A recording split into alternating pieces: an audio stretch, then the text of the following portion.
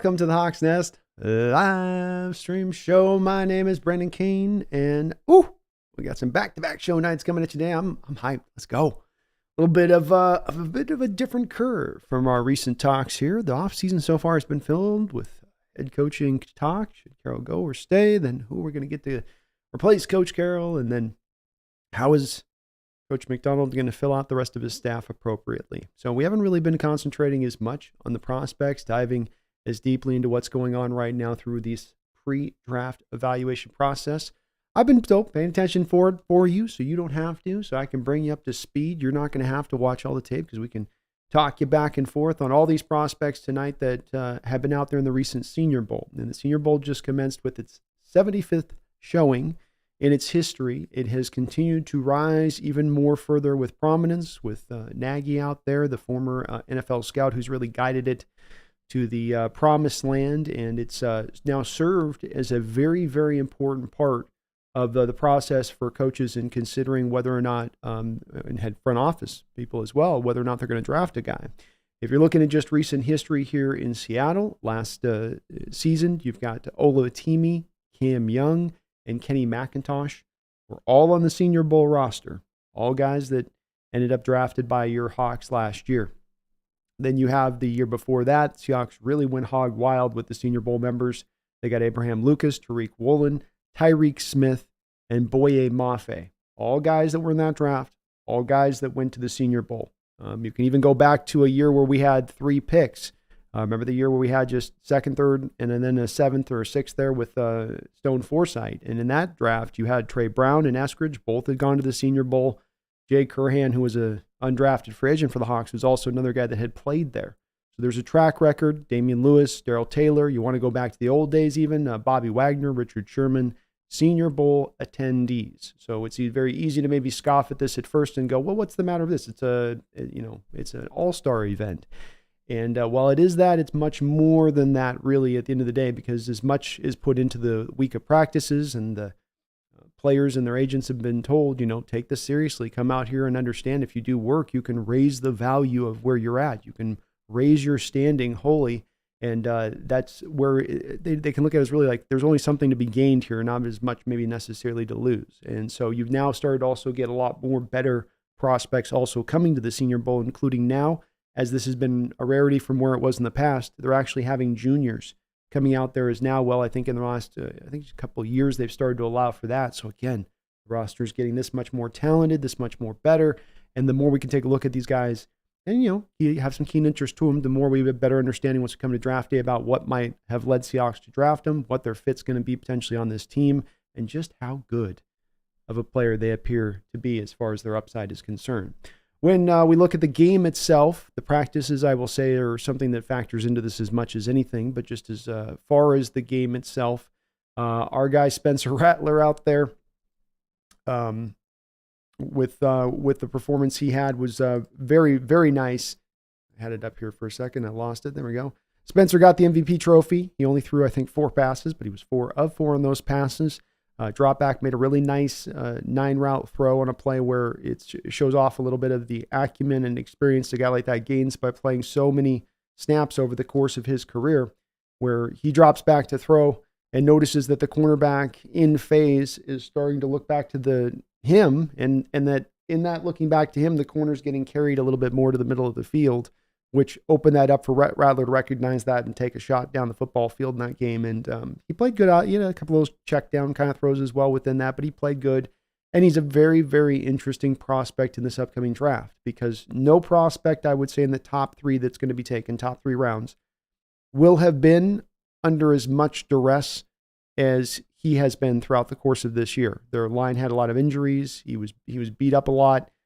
He really had to make do with not necessarily the best of circumstances in order for him to have the year he did and kind of cap off his college career, which has, been pretty solid throughout. Everybody's been sort of waiting for him to take that next step and rise a little bit more further in his valuement, but he is a guy that will remain very interesting, because you could make the argument to a GM, look, he not only got under more pressure than anybody else, it was by a large amount. He's in the toughest conference in football.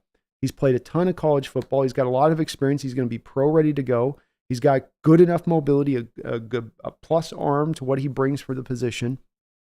We get this guy in the second round. We get this guy in the third round. We found our starter. We found our Dak Prescott. And that was originally, when I looked at him in Oklahoma a couple of years ago, the comp that came to mind for me. And it remains kind of the one that does sit in my mind a little bit. Maybe a little less mobile than Dak coming out. Maybe a little bit more of a livelier arm in what he brings. But I think kind of potentially some similar upside overall in his game. But the game itself was pretty nondescript. It wasn't a high-scoring game. You had some interceptions thrown. Joe Milton threw late back across his body to the middle of the field. That just kind of fits to a little bit of what you get with Milton on tape, where he's sometimes going to try to trust that arm a little too much, and the decision making is not always completely on point. We'll go through a couple of the risers and fallers here, but I think the interesting thing, as much as anything when you look at this, is going to be the top players as they were named by their position for the week, because the Senior Bowl does an interesting thing where they'll have the defensive linemen all come together for one side, because you have the national squad, the American squad. So you'll have the national squad come together and they'll announce who they think, let's say, is the defensive lineman or who was the best offensive lineman they went up against that week collectively. They'll all vote on it. So you'll get the linebackers will vote to the running backs, or the corners will vote to the receivers back to the cornerbacks. So you get a little bit of the players' eye on their view of who they thought, was really handling business out there throughout the week. And I do think that makes it a little bit more interesting. So a couple of names here really quickly, and then we'll get to the risers and fallers in this particular week of Senior Bowl, not just the game. Let's remember it's as much the week and what you're doing there as anything else. But Michael Penix and Spencer Rattler were voted as the top quarterbacks of the respective American and national teams.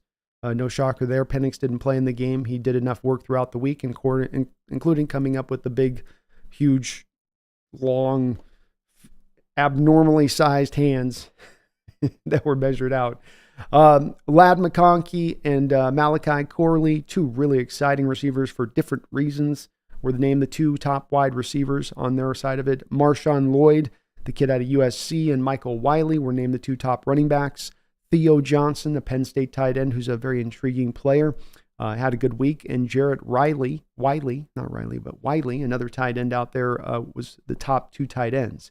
Christian Haynes is a guy that continues to rise up on the stock. He's risen up on my board recently as well. He had a solid week throughout all the course, just looking completely kind of solid down the line, showing some very good power as well at a bit of the forefront. He was the top tackle for the American team. Another guy that has now secured himself as one of my few blue chip prospect players in this draft. That's going to be Tuliz Fuanga, was your top guy for the American team out there. The national team out there. So he was controlling business, just looking athletic, able to get it done in all elements of the game as far as a lineman goes, bringing to you a complete package. And I think he's going to test fantastic at the combine. You're really going to see his stock, I think, solidify at that point. It's already rising, but then it'll be solidified. Michael Hall, the Ohio State 3 tech, was the top defensive lineman for the national team. Braden Fisk, very interesting kid out of Florida State, was the top guy there for the American team. Your top two linebackers were the Nathaniel Watson and J.D. Bertrand, the Notre Dame kid.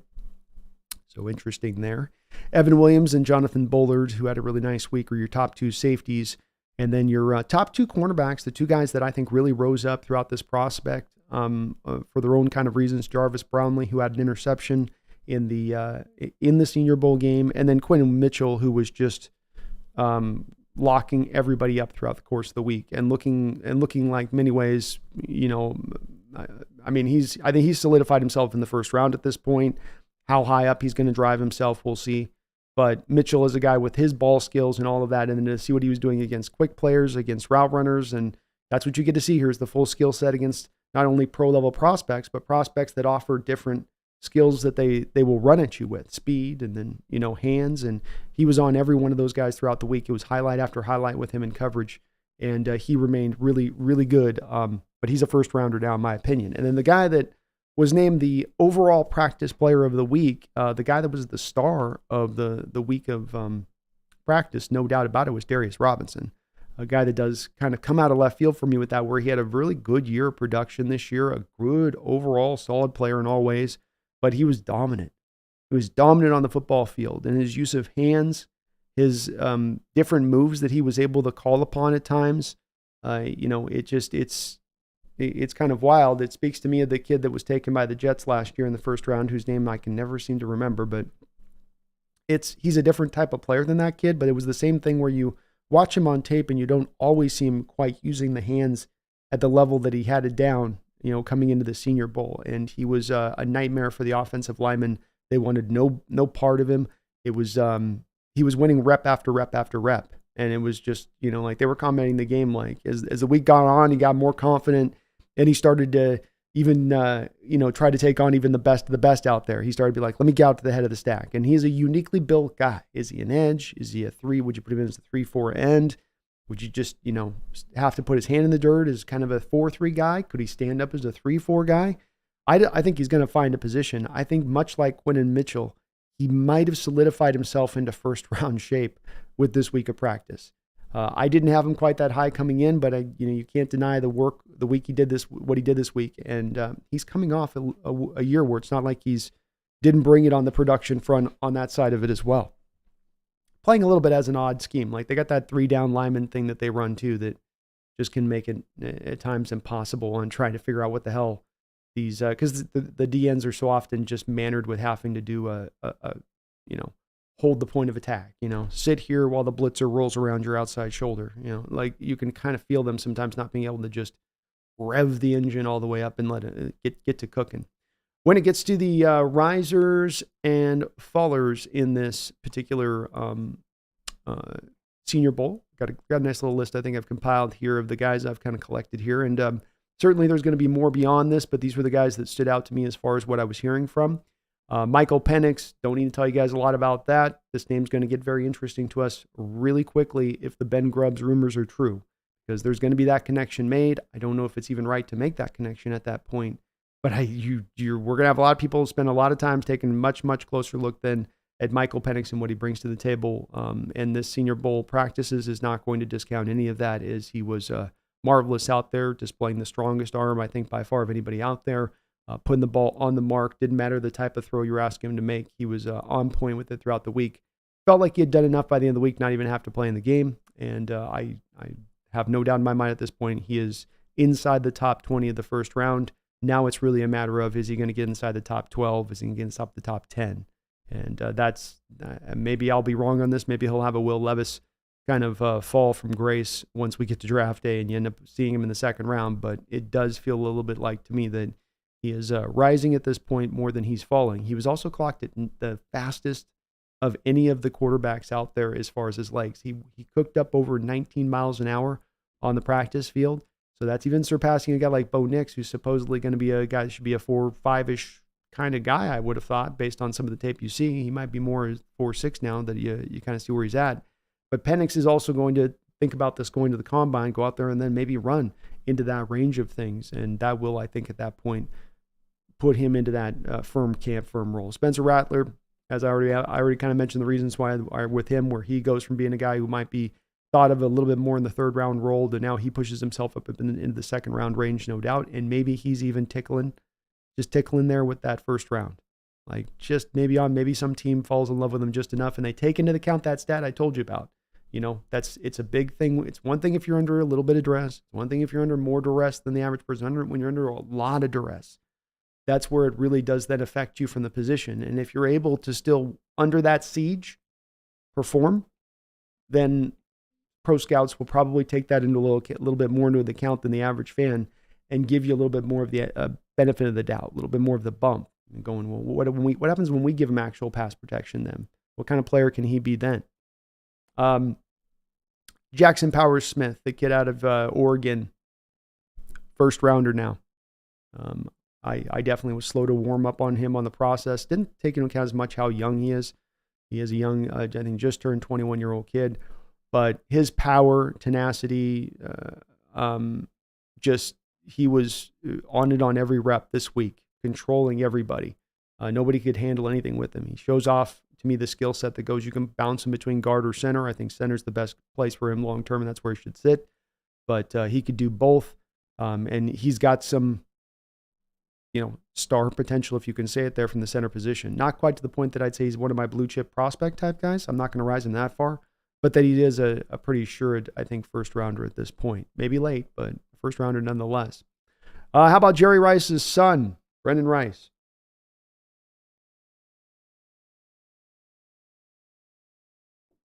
A lot of intrigue into this kid, of course, because of his father. And there are some things with him that are evocative of his father. That sort of effortless kind of gait where they're getting up to speed really quick with a great burst and some good speed. But the defender doesn't feel like that's what they're doing. The defender's almost lulled into thinking that they're slower than they truly are. And then suddenly Rice is by you. He was creating separation a lot throughout the week. The hands were overall pretty solid, I think. There was, it wasn't perfect on that realm of things, but I think he showed enough in his explosiveness. He showed a really good job of being able to fight through the physicality. These cornerbacks are coming out of college and they're used to grabbing, ripping, tearing, pulling, yanking, because you can get away with it a little bit more in college.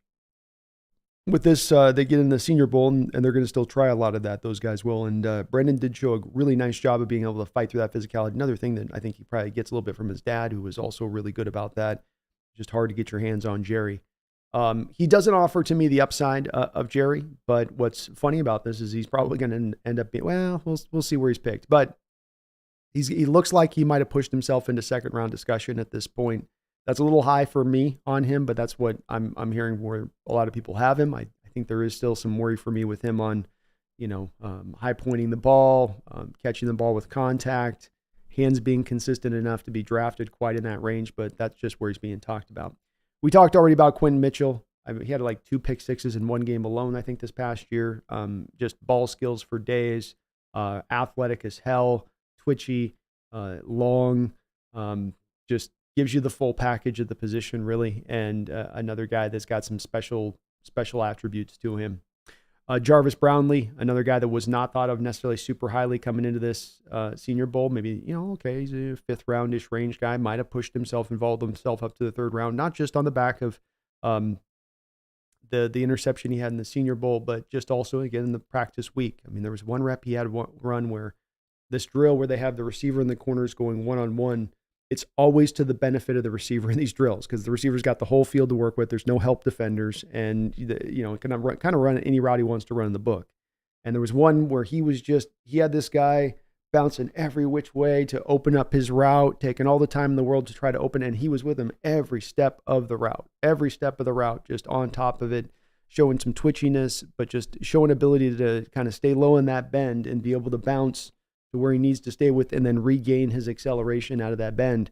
I think he will get himself up in a more kind of a 3rd roundish discussion range at this point when it comes to Brownlee. Christian Haynes did talk about him as well. Just solid. Probably into the second-ish, late, I'd say second, maybe even 3rd. Might dip to the 3rd, but might have pushed himself into number round 2 at this point. A couple of running backs that I think were solid, but there's nothing I think that they've done to really push themselves high, but they're going to be drafted guys. Amani Bailey came out the game in the Senior Bowl. It felt like they gave him 5 straight carries, and he went out there and did some good work with it. Showed off a little bit of a bounce, a little bit of twitchiness, a little bit of burst. Not maybe any. I don't think he's got necessarily speed to him, but it was solid. The other guy on the other side from him, Cody Schrader, was look a little more of a physical back, more of a guy who's got a little bit of that, put his foot in the dirt, change direction, and he can do so with some power and explosiveness. It may not be a quick twitch thing as much as this just boom, boom, and then you as a defender are closing and you're kind of getting gut punched on a counter gut the way that he's moving to where you're going towards the leverage of where he's running. It's not a super, I don't know, it's not a super stop and start kind of thing. It's a very much just almost felt at times a little labor, but it works. And it probably will make him a guy that I think, with his production in college, he's a small school guy. I don't think he'll be drafted high, but this at least probably puts him into the role of puts him in now into the tune of definitely being at least probably picked at this point. We mentioned Darius Robinson certainly rising completely up the boards. I think he came into the Senior Bowl as looked at as more of kind of a 3rd roundish guy, I would say by most, maybe higher by some, maybe by the smarter scout out there.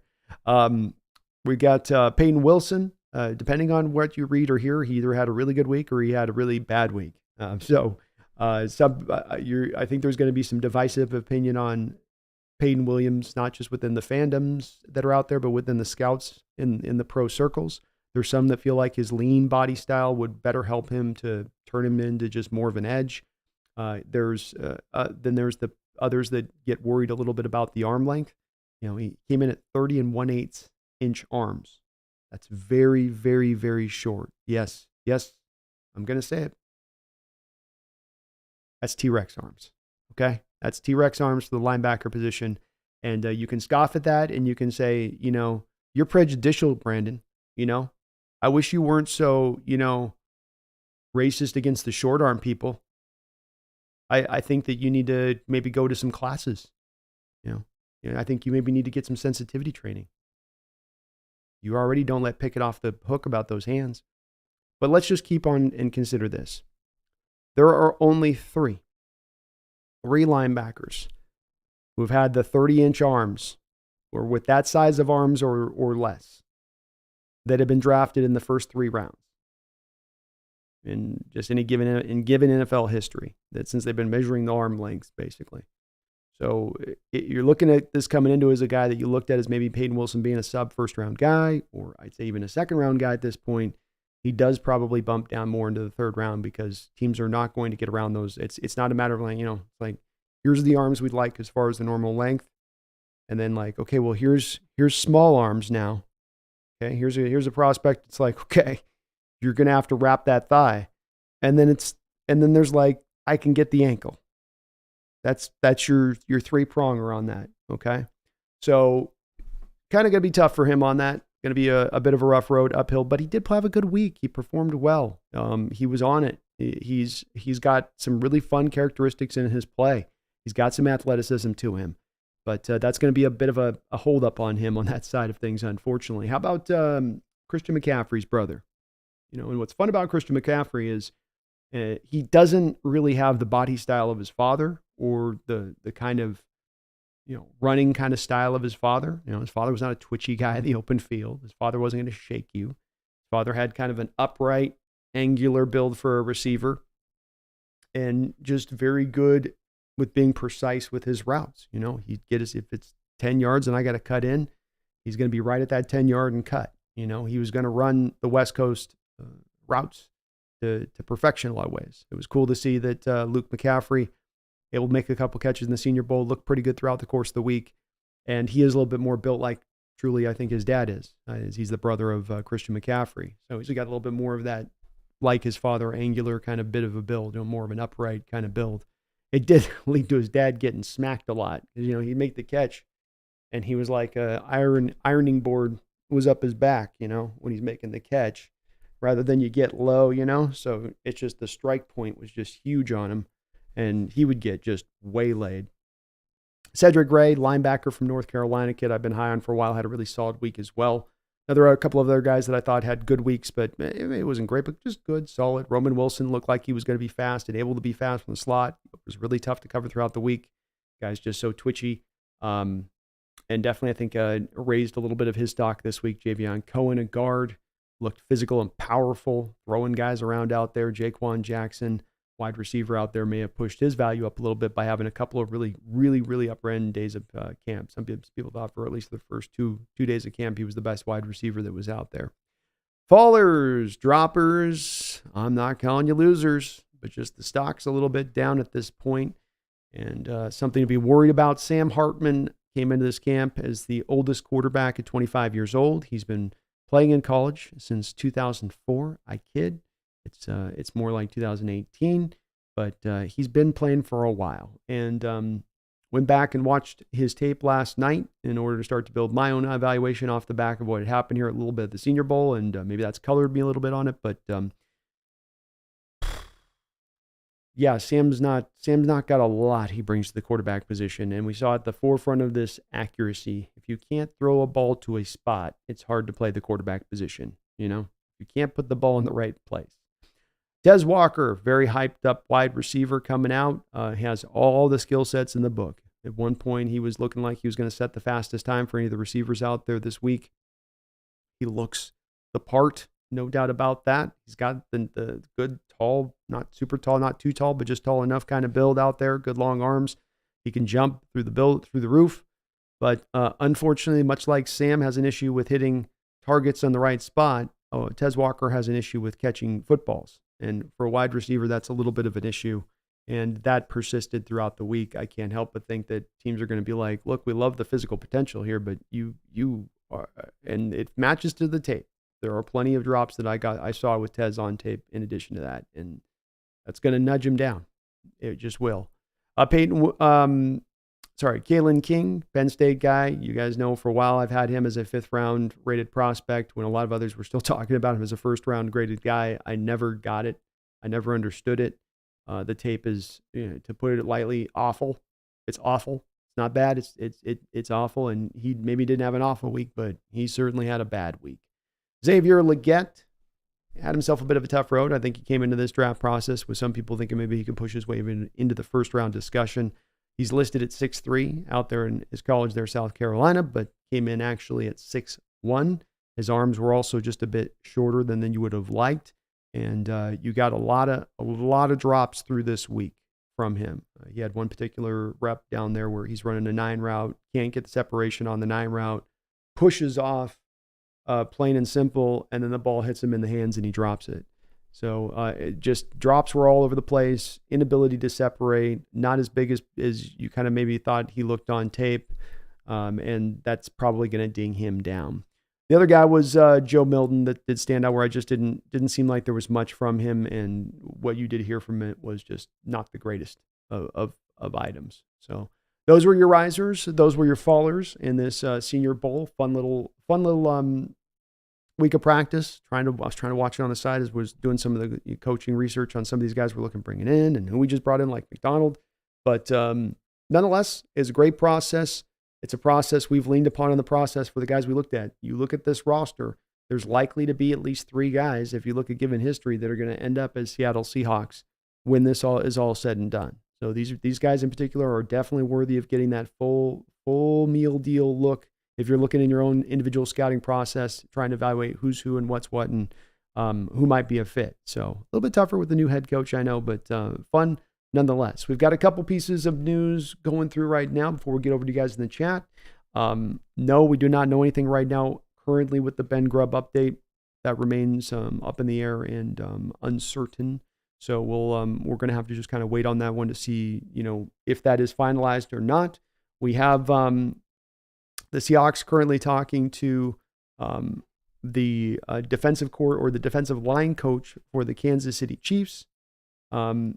So he is, that one is interesting to take a look at as far as a guy that has done some pretty good work. He's been around the league a while. He's a defensive coordinator for 1 year with Jacksonville. Wasn't particularly great.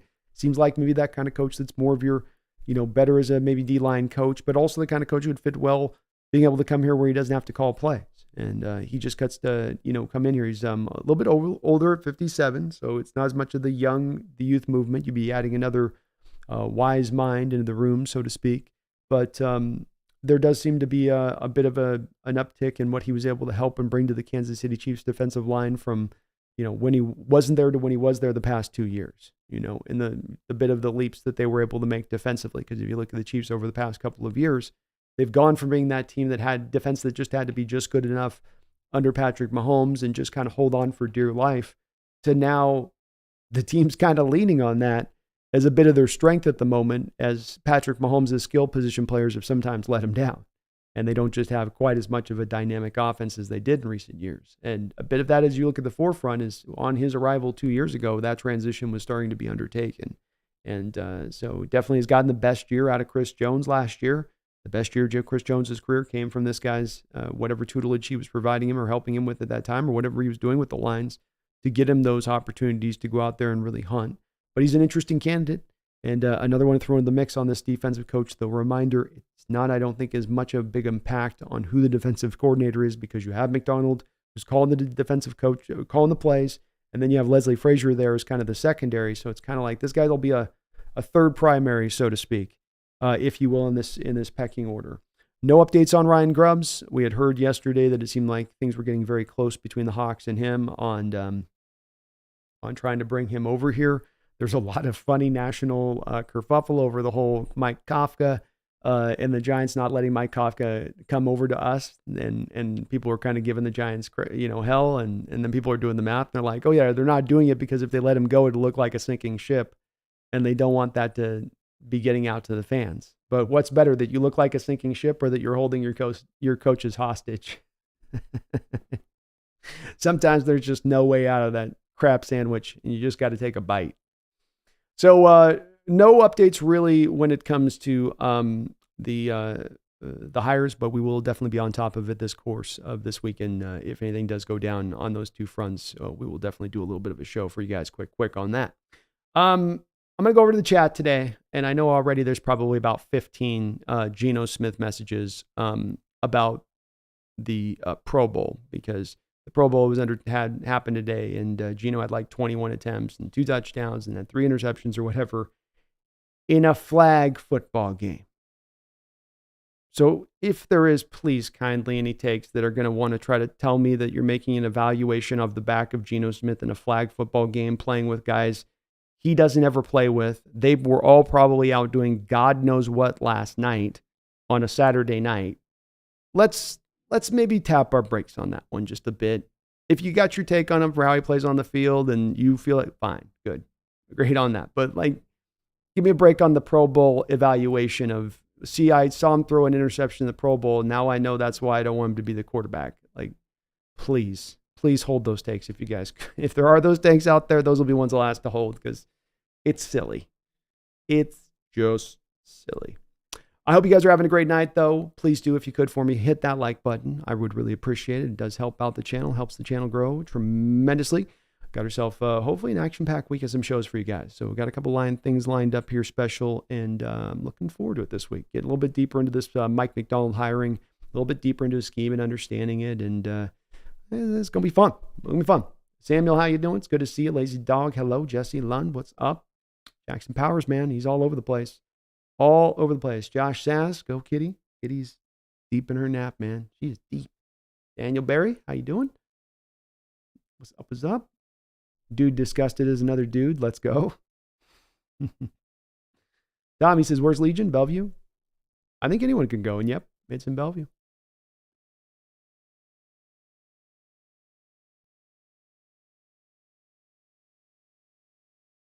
Josh Sass says, on behalf of the Eagles staff, I wanted to say thank you for half year of your defensive coaches. It may be a little early, Josh, on that front. I'm just going to say that. Maybe early. I'm going to be going on back over on the Eagles channel this week to talk to him about those hirings. And you got to look at the recent performance of this defense, and you go, wait, hold on. We're taking on secondhand parts from a badly performing defense. Why are we doing that? And that'll be the $1 million question I would be wondering as an Eagle fan. But at the same point in time, there's a history of them. I know with Hurt, he's got a history of Fangio, and so it might work as well. And maybe Hurt's just one of those guys best put as a defensive line coach. But I will say, Josh, even when he was a defensive line coach, I don't know if he did a whole hell of a lot to deserve the DC. But we'll take your thank you. I'll take it. AI was a dead of a game. Flag football. Oh, the Senior Bowl? Yeah, it was kind of just. Practices are almost more the interesting. The one-on-one reps through the week are almost the more interesting items. Benjamin Duvelson, Spencer Rattler in the 6th. Let's do it. He popped off there. Rattler's in the 2nd now, at least, I think, Benjamin. No later than the 3rd, though.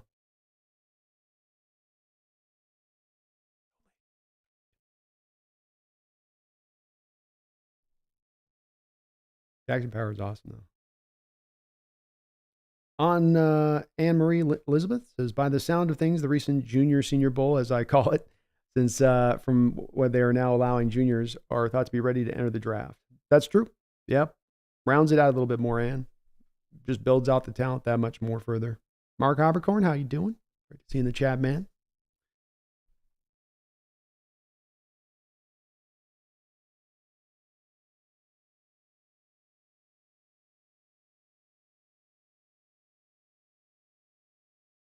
Riverside, Tavondre said, had a bit of an up and down week.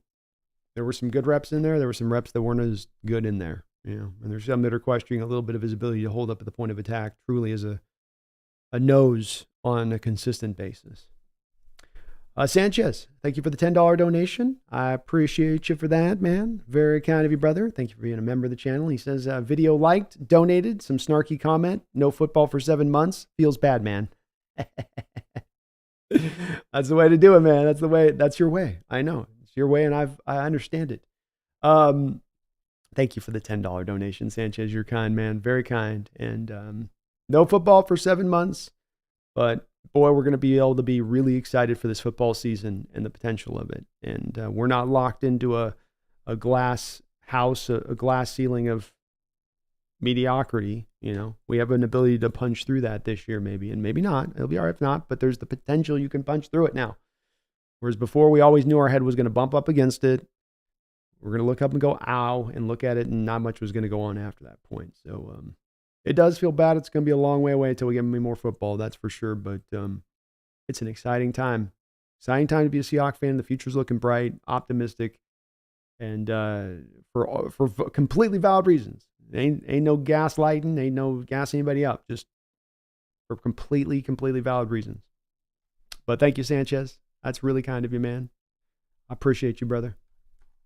I hope everyone's having a great night tonight, this Sunday night, too. Turbo Duran, please recognize. Got you, Turbo. Patrick Mahomes is the GOAT. I don't know if he's the GOAT, but I definitely think that he's the best quarterback in the sport right now. And he's got himself, he's on the path. He's on the road. You know what I mean? He's not a few steps into his journey on that road to that particular destination.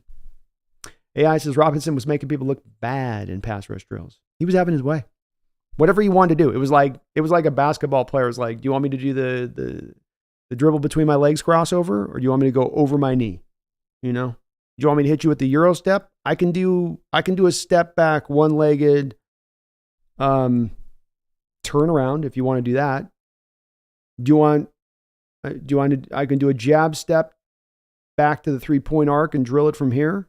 How about that? Where do you want to get it from? And he just handed it to him. Brian Myers says reports I saw had Quentin Mitchell as out of Toledo as the best player during the week. I think that if Robinson wasn't going to win it, Mitchell probably is the guy that wins it, Brian. He was a guy that I think another guy just like Robinson, where he probably comes into this process being looked at as a high 3rd-round pick, maybe a 2nd-round pick by some NFL evaluators, and he comes into it solidifying himself as a true 1st-round prospect. I think he has done that at this point. Ann says one of the chat room chatters is right. Patrick Mahomes has to take a trip to the GYM first before even being considered the GOAT. Yeah, you gotta coach. And talking about that picture of Patrick Mahomes where he's got his belly out and doesn't look like he's got a bit of muscle on him. Those quarterbacks, sometimes they got unique builds, Ann. You know what I mean? Joe Montana had bird legs. Some of these guys, greatness sometimes, it brings to mind that old meme, you may not like it, but this is what a peak athlete looks like.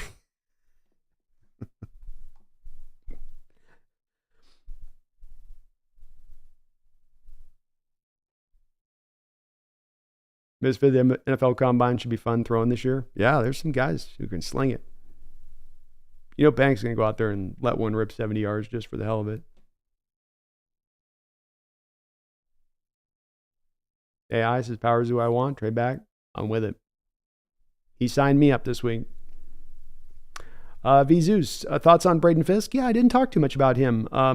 Though he was one of my guys that was a riser this week, Zeus. So I think I just jumped over him on my list for some stupid reason. But he had a great week. Named one of the best 2 defensive tackles.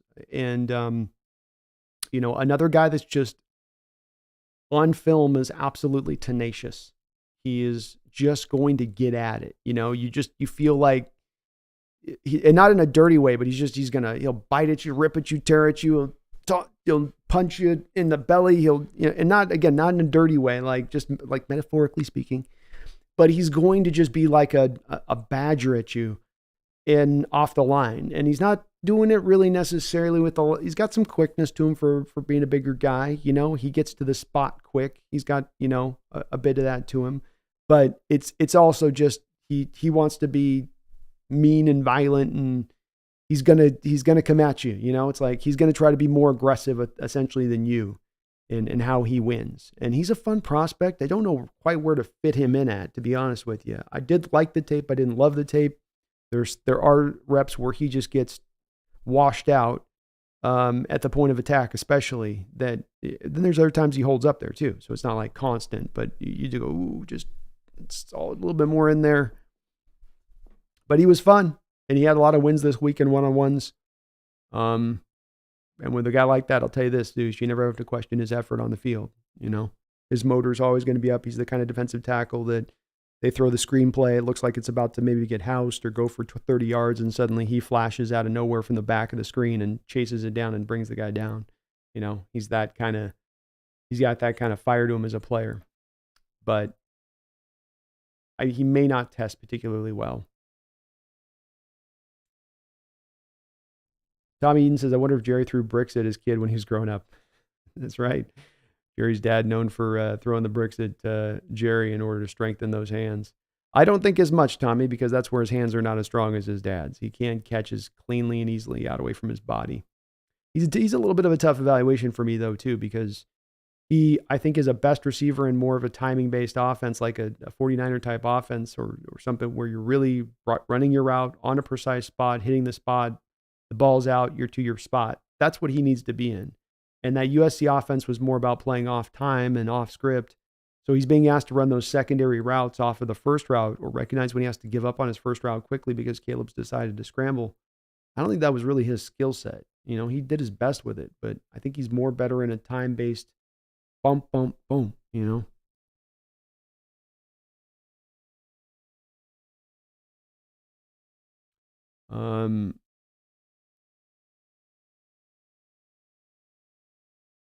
Jay Stern says, why is J.J. McCarthy getting first-round talk? You let me know when you figure that one out, man. I have no idea. I just sit there and I'm like, really? We're giving this guy's getting... to me, he shouldn't be even being considered in the first 3 rounds.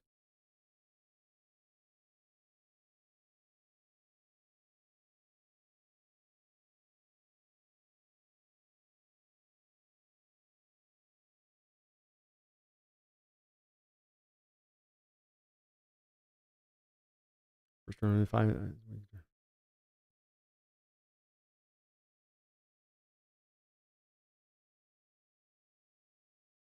Haley says first round quarterback equals 5-year contract.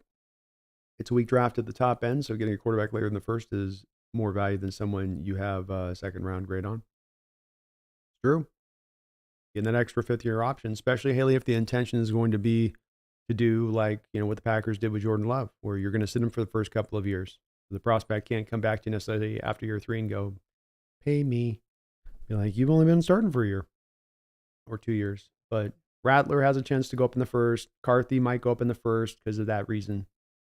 Seems like Bo Nix has pushed himself in the first round at this fully, and so it's just no doubt he's going in that range. But those seem to be the two especially who might gain that kind of steam.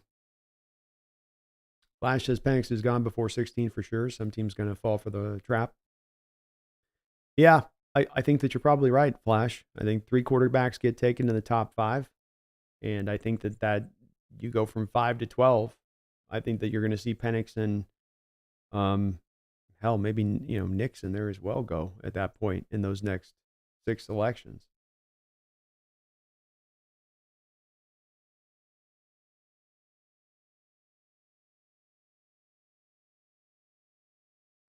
Something Fishy says, it disgusts me how racist you are to my fellow short-armed T-Rex people. It's 2024. For God's sakes, man. I know. I was raised this way, okay? No one ever taught me, man. No one ever taught me how to read. But yeah, I have yes. I have to own this one. It is highly forsaken to the shorter T-Rex folks. I I'm actually getting petitioned at times now from fellow short arm kings, and now I've also started to hear from the small hands men. Like, all right, I'm already getting the T-Rex boys, and now I got to come in with the baby hand pickets. Like, let me fight one battle at a time, boys. How about we line up over there in the corner of the room? Bottom line is, I don't want none of it. I don't want no baby hands on my team. I don't want no T-Rex arms.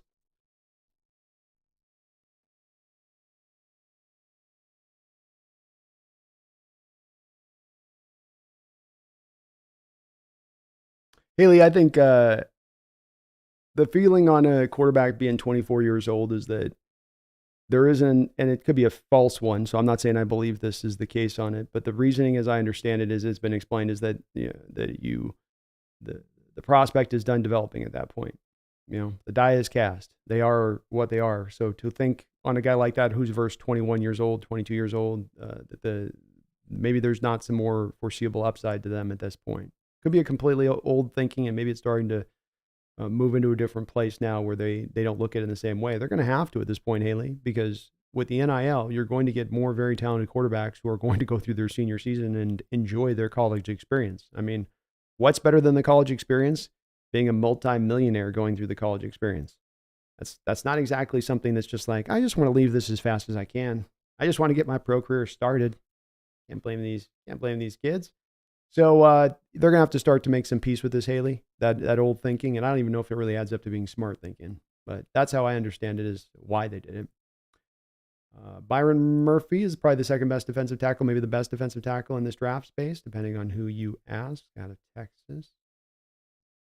Misfit, KJ Wright did have octopus arms.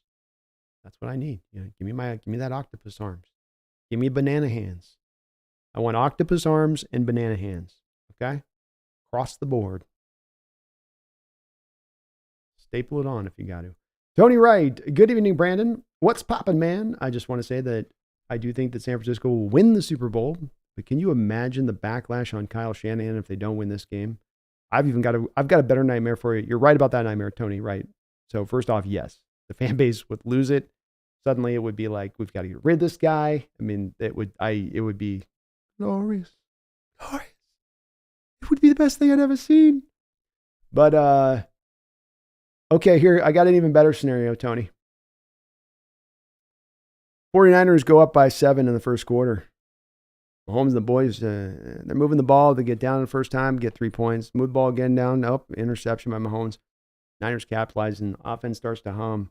Touchdown. We're at almost halftime, 21-3. Come out of halftime. Add another field goal to the Niners. 24-3.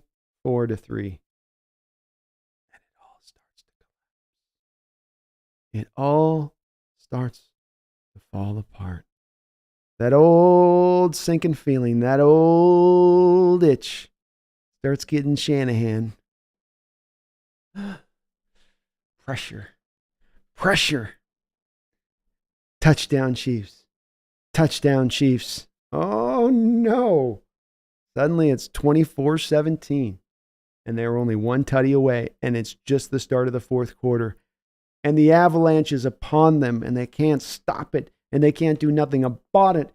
And oh my God, Brock just threw an interception because he's sensing the fear in his coach, and now he's taking that fear upon himself. And it's a pick six. And they get the ball again. And now Deebo Samuel fumbles it because he's trying too hard, because he's trying to do too much. And oh my God, Chris Jones just picked it up and he ran it in for a touchdown. Game over. Another epic collapse from the Shanahan. More like Shanna not. I hope it goes like that, Tony. I mean, I'm just spitballing here. There's a variety of ways it could go. A lot of different outcomes here on this one.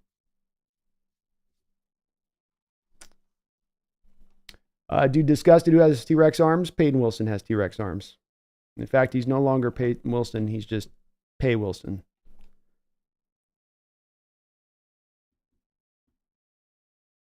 Oh, what current quarterbacks do? What is Cousins doing this year? Fields, Russ. We all know Chicago was. Yeah, that's the thing about why I think there's going to be a lot of quarterbacks going before. I think you can. That's a great way of kind of putting it, Herbicide, as far as the bottom line on the quarterbacks that are available in the open market. I don't think that there's going to be past 3 quarterbacks taken when it comes to the open market, meaning that I don't think that there's going to be more than 3 teams that are going to take from the open market quarterbacks to solve their quarterback problem. The 3 quarterbacks that you mentioned are exactly the ones I would look at. You've got Justin Fields, and we're hearing right now Caleb Williams he's trying to pull an Eli move, so we'll see how that situation goes. But nonetheless, it doesn't matter. The numbers won't change on that, whether it's Fields that goes or what Fields stays. Still, then that team's out there needing the QB, feasibly. So you've got Justin Fields, Russell Wilson, and Kirk Cousins coming off an Achilles injury. So you have 3 quarterbacks on the open market that are really going to be your only guys that are somebody the teams are going to target to say, okay, we'll have you be our starter next year. So we go beyond that. We've got Washington at number 2. They need a quarterback. New England at number 3. They need a quarterback. Arizona at number 4. We don't think they need a quarterback, but do any of us really know where the new regime really is going to probably stand on Kyler? I mean, maybe they're on board with it. Maybe. Maybe also not. Right? We'll see, but I won't count it for now. Chargers have Herbert. They're plenty happy. Giants with Daniel Jones. You guys are going to tell me that they're not itching that trigger if there's maybe a quarterback there that they like at number 6? So let's add the Giants in there. Tennessee at number 7. Probably not after Levis and Malik Willis in back-to-back years. So we'll keep them off. Atlanta, yeah. So we're at 4 with Atlanta. We've got Chicago's a no, probably one way or the other. The New York Jets, that's to me, and again, yeah, probably. You're going to want some insurance for Aaron Rodgers next year, right? And they're done with the Wilson experience. So we're at 5. Minnesota loses Kirk Cousins. They're going to need a quarterback. Denver Broncos are going to need a quarterback. Are the Vegas Raiders signed up to the Aiden O'Connell experience? Are we to understand that's where they're going to roll with that? So we're at 8 at this point. Now, New Orleans has got Carr, so no. Indianapolis, no. Seattle, who knows, but I'm going to say a no. Jacksonville's a no, and then Cincinnati's a no. So even up to Seattle, let's just say from my list there, you've got 8. 8 teams at a very minimum, and I think it could expand beyond that, but 8 basically as we stand right now that are going to need a quarterback. And depending on what the Chicago Bears do, we'll see, how that plays out. So to me, this is where you get, okay, Russ goes to the Raiders, Cousins. Holy hell, where would Cousins even go at this point? Where's his spot? Will Washington try to do that with Cousins? That feels weird, but no, not where they're picking. They got an opportunity to get their quarterback there. So, yeah, you take these guys off the board. Let's take them off. That leaves us with 5. That leaves us with a stark 5. Removing those guys you mentioned. So we've got 5 guys, 5 teams there that are solidly needing quarterbacks picking ahead of us in the first round of this draft. How do we end up with Caleb Williams, Drake May, Jaden Daniels, Bo Nix, and Michael Penix all gone before we draft? Just like that. That's why I think it's going to go that way.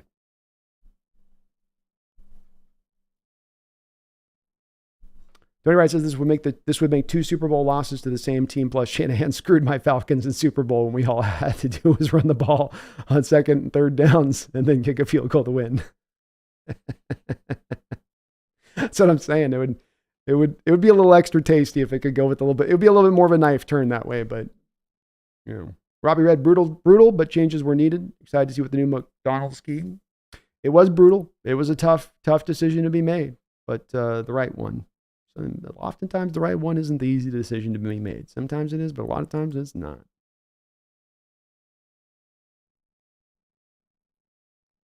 Robert says, as I know, Patrick Queen is a McDonald dude, but that is expected to make like $17 million a year. I say no to that. Valid reasons. I mean, spending that money on a middle linebacker, maybe not the smartest approach. And you can go draft a guy maybe in this draft and get performance that's very close to maybe what you could get from Queen without having to spend that much money. I mean, that's the big part on the balance game on that one. And when it comes down to that, I'm okay if they want to do that. If they want to take with both Queen and Brooks and say neither on both. We want to spend that money on either of those two guys. I'm fine with it. We'll see what direction. I'm going to do a video on that eventually, Herbicide, kind of balancing that whole discussion on how we should look at it. Midnight Sun, or not look at it, but just the considerations of it. Midnight Sun, let's go Hawks draft. This is going to be fun this year. So excited. Oh, it's going to be nice. We're going to have some fun with this, and I'm going to be here soon today, guys. I'll get you guys the my updated big horizontal board. So I'll show you guys where I'm at on the horizontal Mamba. Flashes might as well pay Brooks a fraction of that and still have linebacker with potential. That's the one worry with it, Flash. I think that's the part, and why I want to do a video on this is it gets a little more complicated than that, because Brooks is actually going to get paid pretty well. It's probably about on a deal like this. Jordan Brooks, 4 years, $12 million on average per year. Patrick Queen, 4 years, probably around $17 million on average per year. So is Queen worth more than $5 million than Brooks? Is both of them too expensive at that rate? Herbicide, I'd rather have the big cat over Queen too. But maybe it's not an either or. Maybe it's a both.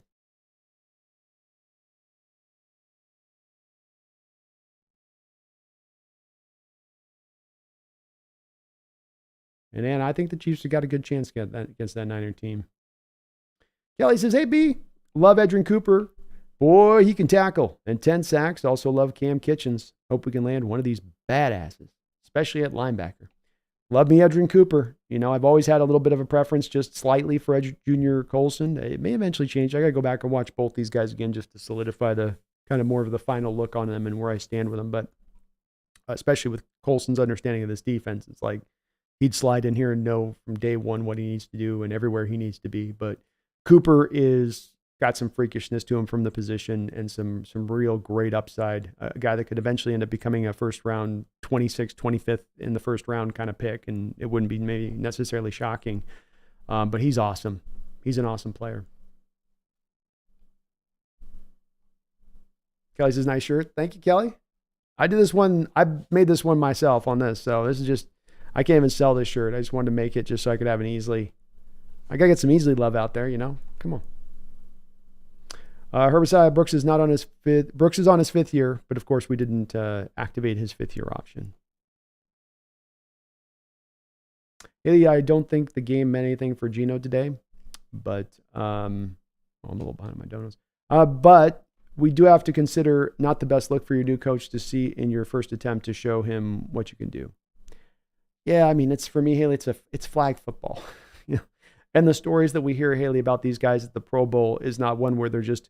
And the night before, I was up in my hotel room, getting myself 9 hours of good rest before that fine athletic performance the next day. Instead, it would be more like, fill it up again, fill it again. No, I want another shot. You buy. No, I buy. Let's do it again. Come on. It's more of like the stories you hear from everybody coming out of the Pro Bowls like this. So it's like, okay, he's probably like, yo. He's probably like, whoa, we're playing today? Okay. He's never thrown with these guys. You barely have practiced with them. You're playing flag football. No one's really, half the field's not taking it seriously, and everybody's just trying not to get injured, basically, essentially.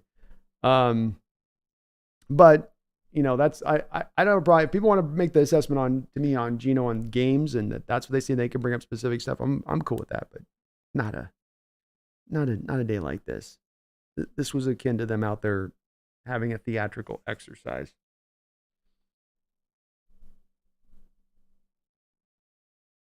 Ran the cut. Was it a mistake to decline Brooks' 5th year? He covered well. No, you're going to have to pay him $12 million or something on a 5th year option. It was going to be expensive. He's a first, those 5th year options are kind of nice to have, but they're also not always cheap.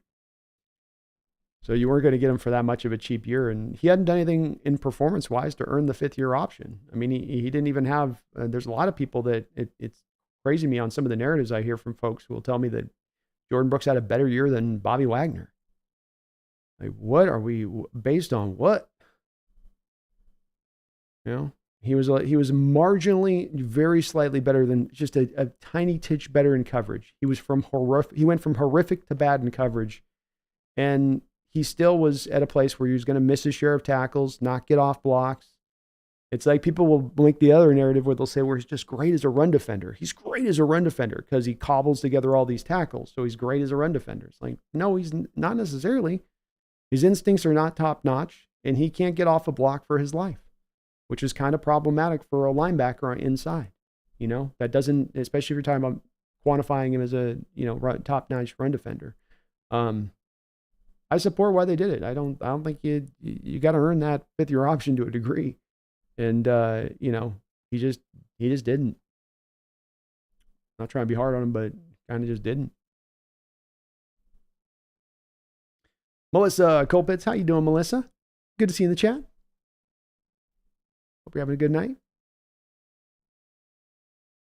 Haley says, can't cover. Why would we want him back? Exactly. Bobby could do everything Brooks does, but better and cheaper. Exactly. Bobby's going to come in at half the price on a 1-year deal to Brooks. Like that's in my case.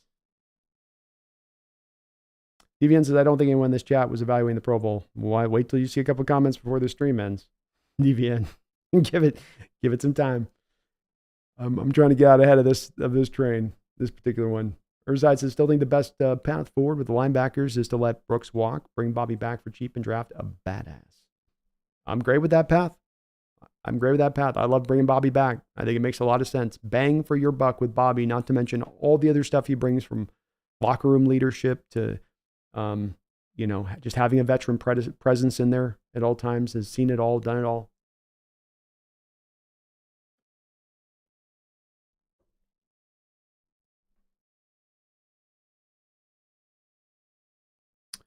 To a couple of my donos here. Sorry, a little behind on that. William Leonard, thank you for the $5 donation. Great to see you in the chat tonight, my brother, and I hope you're having a good one. New England Patriots represent 6 states and used to be the Boston Pats. How about that, Northwest Seahawks? I trigger you last show a little bit there, William. Anyway, should be an interesting draft. Go Hawks. Yeah, I guess you guys do. Those are kind of baby states, I mean, out here in the Pacific Northwest, we have like states, you know what I mean? You guys kind of have like states.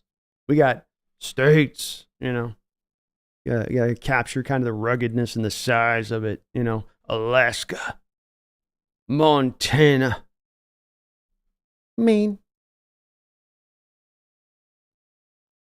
Massachusetts. Just little kind of little bitty little slices of land, couple little square mileage here, little square mileage. We've got, Alaska. I like this though. I like this fan base flexing on the other who's got the larger square footage. I'm here for this fight, William. Let's go.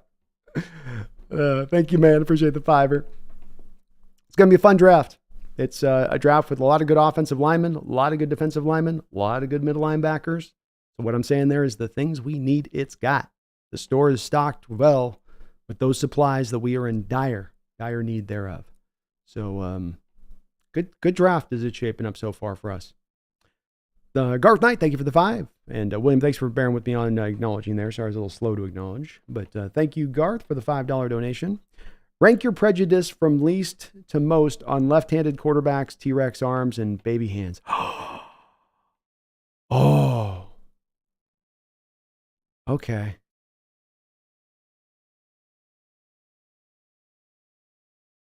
Okay, I'm going to go with, first off, T-Rex arms, the worst thing. You might as well have been thrown off the cliff by the Spartans as a baby. Okay? Judge me. I don't care. I'll take your judgments. Throw them at my feet. You will not move me off this spot. Seconds, baby hands. T-Rex arms, guy, T-Rex arms, you can't extend out. I got a ball I throw out away from you, and I need you to extend out and go pull that ball in, The ball's going to be, here's the ball, right? So.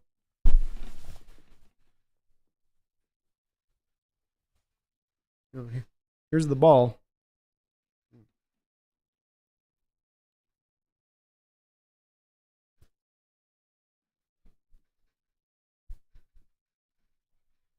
I can't get to it, Whereas the guy with the long arms is just like, Got it. So I can work least with the T-Rex arms. Because baby hands can have long arms with baby hands, and he still get to that ball. He just better get all 5 digits on that thing. All 10. 10 fingers down. He ain't one-handed nothing. Which is why I still don't like baby hand guys. But they're not as bad as T-Rex arms dudes.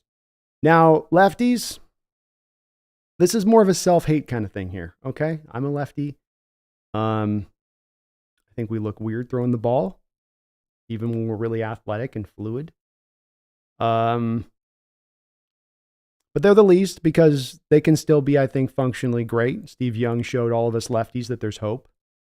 You can go win an NFL championship as a left-handed quarterback. There's hope. Wasn't Stabler lefty too? So we're not the village, we're not the village whatever outcasts, at that point. We can do what you guys can do, righties. But that's my 3 stack.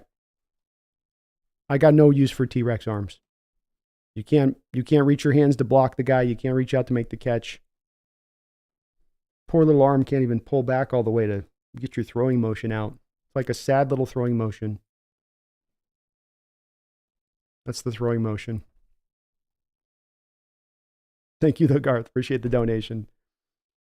Comic Binge. Thank you for subscribing to the channel, Comic Binge. Appreciate you for doing that. And folks, please do join Comic if you're not already subscribed. I would really appreciate that. Guard Knight in the house, or Randall in the house. Here we go, Randall. Let's go. Coming in with a $20 donation. Randall, very, very kind of you, brother. Good to see you in the house as well tonight. I got my peeps in here. The way it's got to be. Thank you so much for the $20 donation, man. You are awesome. Awesome. Says, I found this scout on Twitter who's high on Rattler. Also, very low on Caleb Williams.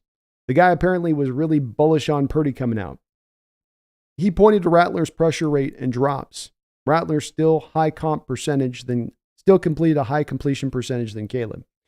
Yeah, it's where the people that are the Calebites, Randall, who will tell you that you can't judge this final season of Caleb Williams because he was under so much pressure that, what was he going to do? What was he going to do with that? And because so much and it's tough to watch on tape. I mean, when I was going back and watching Brendan Rice, and as part of what made the Brendan Rice evaluation so damn hard is just everything with Caleb is just back foot. And then I'm flying around doing something wild. He's a sturdier version and he's a better arm talent and he's got a stronger arm and better overall decision making. But it's like Johnny Manziel a little bit, and you just the inability at times to play on time. It's a real fear with Caleb coming out. He is ultra talented, but are you going to be able to saddle that horse up? Yeah, in the open field, it's jumping and it's kicking its legs out and it's making a big swirl of dust and looking powerful and all. But can you put the actual saddle on that thing and ride it? I don't know. And with Rattler, I think it's smart of that scout to point that out. Randall, it's been mentioned by others too. So I'm not onto something here. It's just a variety of folks have brought it up because it's so stark in difference to guys like Michael Penix. I mean, the amount of the pressure rate for Michael Penix versus Caleb Williams is ridiculous in difference if you look at the two. And this has been, of course, something, Randall, that has come up in the Geno Smith discussion over and over again that I've tried to point to, which is just a high pressure rate impacts the quarterback position to a very large level. It's not a small impact. It's not a minor impact. It's not just sort of it's there, but there's other stuff, so it's not really that. No, it's of major, major impact to how the quarterback plays the position. And if you're under a lot of duress and you are still able to be a functional quarterback and still able to go out there and perform, and maybe you're not out there flourishing or setting the world on fire, but you're getting the job done still, despite that, that should be a big feather in the cap of that quarterback, whether as a prospect or as a pro, because most quarterbacks wilt under that kind of situation. Many of the other quarterbacks who don't wilt will just go to their scrambling nature and try to make it happen with improvisation, a la Caleb Williams. But I can see and understand completely, Randall, the scout that looks at Caleb Williams and says, I don't know what I should do with this as far as giving him this high grade. Yes, he is physically talented, but in playing the quarterback position and playing it, smartly and on time and processing in the pocket, and, sometimes you're not seeing that as much. It's just all backyard football and how it feels and some of the ways that those games would erode to. But at the same point in time, you can't throw that all on Caleb, because you do come back down to it and you go, the line wasn't good. The skill positions were okay with guys like Brendan Rice. They had a couple guys there, and certainly Marshawn Lloyd's a draft prospect at the running back position, though they didn't really commit to running the ball enough to get the most out of Marshawn.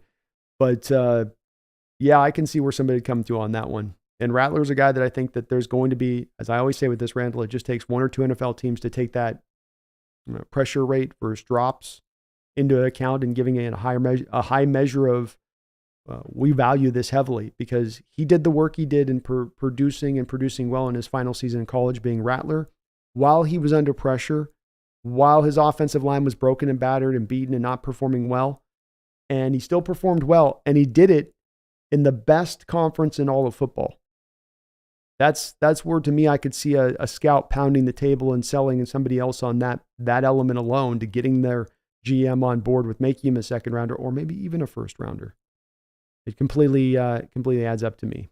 And I think at this point, Randall, it's just Caleb's gotten himself cemented in on who he is. I think he's going to be locked into that first round pick, and we'll see if Shane Waldron can, go over there and do his best Robert Redford impression, just easy girl, easy.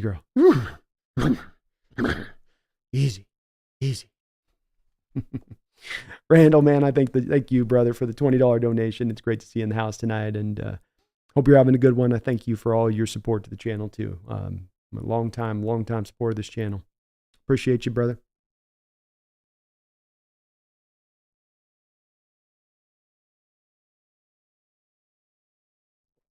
Kronos is Milton a rookie lock, laser for an arm but missing his head at times. Wouldn't mind snagging him late or Rattler in the third. Yeah, I think that Locke probably moves better than he does. Locke's motion's a little more free and easy. Not that Milton's got a bad throwing motion or anything like that, but it's just a little bit. Locke's got this lightning quick delivery. I'd be okay with him as a late round flyer with it. I'd be okay with you get Rattler dip into the third at this point. Sign me up. He's done enough to certainly solidify himself there, and I wouldn't feel bad about it. If the our team moved up in the second and locked in on Rattler, I wouldn't necessarily love it, but I'd understand it. I wouldn't shoot it down. Yeah, Flash, I don't know with Milton either. I've got currently Milton set to, especially after the Senior Bowl performance. I've got him at a 5th round grade because, the tools are the tools. But as you say with this, it's definitely, this was a part of the process that you had thought he would be doing a little bit more with, and he didn't.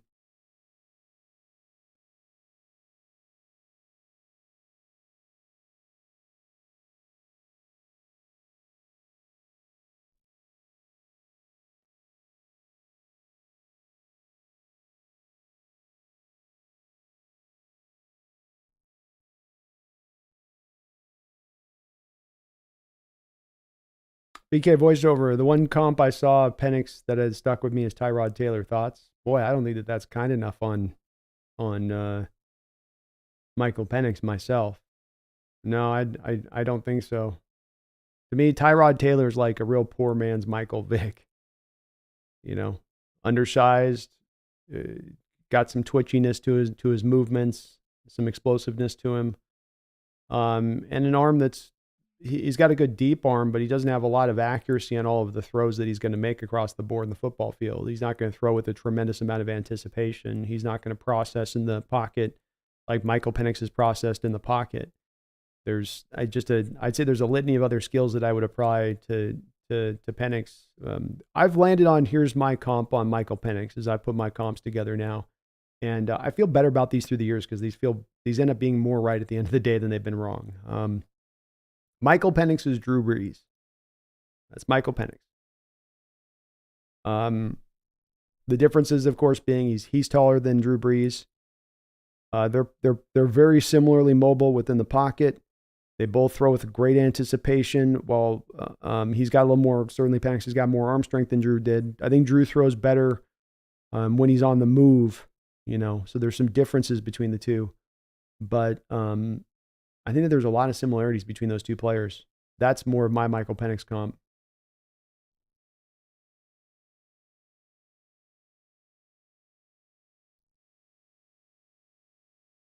How you doing, Don?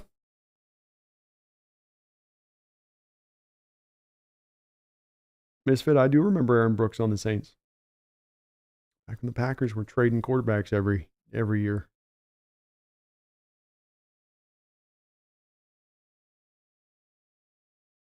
Albernicus says, I love how pretty much everyone is on board that we should trade back and draft O-line. Me too, Albernicus. I love to hear. I've seen a lot of that, and it brings a smile to my face. Fellow fandom seeing the value in building the offensive line, the need for it, and picking up that extra pick and what you can do with that. It just makes a lot of sense. I do remember the Tony Banks guy too, Misfit. I know more as the Ravens, Tony Banks.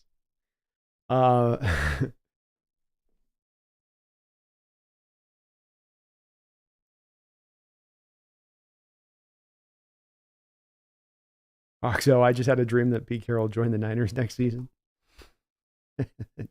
Ultimate troll job. Phillips is Taylor Swift's going to accept the handoff from Patrick and rush game's first touchdown. We're going to get an special exemption for Taylor.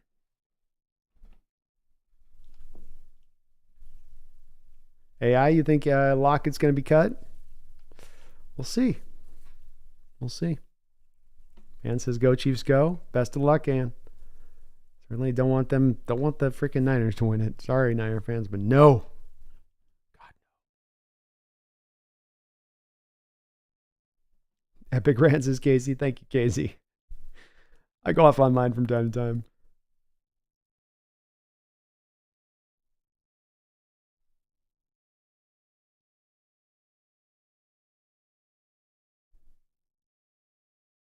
Michael Cam, I'm one of those who was picked up Braden Fisk time and time again on my mock drafts. The kid's going to be special. He kind of reminds me of a young Grant Wistrom. I hope Mike gives him a look. Oh, no doubt, being out there at the Senior Bowl, the team's going to have a very strong eye on him, and I think he's a guy that's going to jump to a lot of teams. Hard to kind of pick where he's going to land at as it stands. Eventually, I do have him in the third round right now as his landing spot at this point. But I like his upside. And, he's got the Grant Wistrom where Grant would play hard like that, 150 miles an hour every snap. He was just going to give you the fight of his life, you felt like, every snap. And it's not even just a high motor. It's like high motor and high, like, it's a high motor player with a guy that's fighting for his life. It's like combo that. That's what you get with a Braden Fisk coming off the line of scrimmage. I like him a lot too, though. He's fun.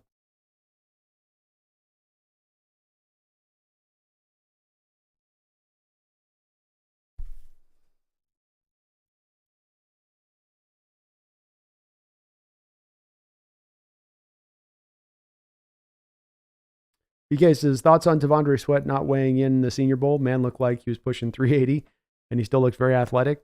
Man just seems like an absolute unicorn. At his size, it's hard to find those guys, and the weight thing is something that I think you bring up that's maybe a key part of this right now as we go forward, being that, he's going to need to shade off 20 off the rip. He can get everything done that he needs to as a monster at 340. He may be at 380, like you say. He didn't weigh in. That's telling. It's like, give me every last minute until I get to the combine to get this weight down. So, you can't be rocking 380 as a pro. I mean, there are guys that have done it. I'm sure that Vince Wilfork, through most of his career, was probably pushing well over 350 and maybe even close into that range. But he is very athletic and kind of unique there's no one like that, built like that. There's few nose tackles in this draft, pure nose tackles, much less guys that are able to move like him at that point. That's why I have him as my number 2. He's got some ups and downs to him. He doesn't give you pure flash tape, or not. He's my number 3 defensive tackle. Sorry. But he doesn't give you pure flash on tape where it's just like, whoa, everything's just him being dominant. But it's just that you see what's there that you're working with, and you're like, yeah, I can add that to my defense and make that work within my defense to help. Highs and lows. What about Tulane quarterback Pratt? He had an okay week. I think he had maybe a solid, not upper level where he's being talked about, but he was fine. He's got a really strong arm. I mean, I think that stood out when you watch the Senior Bowl game, where a couple of these guys come in there like Hartman and he's throwing, and then you see a Pratt come in with the pop that he's got on his arm, and you go, whoa, okay, there's a bit of a difference between those two guys. So Pratt's definitely got a very live arm for a smaller school guy there out of Tulane. He's got some pretty good accuracy down the field. Got a little bit of swagger that he plays the position with. I've got him currently slotted as a 4th round quarterback, highs and lows. So I even put him ahead right now at this point of a guy like Joe Milton. I do put him behind like a Jordan Travis in the pecking order, but I like that with this kid, you get some kind of legitimate upside for a small school quarterback if you were to take him in the 4th round. You know, it's a guy that a lot of people at first would be like, Pratt, what? But there's actually something there with him. That you can kind of work with. He's got some NFL skill set. He's got some spots of NFL skill set to him. I think he's got an NFL arm. So fun guy on tape to watch. Boy, he's got a little bit of that swag. Comes off the play action and he'll dip the ball up on his hip, trying to hide it like a magician, and he'll put a little extra kick on his throws sometimes, like a little extra sauce. Kelly, I like Jeremiah Trotter too. He's nice. Good player.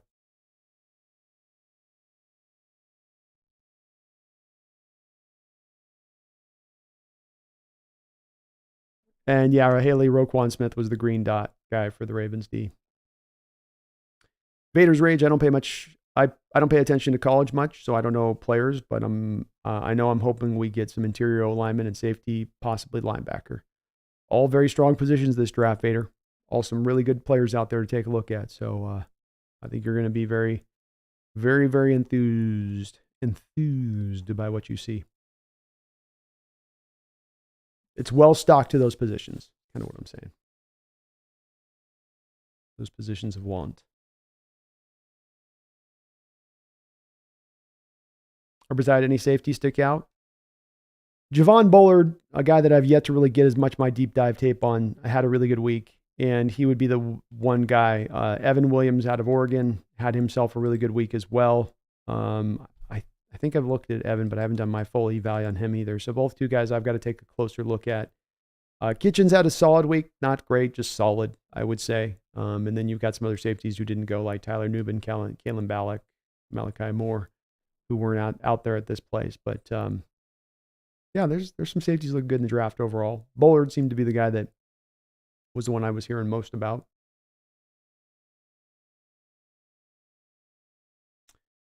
Misfit says the Bobby Love is insane. He isn't Bobby of 7 years ago. He's Bobby at 34 years old, and liability and coverage. I can only go to Misfit, if I'm fighting up against the eye test on your end to some of the statistical end that I can reach to on this, and some of the schematic end that I can reach to on this. It's definitely there's not much of a place as far as we can drive the disagreement towards, because we're probably looking at it from different points of evaluation at that point. But if you want to take the PFF score, Bobby's got Jordan beat by leaps and bounds. If we look at by game basis and who gave up more yards in coverage, Jordan Brooks has got Bobby beat by leaps and bounds. Does Bobby come in the package of being a guy that is Bobby Wagner at 28 years old in the middle of his prime? No, he's not. Is he as fast? No, he's not. But the point of bringing Bobby in last year, Misfit, was to try to put him into positions into the same defense he was playing with the Rams that would be in the same kind of role that you had him there with the Rams. Where you weren't trying to put him in coverage 25, 30 yards down the field. Put him up around the line of scrimmage. Let him hunt down there where he's at his best. Instead, because the Seahawks are stupid in their old approach, they will force players into bad situations that don't fit well to their skills. And that's what you did with Bobby. And that's what you did with Bobby a lot. And even despite that, he still ended up having a very solid season. Still ended up being a Pro Bowler, still ended up putting up a fine year. Was there times that he was attacked in coverage? Yeah. Were those times he attacked in coverage always merely because he's not as fast as he once was? No. A lot of it was the simplified nature of this scheme. And that's the reason that Coach Carroll's not in a job anymore. The reason we're not running this defense anymore. So the thing with Bobby, if we go to on it and you say, well, he's not good, he's this, he's that. Well, based on what measurement are we looking at? That he's some pale limitation of himself. I ain't saying he's great. but I am saying that he's still a solid enough player. And the point of this is to always consider with this misfit, we don't just think about this in the vacuum of where Bobby is the player. It's also about what do we have to do at the position? Well, right now, we need to find 3 guys for our middle linebacker position as it stands right now. Devin Bush, Jordan Brooks, Bobby Wagner, all free agents. We have a limited amount of money. I have a Bobby Wagner who's coming off a solid year at the middle linebacker position with some limitations, moving into a different defense, a better defense that can take advantage of his skill set to play up around the line of scrimmage, to be that guy, to be more of a factor up there rather than playing 20 yards off coverage. But he's going to cost about $6 million on a 1-year deal. Jordan Brooks is going to cost you $12 million per year. Queen will cost you $17 million per year. So maybe there's a thinking here that you go, let's draft a young guy. Let's maybe draft another young guy in the 4th, 5th round. Let's bring Bobby back in. And then we round the linebacking unit in that way. So it's never always about a decision of just we have all the money in the world to go spend to go get any guy we want to go get. It's also about budget limitations, where the player is currently at in fullness, what you're doing what you have to do as well to address the rest of the position. It's all that brought into play when you're making these kind of considerations of whether to bring a guy back or not. But Bobby did not have a bad year last year. And it's a narrative I hear from some of my fellow 12s that I have yet to hear exactly outside of their just kind of gut of, well, from my eye test, he just looks like he moves in mud. And I've seen him give up some completions, so I know he sucks now. Well, I can bring up all the analytical data in the world. I can show you here's the amount of he was targeted. Here's the amount of receptions he gave up. Here's the amount of yards he gave up. I can show all of that to you that doesn't necessarily tell that story, and I can bring up the scheme limitations, but I don't know if for the folks that are on that side, they want to hear much about that angle of it. It's just, well, no, he sucks. That's it. Because the previous year in the Rams, they kept him around the box. They didn't drop him into coverage, and he had startlingly less yards given up in coverage. And so did Bobby just get, bad in that realm over 1 year? No. He went back to the old defense, and the old defense was we'll have our linebackers spot drop 25 yards in space and try to cover a receiver running a crosser route who runs 4.37 on Bobby. Like, no middle linebackers covering there well. Just about every middle linebacker there is getting cooked. Tommy says, who do you think a first-time defensive coach wants running his defense more? A linebacker bad with coverage skills who struggled to get his team lined up, or a Hall of Fame linebacker with legendary instincts? Exactly, Tommy. Ding, ding, ding. Melissa, I'm good. Waiting for the Little League World Series. Hell yeah. Let's go. Little League World Series is right now? In February? Man, they have that early.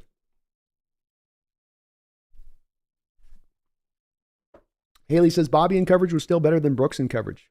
How can we say Brooks wasn't used correctly, but say Bobby wasn't good in coverage? How can we say Brooks wasn't used correctly, but say Bobby wasn't good in coverage? Yeah, I think both guys are set up. I think Brooks from day one was set up to be in a poor spot in this defense as far as the zone coverage goes in general with him. But he's always been struggle. He's got just struggling instincts in zone. It's not just that you fit him with a receiver and he can't pick up the receiver in space. It's just that going back to Texas Tech, you drop him in zone and he has no awareness of what's going on behind him and very little awareness of what's going on in front of him. And that's just why Brooks gives up the yards he does in coverage. It's as plain as that with it. Bobby's got instincts in coverage. May not have the speed anymore or quicks, but he can instinctually know where he's going to need to likely be on a spot in space and coverage, which is makes him more valuable in that than it does with Jordan Brooks.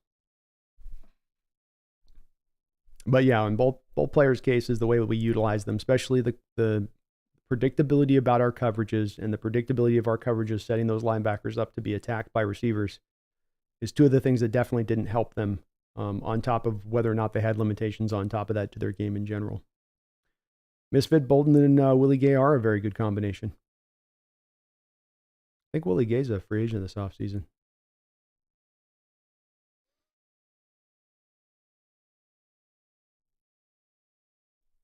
Quincy Williams and Mosley are good players.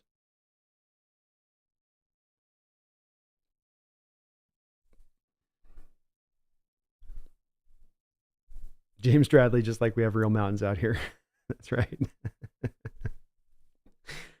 Oh, Lord. Haley Julian Love Green Dot next season. Queen linebacker plus Michigan linebacker. It's possible. Possible. Certainly with Love knowing this defense and having maybe the most familiarity with this defense of anybody on the roster. Casey says, cut Alaska in half and make Texas the third largest state.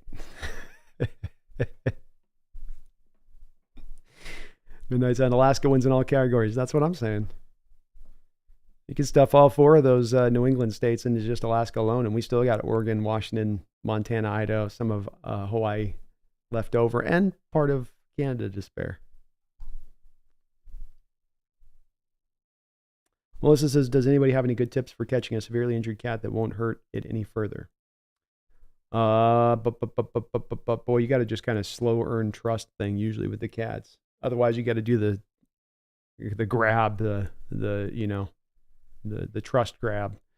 You just get the oven mitts on and grab that sucker up, and just hopefully you can get him into the cage before they get you. But otherwise, you got to do the slow trust thing.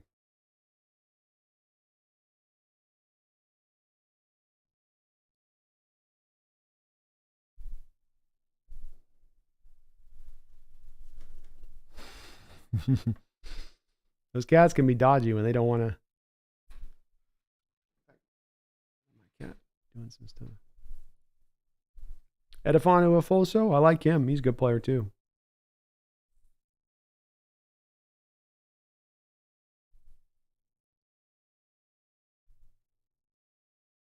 We have gloves, but the cat bit through them.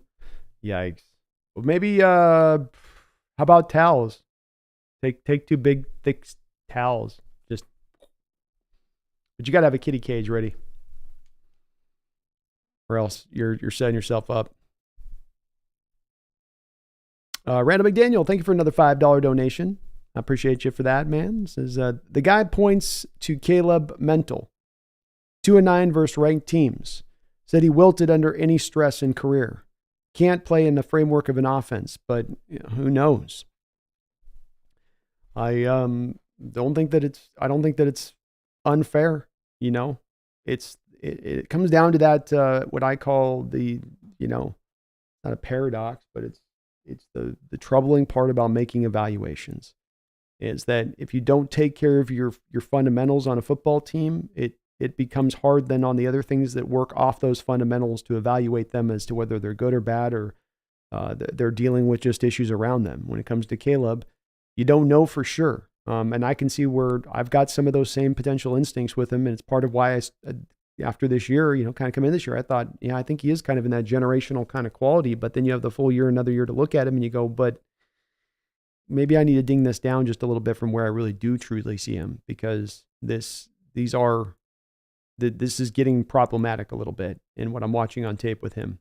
And can't play in the framework of the offense. I mean, that's what you see with the tape. I mean, nobody can counter it. People can make excuses for him, which may be valid or invalid, but you can't counter that is what you see. And it doesn't seem like it's going to move the teams off the spot of taking him still number one overall. But I don't think that it's unfair criticism, Randall. And that's going to be the place that, people are going to look to say, you need to show this, and you need to prove it, and you didn't prove it at the college level necessarily.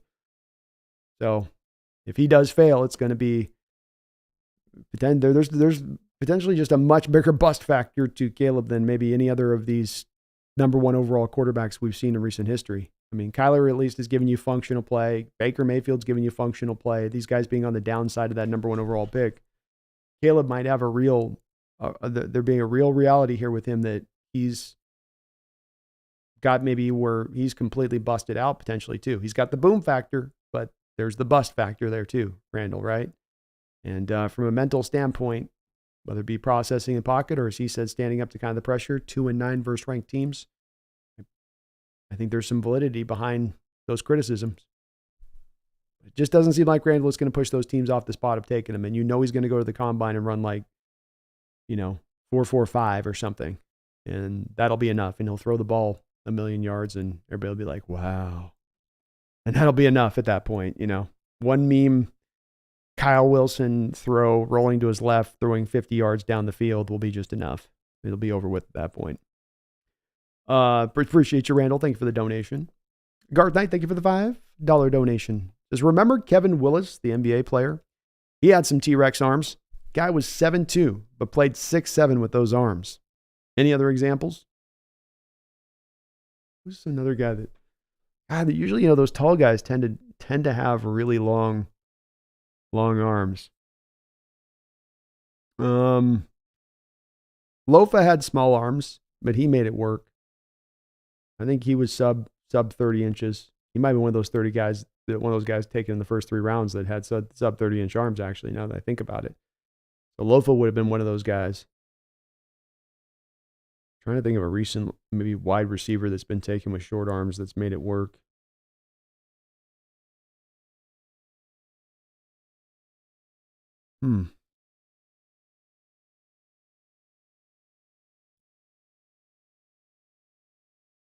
Kind of can't on that, Garth. I'm trying to think of ones that are more successes, because Kevin Willis had a great career, but would be more successes with the short arm length. And I can't think of too many at the NFL level. There's probably somebody that I'm missing.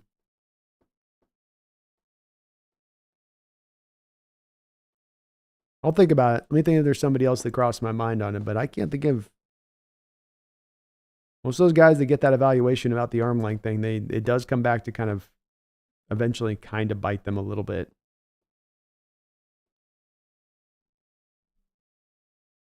Yeah, nobody's drawn to mind for me.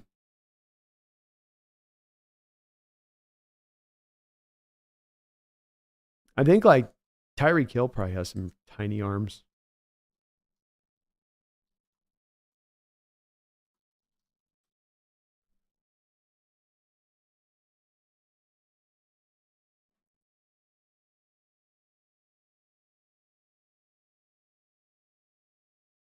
They don't even have his measurements.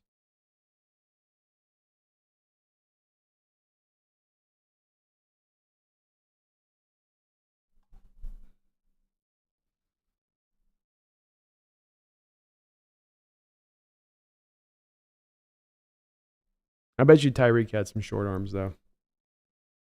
He's probably one that got around it. Antonio Brown, I think, had short arms. He got around it, Garth. Not been many of them though. Not in recent years. Garth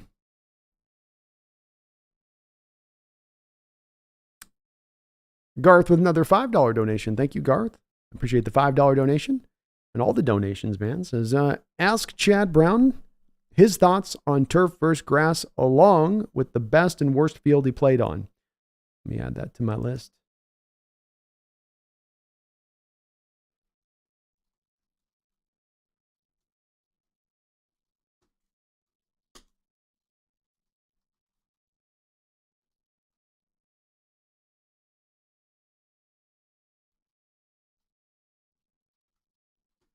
I will ask him all those questions, Garth. So thank you for the donation. And folks, if you can, I'm going to get in. He's been busy. I'm trying to lock him in here, but I'm going to get Chad Brown hopefully onto the channel here soon. Returning back to the channel. I had a great time talking to him before, and he's got, I think, some perspectives that'd be very interesting here on some of the ongoing business of our Hawks this off season. So I'm going to have him come back into the house. Any questions you'd like to ask of a former, once really good NFL player? What are we doing here, Kitty? Let me know, and I will ask those questions of him. But I've got those down. I'll ask him and see what he's got to say on that. Great questions, Garth. I think I might have asked him on the turf versus grass on the last time he was on. Maybe not. I had brought something up about that, or he had mentioned something about that. John M429, thank you for the $10 donation, Brandon. That's John. That's really, really nice of you, man. Appreciate you. Says Brando, who are your top 3 run blocking O linemen in this draft? When McDonald said build around the quarterback, I thought he meant it quite literally with build a better O line. Makes sense. It makes sense, John, that he'd say that, especially with how you have things built up as it stands right now. You know, that's the need as O line as it stands. The most powerful offensive lineman in this draft. Great question.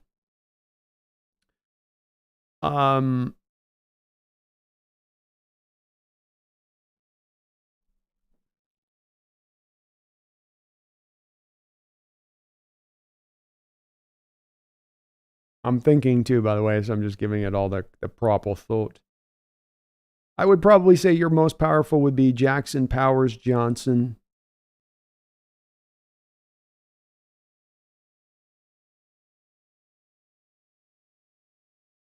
probably like J.C. Latham. And then maybe like a Zach Zinter or a Christian Haynes, John, something like that.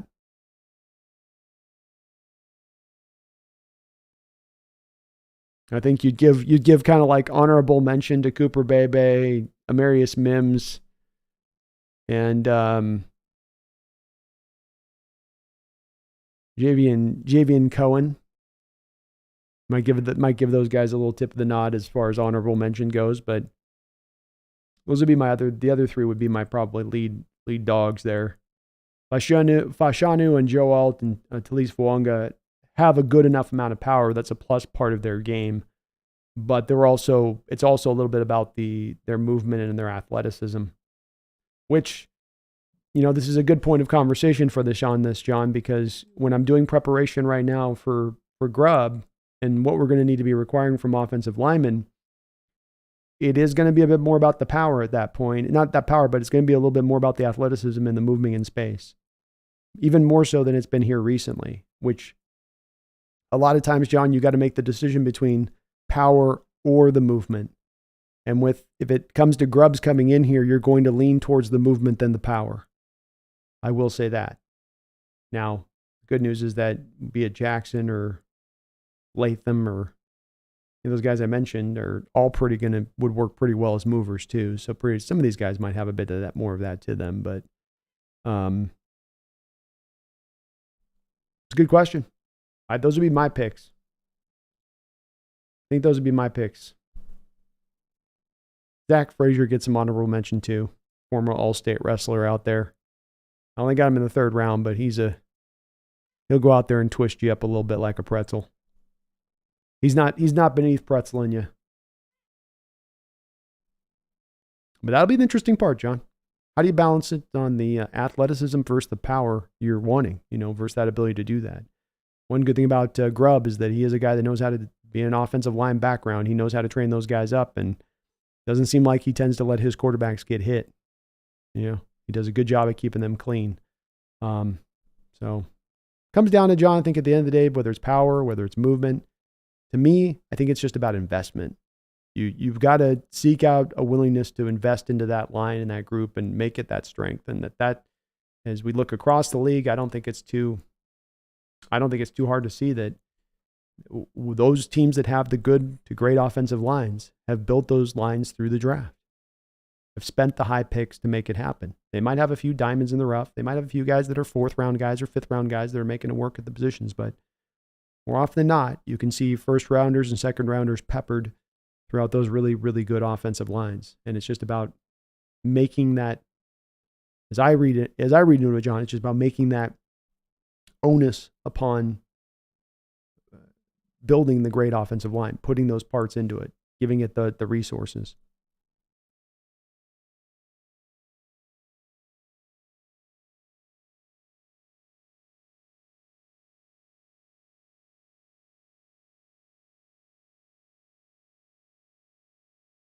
Melissa Colpitz, maybe try that Meowana. You said you tried catnip again, some of that super strong stuff, and put it in put it inside the cage and then set the cage outside, and then I don't know. Cats are hard. They're hard to catch. I have to catch mine every once in a while, and they turn feral on me at that point. Drunk says the fact that Penix didn't play makes me think he's still hurt. Even Bo Nix barely played the little bit that he played, So it's more, look, you've solidified your value. You don't need to go out there and play. Guys do this on a yearly basis at the Senior Bowl. If they have a great week of practice, I think like Nathaniel Tank Dell was this way, I think last year, where he's like, I did my part through the week. I got it done. I'm done. I'm not playing the game. Why risk the injury? Especially in the guy drunk. In the case of a guy like Penix's case, could you imagine how much of a nightmare it'd be if he dropped back to pass and retore his ACL in a Senior Bowl game after he's gotten through all that he's gotten through? What would that do to his career at that point? Where would that place him? What's the risk versus reward? If I was advising him, I'd say the risk ain't worth it on that. Practice throughout the week, show him what you got, and rest on your laurels at that point. Rest on what you've done.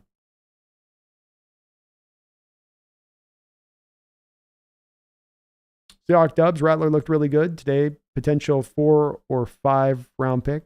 Oh, he's in the top 3, if not higher than that at this point. Seahawks dub.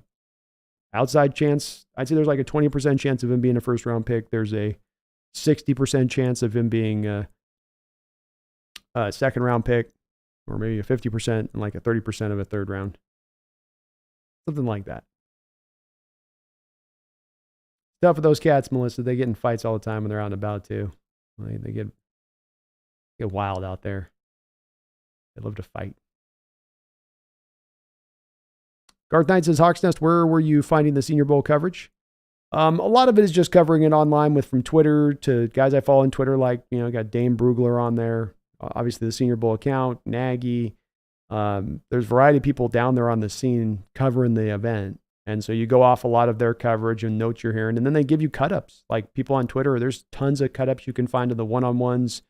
And, and obviously they had the practices they were broadcasting, Garth, throughout the weeks as well. So all 3 of the practices were broadcast, which I watched as I was doing work, of course. I'm not going to just sit there and stare at practice. I'm going to listen to what they're saying and watch a little bit. But then the game itself. So it was all on it was cool. They broadcast all 3 points. They used to just do the game. Now they got the practices. It was great.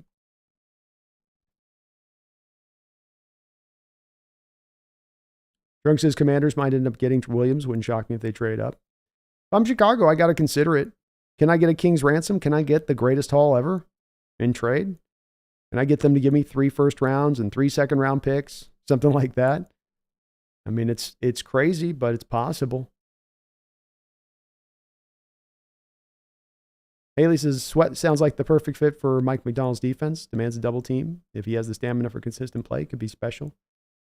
He's definitely a guy, at the very least, Haley, you're going to have to buy into the rotational basis thing at first. So, and that's not the worst thing. Defensive lines are built on rotational bases. So, this was the thing we got into last year on Jalen Carter coming out. He only played 30% of the snaps. This is the way that NFL defenses are going to. It's less about you playing 75, 80% of the snaps a game and more about keeping you under a certain snap count so you can be maximally effective.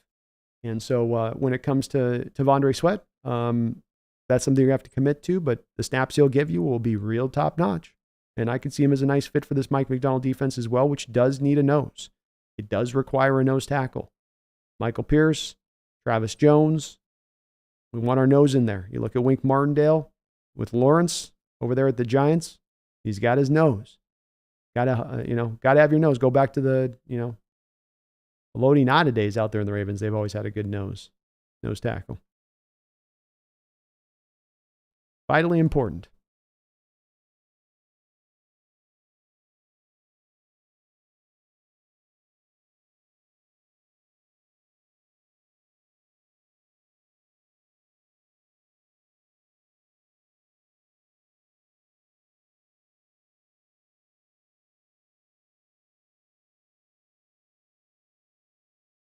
Do you guys think Mike McDonald's the first choice? Think of it this way. What if we can compete offense-wise so we get the... I don't know if they had a first choice. I think they had a pretty open process. Dude discussed it on what they wanted to do here, where it wasn't really coming into it with any favorites or any guys that were front runners. They were going to let the process play out and let the brightest candidate that rose to the top of the crop present himself. And I think that's where it ended up kind of breaking down. I think certainly they had an affinity for Mike Donald from the onset. But I don't know if they had a true blue, number one. Casey Press says, this stream is dope, boss. Thank you, Casey Press. I appreciate you for watching, man. And that's very kind of you to say. Very kind of you to say. I love what I do.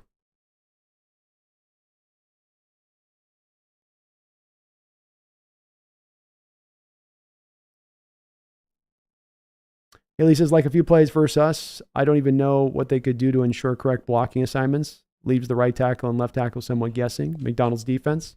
Yes, it does. Yes, it does indeed. I mean, that's at the forefront, is that you just don't know what you're getting post-snap. And that makes it hard as hell on offenses. The offenses like to know. They like to be warm and cuzzy. They like to pull that blanket over the top up to their neck. They like to get nice and tucked in prior to the snap, clear, easy reads.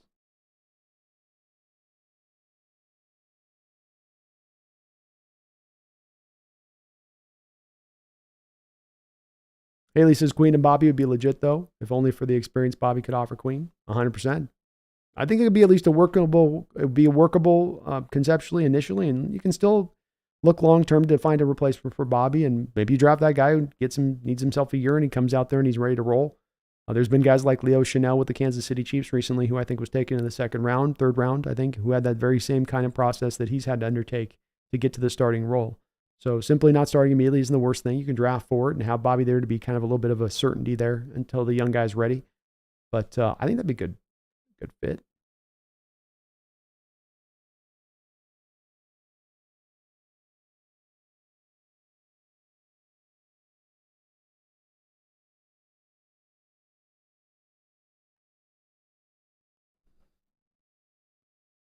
Haley says, like Caleb paints his nails. I like him. He's colorful.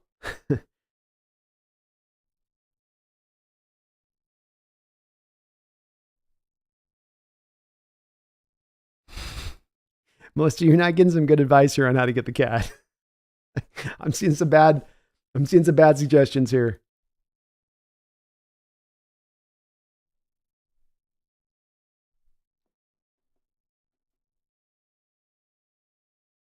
I did forget about Iceberg Slim. I did forget about Lab McConkey had a great week as well.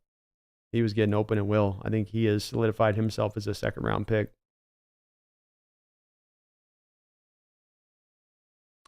Spain, Space says, do I think Spoon will win the Defensive Rookie of the Year?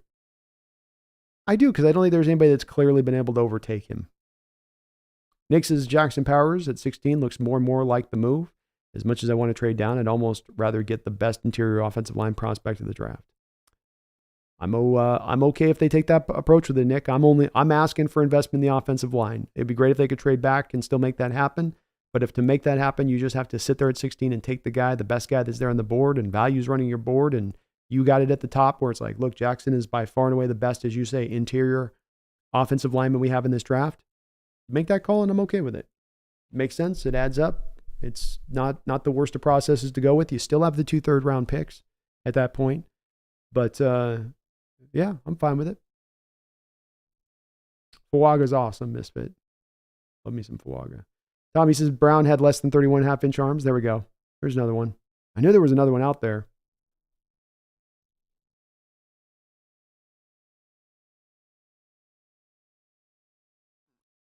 Mark Mitchell, Steve Smith have a son in the draft. Does he? I was a little late to realize it on Brendan, so I guess it's possible. I hadn't heard that he did, though.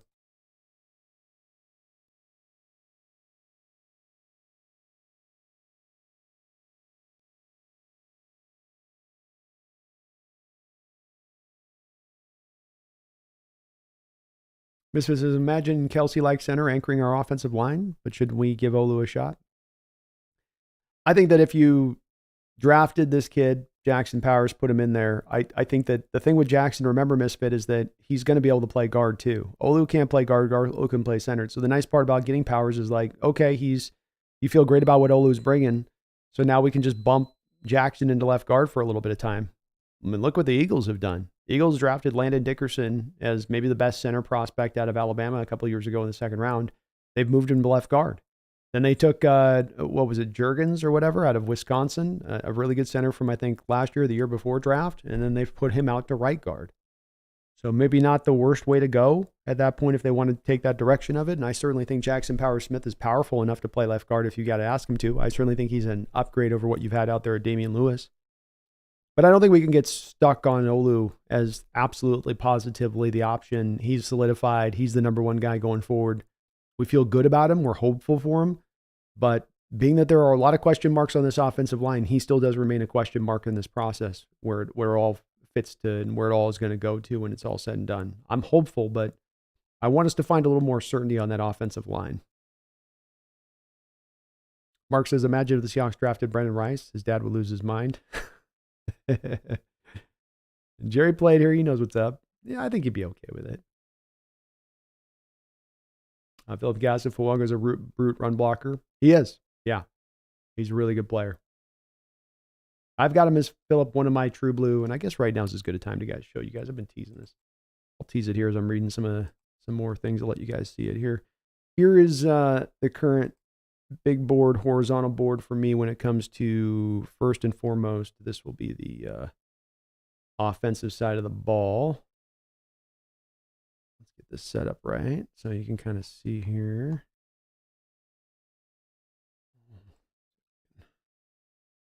Open this up a little bit more so you can see it clearly here, but you guys where we're at on my list.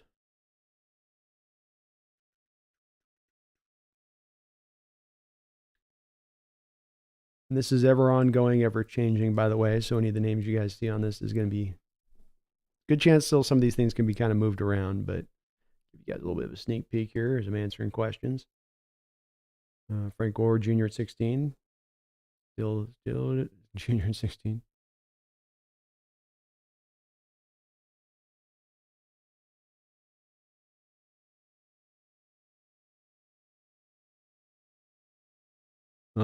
Misfit, thank you for the $2 donation. Says, let's move forward with youth at linebacker. Need two for 34D.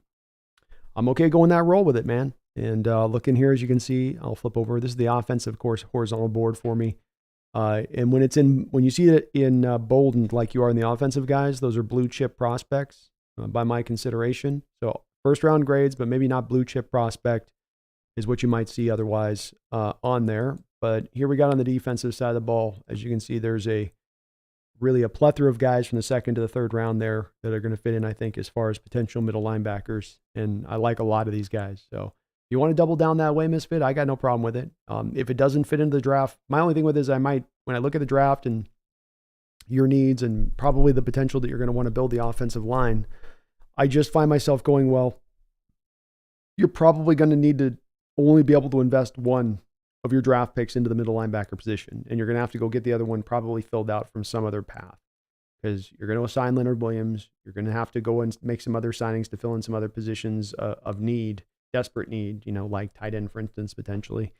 But I'm okay taking that road. I got no problem. If they want to go they determine they can get the other stuff done in free agency or through the back end of the draft or another place of the draft, then these linebackers are really, really fun, talented.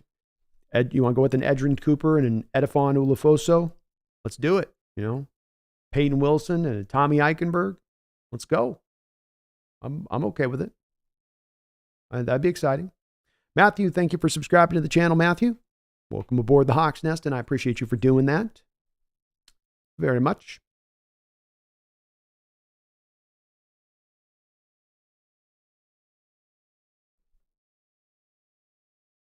Haley says, the thing about trading out of Caleb Williams is if he is a generational talent, you're forever screwed in history. At least if you take him, you took the shot. That is true, Haley. And, this Chicago is in a hell of a pickle right now, right? Because this is where, unfortunately, your history can work against you as a franchise.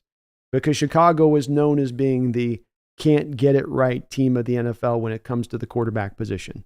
Their best quarterback in their history, right, Haley, in this era that we've been living in for 25 years of offensive explosion, the best quarterback in their history that they go back to, they have to go back to 1947.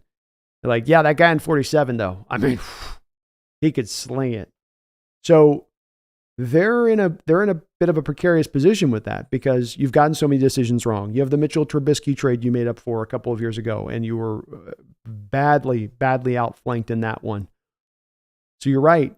Do they end up just getting drawn to making the pick because of the worry and the side effects of having it go the other way if they get this choice and this decision wrong? I think you're completely right. That could be a driver. I will say this, though, as I always say about these kind of things, Haley, you never make your best decisions when you're in a fear-based attitude of a mindset.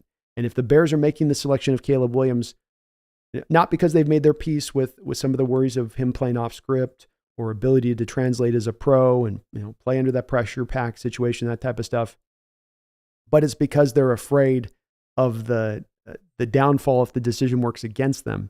That's how you're led to making bad decisions, to me. That's how you're led to making the poor choice at that point. But you're right. It's the kind of the unfair acme weight that hangs over the Chicago organization right now in this process, is that whole history that they have with the quarterback position. It's not fair. It's really not fair. I see you, kitty. Nick Guzman says, with Washington getting Cliff, Chicago can do some Madden-type activities. Imagine they trade down from 1 to 2, then trade down from 2 to whoever wants May. They could get a crazy amount of picks. I like it, man. Nick, yeah, they absolutely could. They're in a pretty good position at that point if that's the route they want to go with it. Maybe that's the way you can make Chicago satiated here, is that they don't have to move back super far if they do make that pick, while still getting a good amount of selections. Mark Mitchell says, don't overthink it, dude. Jerry Rice has way too much ego to let Brandon Rice be less than a success of what he was. I'm sure he's going to drive that kid to make sure. And look, he's got a good skill set. I think he's going to be a good pro player. Taker610, thank you for the $5 donation. I came across a hilarious video on YouTube, Aaron Rodgers 2023 highlight video. It was 17 seconds long. Brennan says we might get our DC from KC. Aaron Rodgers 23 highlight video is 17 seconds long. That's fun. One throw to the flat, one throw underneath. Yeah, we're looking at the defensive line coach for the Kansas City Chiefs, Taker. He's got a very rich history as a defensive line coach. He's 57 years old. He's been in the league for quite a bit of time. Once a defensive coordinator for the Jaguars in like 18. Didn't do a whole lot with them in 2018. So, it didn't give you a lot of success with that squad at that time. Not that they maybe had as much talent to do so, but, maybe they were all right at that point. I want to say that was the year after their 2017 playoff run or so. I want to say right around there, but he's done good work with KC recently, Taker. He got the best season out of Chris Jones last year. The team, as far as the amount of points they've given up, has gone down under his watch over the past couple of years, though, of course, he's not the DC there. So it would be a pretty solid hire, I think, Taker. I will say I think it's become less and less and less important about who the defensive coordinator is when we learned that Mike McDonald was going to call the defensive plays, and then he brought Leslie Frazier in on top of it. I think it sort of brings down the DC to almost the third rung in that pecking order a little bit, which is much different than other situations and how they have it set up.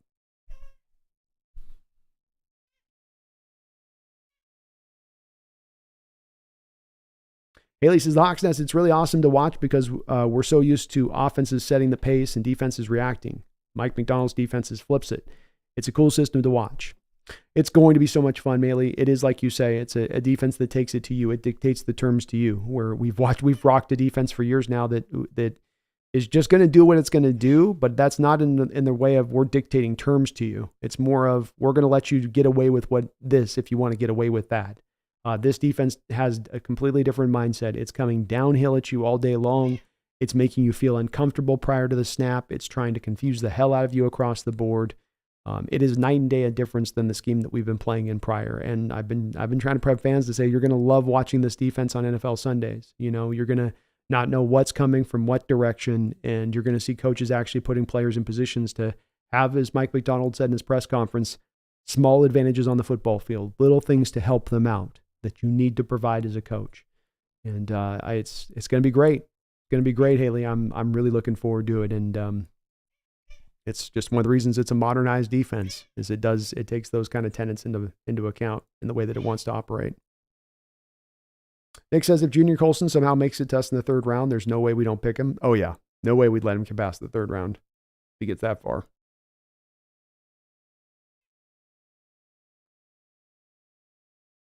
But the confusion, that's the big thing too, Haley, the confusion. You can create the confusion that we've not created prior to the snap, beyond any of the stack fronts or pressure-based or, any of the moving parts post-snap.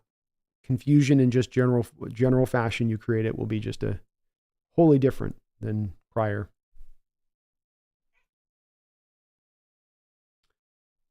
Randall McDaniel, thank you for another $2 donation. I appreciate you, Randall, for that. He says, bet you Senior Bowl NFL net better rating than the Pro Bowl. Oh, I bet so too. Yeah. The draft process has become so much more of a part people spend and pay more attention to than ever before now. So yeah, I agree. I bet it was pretty good ratings on the Senior Bowl versus the Pro Bowl. I mean, no way, pretty much almost everybody's checked out of the Pro Bowl. I bet the skills competition probably got better ratings than the Pro Bowl. Philip Castle, Jake Plummer, his son is in the draft. He is. And I've got to look at his. I haven't had a chance to check out his tape, but I do plan to. Dude disgusted, is this the Niners' last chance for a run at the chip, or do they have one more year before they got to pay everyone? Technically, they would have another year making a run beyond this. They're going to be able to roll about $45 million of cap space into next year's cap, so they're going to be okay in a cap scenario. They may lose Brandon Ayuk. That may be the part where it's the little bit of the hit they take, but everybody else comes back at that point. They are a year older with certain guys like McCaffrey. How many more years is he going to be able to play at this kind of level? But they would still have another year after this season. Nick says, I feel the one wide receiver I feel like fan fit the long term with DK and JSN is Roman Wilson, a super speedy guy to spread the field, doesn't need the ball as much as DK and JSN to be effective.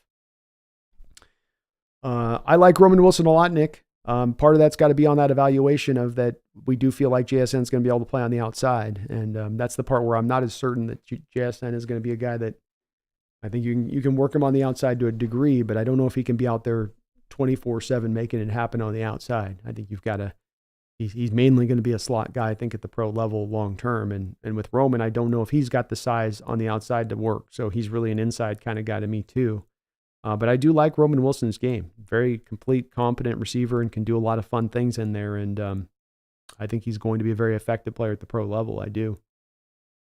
But we do have a lot of, right now, Nick, kind of mainly slot guys that can do a little bit of outside. And Bobo, JSN, Lockett's a little bit like that. We may need more kind of pure outside guys. But I don't have a strong feeling on that one.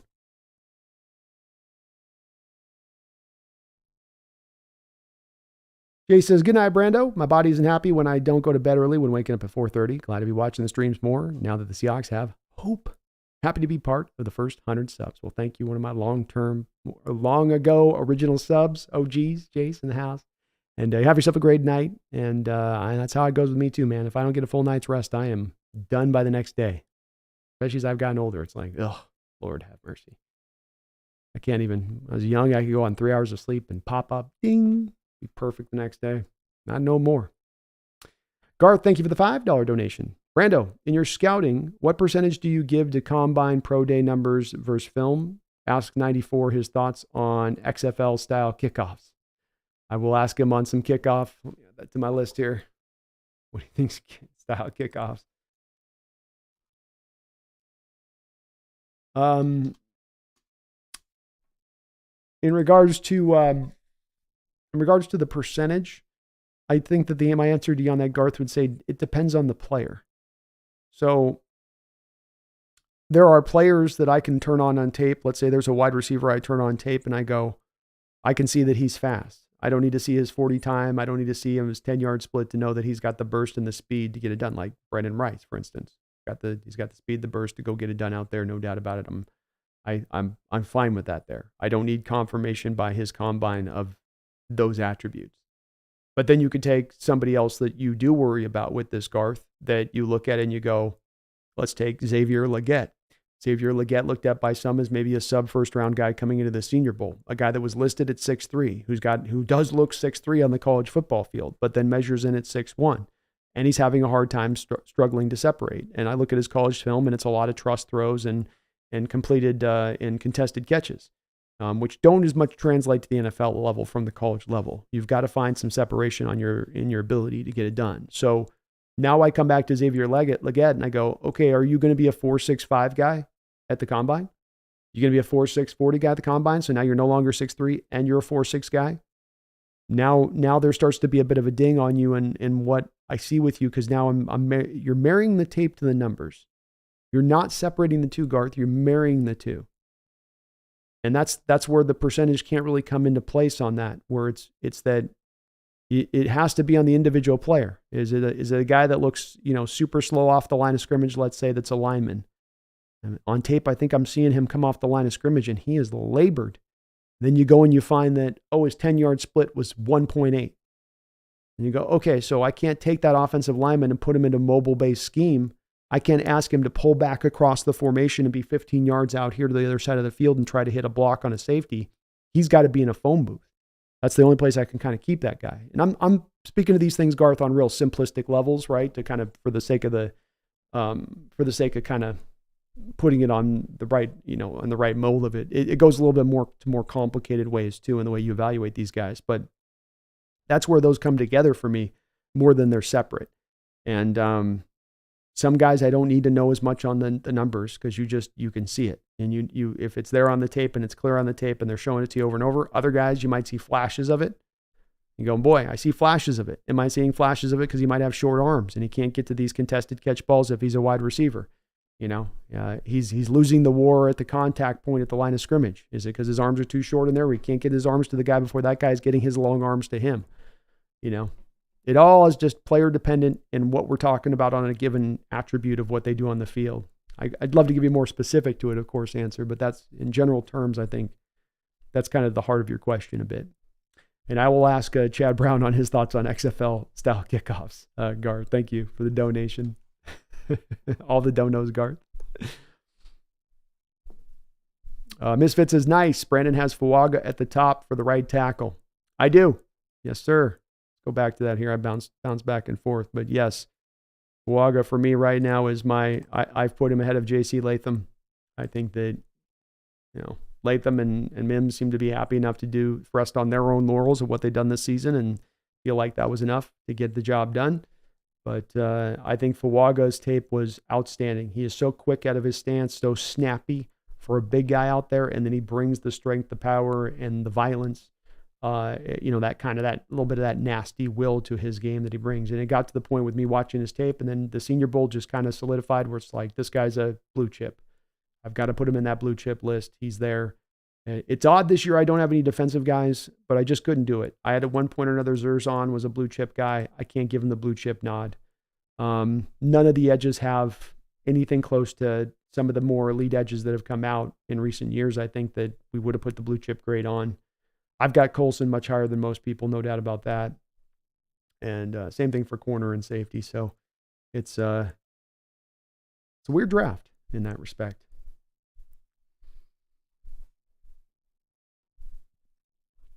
Nick Guzman, Cooper Bebe, and Jackson Powers are switched to me. I view Powers as a top 20 pick, Bebe as a second rounder. Everything else on the offense matches up to how I view the class. Love it, B. Well, thank you, man. I appreciate it.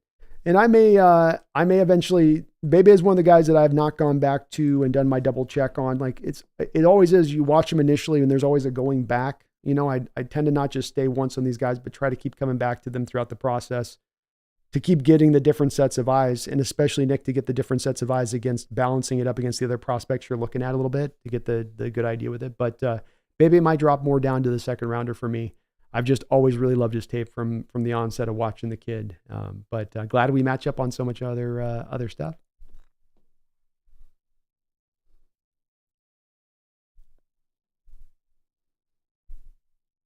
Nick says, I like Sinnott and Theo Johnson for the team. We need two tight ends unless we sign somebody. Yep. Amen.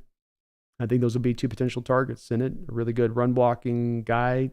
Don't like as much of what he does as a pass catcher. I think a lot of people are going to try to bring like Sam Laporta comps to Sinnott, which I don't think are going to be really super fair. And Theo Johnson, big target, soft hands. Theo's got kind of he's not quite, I think, as athletic and fast necessarily, but kind of some Jeremy Stevens vibes off Theo Johnson.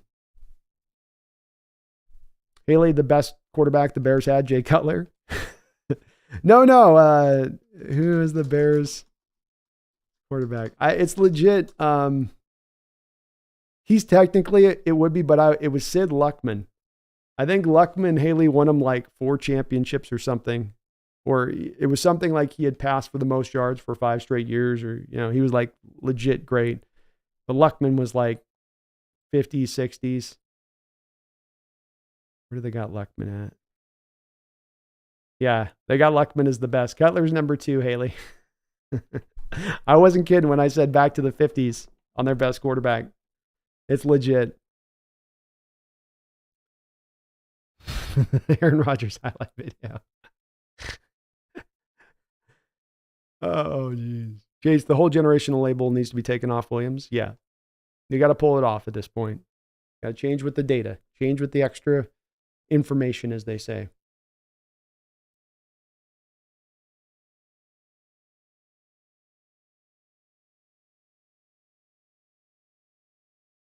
The dude disgusted says, I saw a comment on a video the other day that said Jim Harbaugh looks like he eats grilled cheese and tomato soup 3 times a day.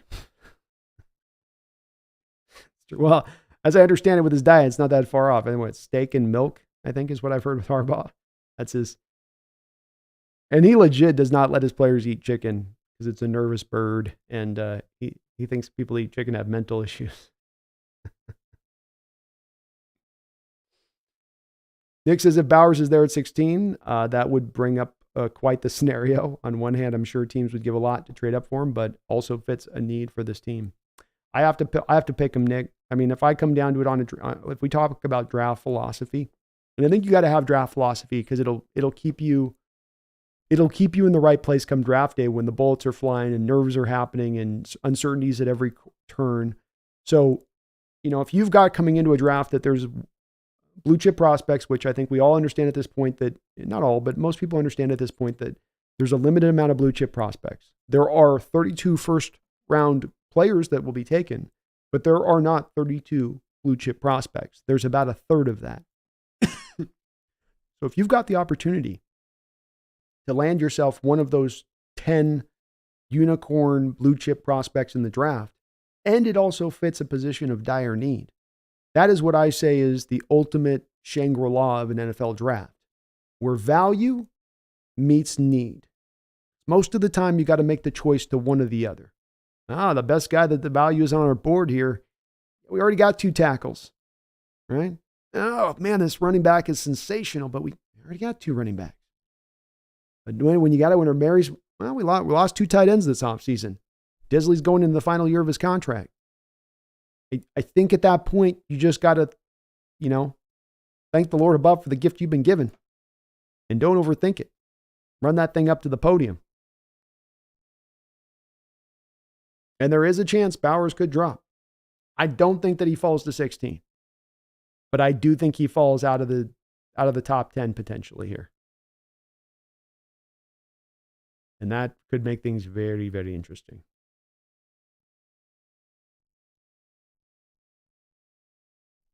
I don't know if Bowers is generational, but he's a blue chip prospect, and he's by far the best tight end prospect that has come out in 6 or 7 years. I don't know if that makes him into that generational stage, but he's definitely solidly in that state, in my opinion. Haley Bosa is a free agent this year? No. He signed a contract at the start of the year, Haley. He's getting paid $35 million a year.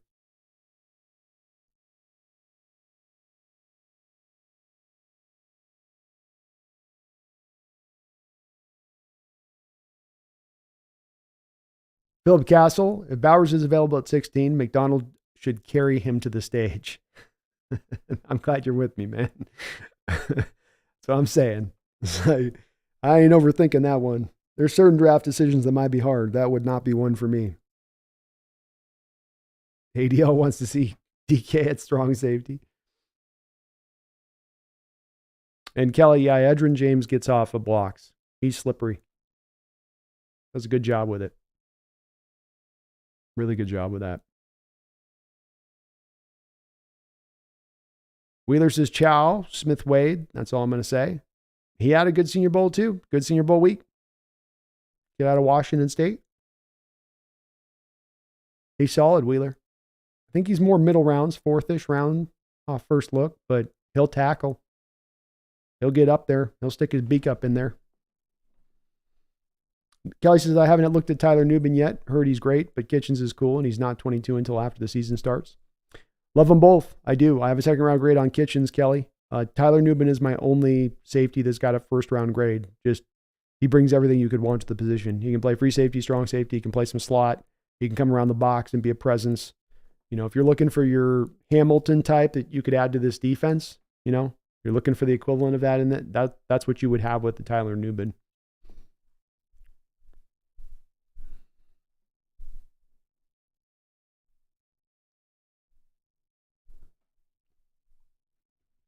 Iceberg Slim, you think Trotter's going to run a 4.5?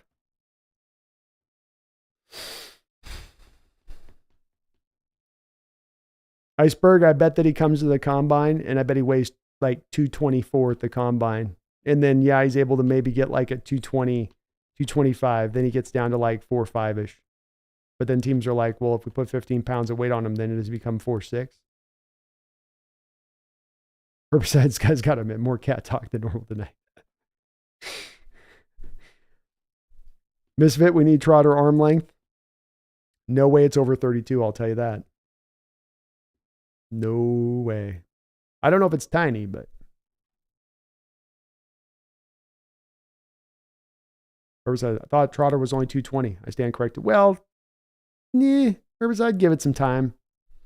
Let's wait to the combine, Herbicide. Keep that 220 in your mind for a second. Let's get back on this in March when we go to the combine, and let's see. Let's really take a look and see where he weighs in at.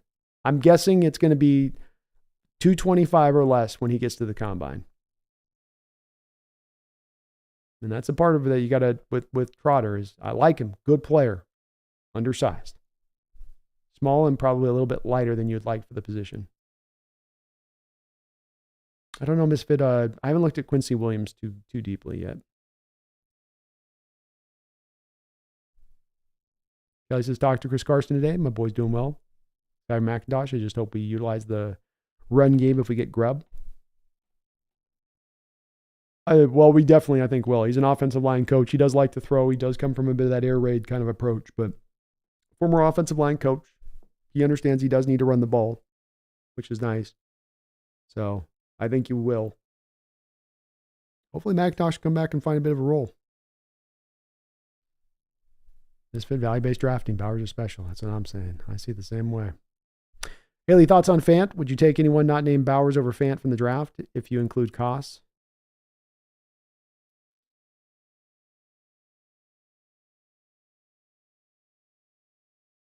Yeah, I think if you're including costs, I would take Tavian Sanders, Cade Stover, Ben Sinnott, A.J. Barner, Theo Johnson. I mean, hell, if I'm getting Brevin Spann-Ford in the 5th round, I would take that. Because those are guys on cheap contracts that aren't going to give you exactly the level of athlete you get out of Fant. But I think Fant gave you kind of a down year this year, Haley, and he's going to get paid something out there. So not a deep draft for tight ends, I'll give you that. But if he's going to be being paid $7, $8, $9 million a year per year on a new deal, I don't want to pay for that for what we get from Fant. I like much more that I know not a lot of people love on Disley, but I think you just get more of a complete skill set from Disley. More an ability to play both. He can play both inline. He can play H-back. You can put Disley in a variety of different places. With Fant, he's an H-back tight end. I think inline, he doesn't have the strength to hold up at the point of attack as a blocker, and he's not that dynamic as an athlete to be paying him at $8 or $9 million a year. Colson's a middle linebacker, Herbicide, middle linebacker for Michigan.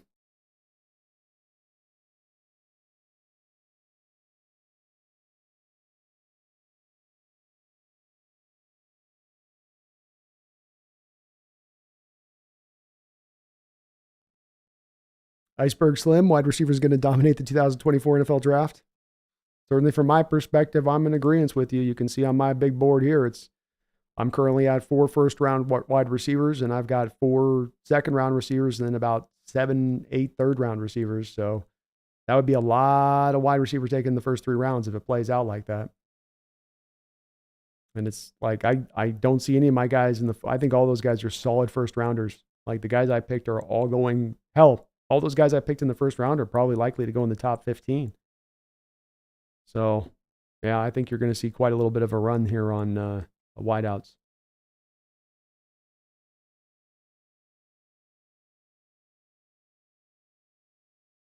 Nick Guzman, James Williams took reps at linebacker. Could see McDonald utilizing him as a knockoff Kyle Hamilton.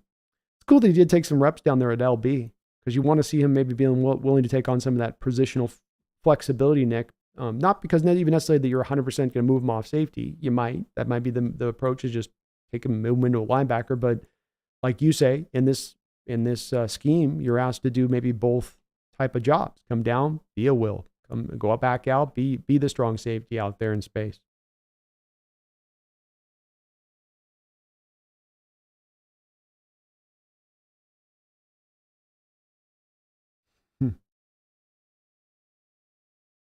Radu says Steve Belichick just got hired as DC for the University of Washington. Wow. Crazy. So we've got Brennan Carroll and Steve Belichick on the same staff. Are we building a super staff of the future here? Is that what this is? all the young boys to their fathers becoming men.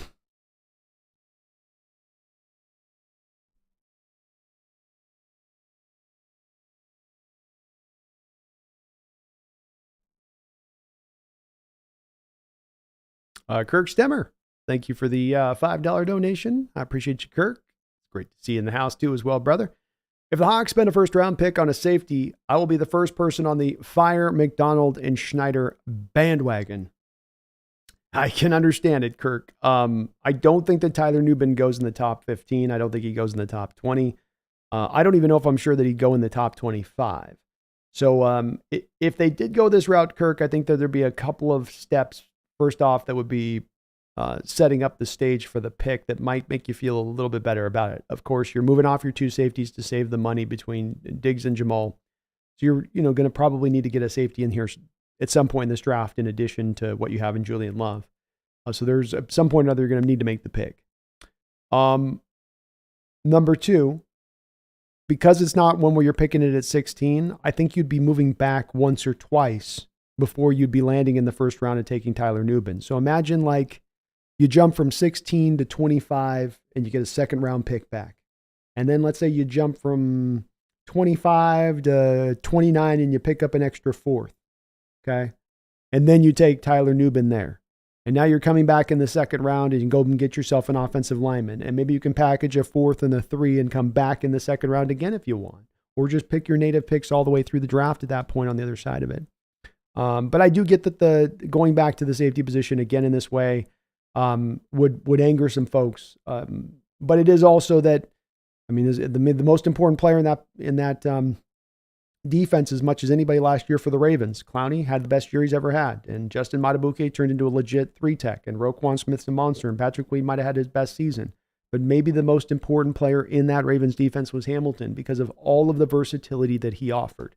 And that is what you do get with Tyler Nubin. So, if McDonald goes out to draft what is for him the most important part of his particular defense, in a guy like Nubin, I would understand a little bit of the consternation, but I'd also think that there is something that goes into this that's different from the process of what Coach Carroll did in the prior. You went out there and put all this money in your safety position while not having an imaginative way to utilize those safeties to the utmost. Instead, you were oftentimes going to have them out of the play or playing out of position to their strengths. And that made the investment just completely silly beyond belief, not to mention on the surface of it. But I get it. You won't be alone, Kirk. There'll be others that will also be like, no, don't do that. Please no. Haley says, I want to cut Disley personally. Too much cost for something that's replaceable. Yeah, see, that's where I just don't think it's as easily to find the replaceable item on that, Haley. He's a top 17 rated by PFF throughout the season. He's been a top rated tight end throughout this league over the last few years by them. And that what stands out is that when I say he gives you a full skill set, he gives you a full skill set. You need your sixth tight end as a tackle, a de facto tackle against the blitz. He can pass protect at times like almost a de facto tackle out there. You need a guy that can ground people out in the ground game and can win one-on-one out in space. He can do that. Sure-handed as a catcher. If you look at his targets to receptions over the course of his career, I think he's about like an 80% catch rate for his career. So when you do target it, he does catch the ball. They don't feature him a lot in this offense. There's a lot of times where his snaps get restricted, for instance, this past couple of years because you're trying to get more out of Fant because you were paying Fant more money. And so you're trying to kind of work him more and more and more. But, you ask the guy, I go out there and for the cost that we're spending in Disley to get top 20 tight end play at this point in this league, I think he's giving worthwhile value. He's not setting the world on fire, but as I always say with this, from my perspective, Haley, there's plenty of players on this team to cut who are not doing their job. There are plenty of players on this team to cut who you can save much more money and who make a lot of sense to cut. To me, when it comes to some of the guys bandied about there on the other side of it from some folks, being a Disley or being a Geno Smith, I just don't feel like it's as smart to be cutting out the things that are helping the team win the games versus there being so many other parts here that aren't helping the team win games and that certainly can save you the money. I think when it comes down to it, Haley, you cut Adams, Diggs, Ballore, and Brian Monet, you've cleared $34 million. I don't know if there's a need to go out there and clear 40, 45, $50 million. Again, if you do now, you need to go get 3 tight ends. You cut out Disley. Now you're not just needing to go find 2 tight ends. Now you need to go find 3 tight ends, which now you clear out that space, but then you just got to go spend that space to go get a guy in tight end in free agency that might just be exactly the same type of player you already had there in Disley, where you just end up kind of chasing your tail up a little bit by signing that move.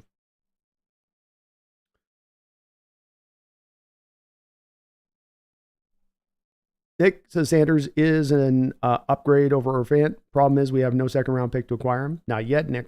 Not yet. Just wait. Wait till John Schneider works up his magic. JMG says Fant was underutilized this season. Yeah, he was. That was a part of it. Certainly was. I'd say even over the past couple of years he was, as we didn't like to throw to the middle of the field. That's for sure. I don't have really a problem with Fant other than just I don't think he's a particularly good blocker. And I think he's going to command like $8 or $9 million a year. Those are really at the head of it that are my problem issues with him at this point.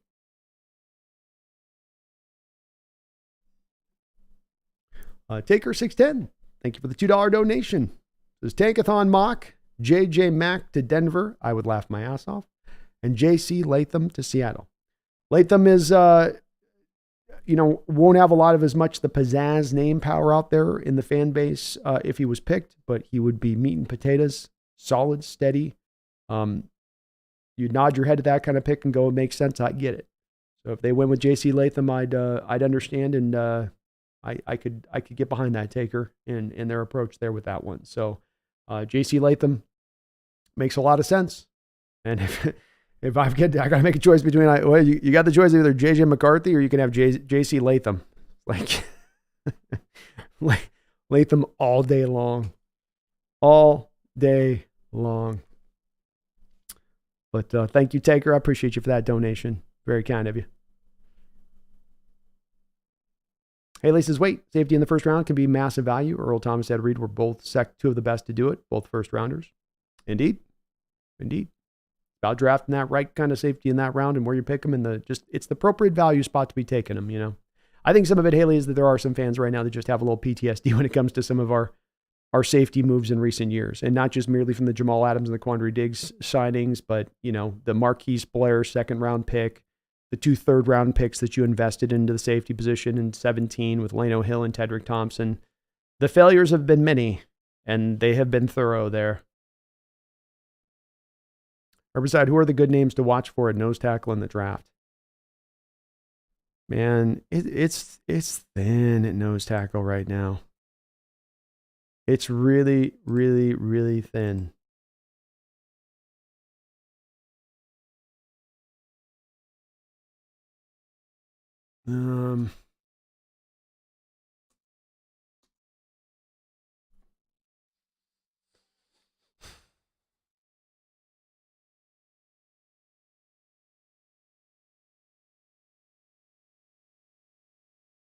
I mean, there's some guys, but I don't like any of them, man. I mean,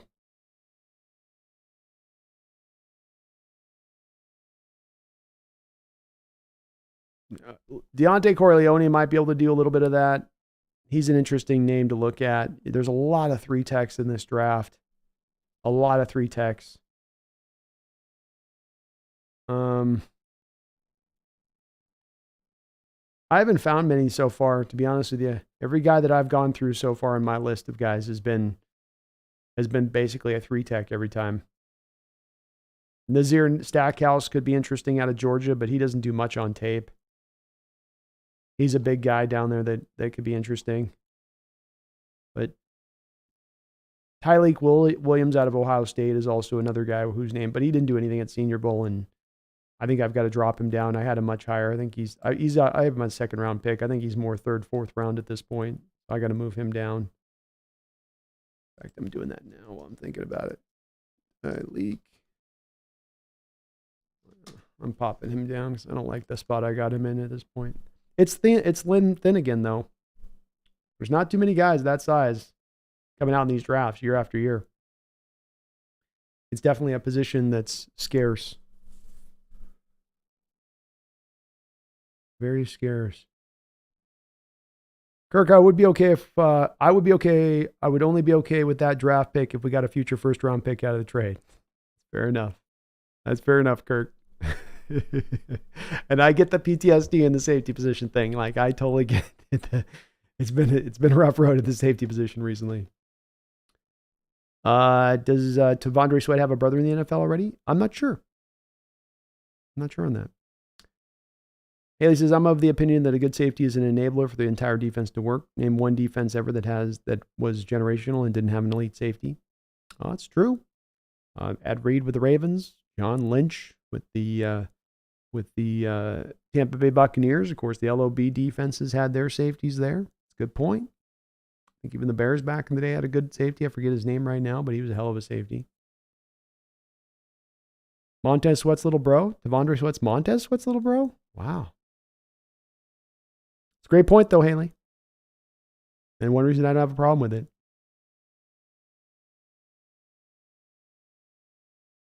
Nick says, I think we can trade down twice like B suggested and get Newbin with the first pick. We lose out on the top interior offensive lineman, but we get much needed more picks. Adding a second is crucial. It's crucial.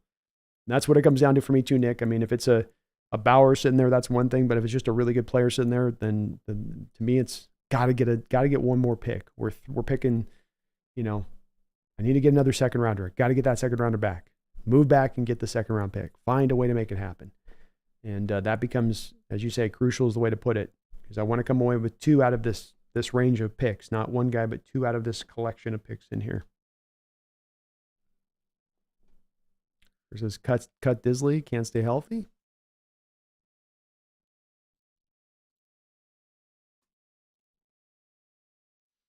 He had those injuries early on in his career for sure. Okay, so 2020, Will Disley plays in 16 games. 2021, Will Disley plays in 15 games. 2022, Will Disley plays in 15 games. 2023, Will Disley plays in 16 games. Definitely probably got to manage some stuff long term he's dealing with from those injuries he had at the start of his career, because that's where I think stands out. Is the 2018 he played 4 games, 2019 he played 6, but he's at least played in a lot of games over the past 4 years for being injury prone.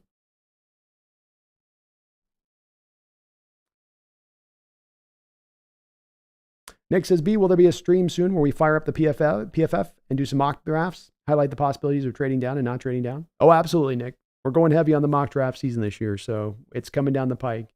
I wanted to get through a Senior Bowl a little bit. That was going to be a big part of it for me, Nick, was let's at least get to there. Ideally, obviously, you can do a little bit before the combine. That'll also help some things out. But no, we'll be getting them cooking up for sure. I love mock draft season. Loves me some mock draft season. Earthside says, I thought McDonald was going to put Spoon in the Hamilton role. I'm not so sure about that. I'm not so sure that you transition him out and have him doing safety looks at times and stuff like that. I don't know. Dylan, I hope you're right. Antoine Winfield Jr. would be awesome in Seattle if you can get him. I don't think the Buccaneers are going to let him go there. I think they'll probably franchise tag him if they can't get him to a contract. I thought he's on a contract right now, but if he's out there, take him. Haley says, I'm super biased, as Earl Thomas was my favorite player in the NFL ever. Second being Ed Reed. But generally, what defense was good without a top safety?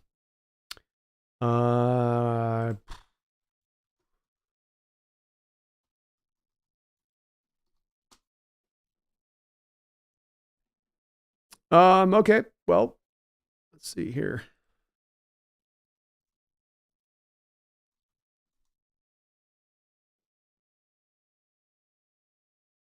And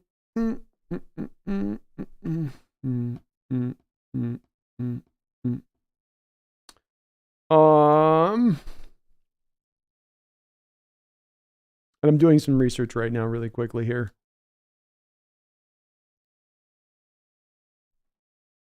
I think if we looked at the great defenses in recent memory here, so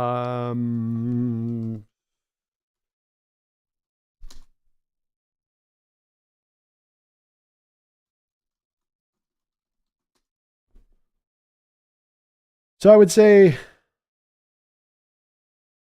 Dave Duerston was a pretty good safety for the Chicago Bears. He wasn't a Hall of Famer, though. I don't think he would be like kind of, he would have been a top end safety for that defense, certainly. But of course, a lot of that defense was run by the 46 Bear front defense. It was what they did up front with the front seven there, Haley. To your point, though, we've got the Ravens defense, certainly one of the great defenses. They had, as you say, had Raid. You've got Tampa Bay Buccaneers had John Lynch on that great defense. We had the LOB defenses that had great safety play. So I think it's possible if you're driven more by your front seven to make that happen. You know, I don't know if, for instance, the Steelers back in the late 70s necessarily had a safety that was in that realm. I think some of this has been the transition and process to more of the pass-happy kind of approaches and attacks. But I think it does in recent history. If you want to build a legendary defense, it does for sure. I think you can still build a great defense without necessarily having great safety play, but you at the very least need to have good safety play. You're not going to have great. You're not going to get by with average safety play to getting to a championship. That's for sure. And Dylan, you're right. Maybe the Buccaneers end up having to pay Baker the $40 million, and they don't have the money to pay Winfield at that point. Good point. Where they're at with their cap situation.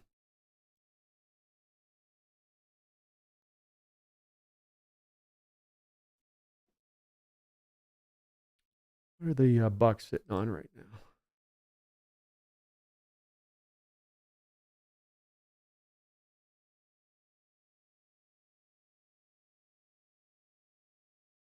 Well, they got $43 million, so they got the cap space to do it if they want to get both those deals done. Nick says, as much as I love Winfield Jr., cutting Diggs and Adams only to invest $20 million into the position is counterproductive. Yeah, I don't think that they're going to do that either. I love Winfield though, Nick, so I have complete bias on this one. I can't say no to Antoine. Thank you, Randall, for the $5 donation. I appreciate you for all the donos tonight, Randall. It says, is there a stat for penalty rate per snap? Maybe just me, but Colby Parkinson seemed like he had a ton of penalties last year, especially for a third tight end. I don't think that they have...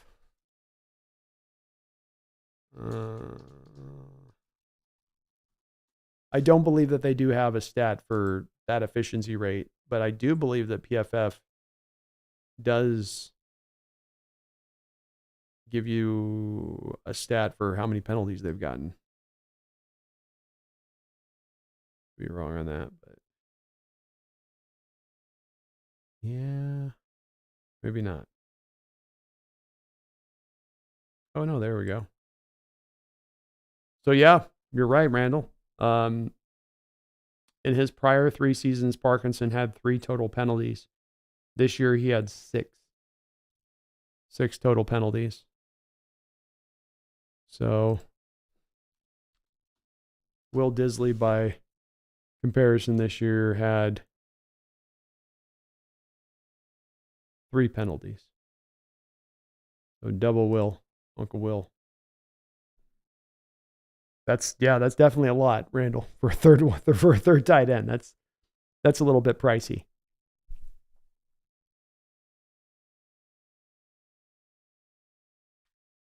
I didn't realize he was penalized that much, but yeah, that's quite a bit. Thank you, though, Randall. Copperwise is trading back worth a second per the value chart. Oh,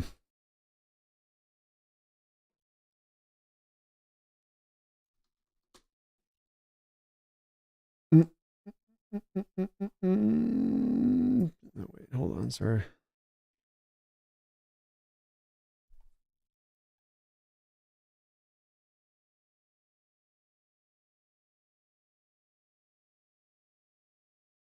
So our pick is worth 1,000 points on the Jimmy Johnson value chart. And if you're picking at 25, there's roughly a 300-point difference. There's a little over, there's a little under, if you're 20, let's say 26, you're at 300 on the button, 300-point difference on the Jimmy Johnson value chart. And as you get into the later reaches of the second round, you're right around 300 points. So from it basically, and the Jimmy Johnson chart has been updated through the years a little bit. It doesn't hold as much as it did it once prior. So essentially, yes. The Jimmy Johnson chart, if you're going 16 to 26, it would add up to where the value is basically there. Midnight Suns is later, boys and girls. See you next time on the Hawks Nest. Go Hawks. Hey, go Hawks. Thank you, man. Have a good one. Have a good one, Midnight Sun. Haley says Matabuke was pretty unknown until Mike McDonald's defense enabled him. Wonder if that's repeatable. Me too. Tell you what, Haley, you get a lot of one-on-one opportunities for your three techs in this defense. Stack fronts. You get the offensive linemen going to their, pick up this guy's coming up blitz. You pick up that play. Oh, they don't come. I'm still with my one-on-one here with Matabuke. So he's going to give your guy who's a three tech one-on-one opportunities and giving them their opportunities and chances. And if you get those defensive tackles more one-on-ones, they should have more success with that. One of the reasons I think, Haley, that he was able to get the season out of Clowney that he got. Because Clowney, one of the big inhibiting factors for him through the years has been the double team rates that he's had to, two things, the double team rates that he's had to deal with, and then these defensive coaches' predilections to want to kick him inside and turn him into that spinner role inside. Where with Mike McDonald, he did exactly what I said a smart defensive coach would eventually do with Clowney, which is he's my blind side, outside rusher. That's his role. And as much as I can possibly get in my scheme, I'm going to get things schemed up to get him one-on-one opportunities on the edge. And he really made it really simple in that way. And that's why you got that season out of Clowney. So it's really about getting those guys on the front, Haley, and why you got the 60 sacks across the board, right? Not just the Matabuke and his sacks, but everybody going out there and eating is because he gets one-on-one opportunities, whereas other defenses would be driven more into the double team because they're not stowing as many stack fronts. They're giving those lines the opportunities to get the chips and the double teams and all that to reduce down the effectiveness of the pass rushers. Nick says, Woolen being one of the fastest guys in the league, I want to see designed cornerback blitzes where he's schemed to come in free. I'd love to see that too. Sign me up. Yeah, Misfit, I'd keep Disley just because of his blocking alone. The fact that he gives me the bonus as far as the pass catching is great, but the blocking alone is worthwhile enough. He's a top end blocking tight end in the sport. And those are hard to find. Those are very hard to find in drafts. You might think it's an easy skill set, but it's really not.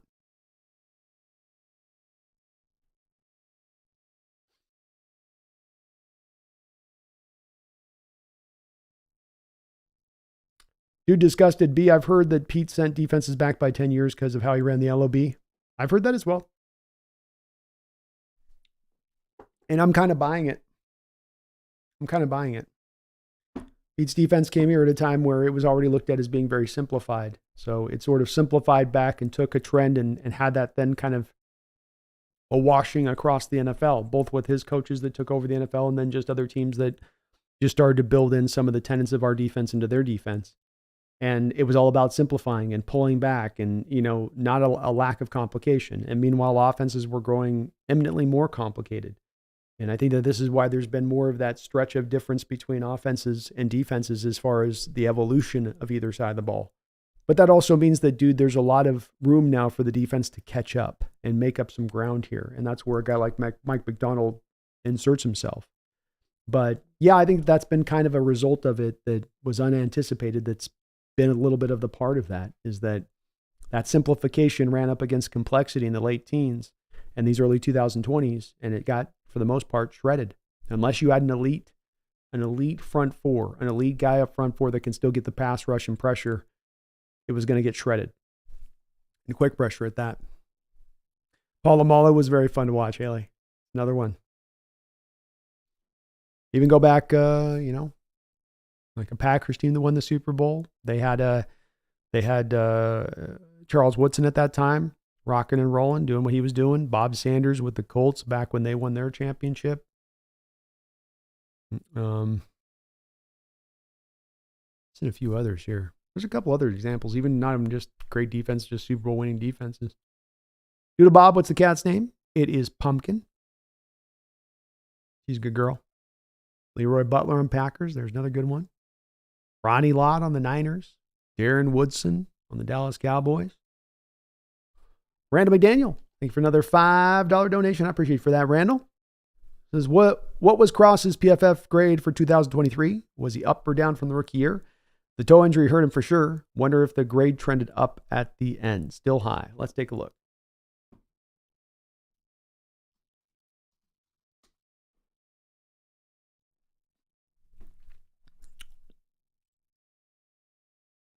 Let's show you guys what's going on here.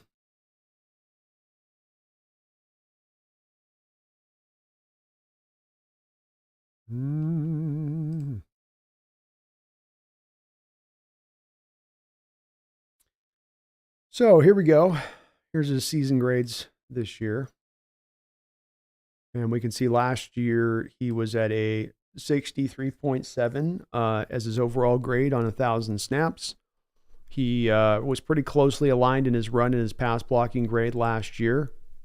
This year on 832 snaps, so approximately 200 less snaps this year. He was a 67.6 grade. So Charles Cross improved by 4 collective points basically from his rookie season by PFF standard, a little bit better than an average year from the left tackle position. When we look at his scores, Randall, I think it does kind of track to what you're saying. So you can see the yellows and the oranges here, which is, yellow bad, orange, green getting good, darker green getting really good. So he really seems to have his toughest, his best roll right here in this 3-game stretch of the middle part of the year. And then it seems like there's a bit more of up and down through the end of the year on the play. So not totally super strong, not totally weak. I mean, this Pittsburgh game in week 17 was just a bad game for the J.J. Watt Highsmith experience, I guess. Alonzo Highsmith. He really struggled in pass pro in that game. And the run blocking went down this year a little bit, but we always knew the run blocking was going to be a bit of a work in progress with him. So overall, still a little bit of a better year than his rookie season. And I expect him to be up probably around my bold guess, Randall, is he'll be around 75 next year. 75, 80, in that role, in that range. I bet he's right in that spot overall next season, which is great. Kind of where I thought he would factor into when it was all said and done as a final for where he'll be as a player.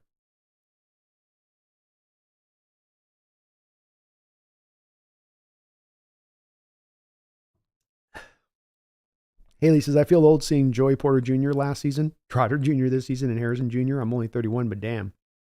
Hey, it's worse for me, Haley, okay? You don't get a complaint on this one. I'm in my 40s, all right? I'm almost on the edge, Haley, of getting very, very scarily close here to it being a third-generation thing. You know what I mean? Or even worse, like I'm going to get the fourth generation of a Matthews. That's where it gets even scarier. Like, oh, Lord, I've almost been alive for all 4 generations of having played. Oh, Lord, I'm that old.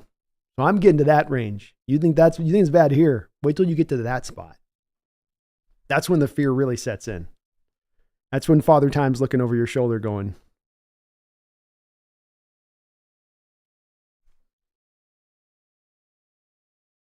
Brendan, is Cross worth it at number 9? He is. It's number 1, Brendan. He's been the best left tackle taken out of that draft. The other 2 guys taken ahead of him, Ikawanu and the kid out of Alabama, haven't been as good. The kid out of Alabama is a right tackle right now, not even a left tackle.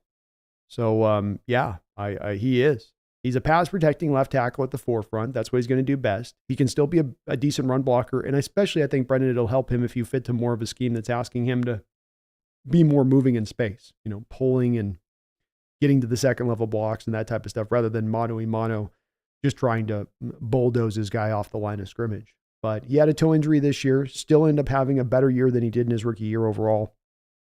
And I think his high side is that he's going to become like a Laramie Tunsil type player.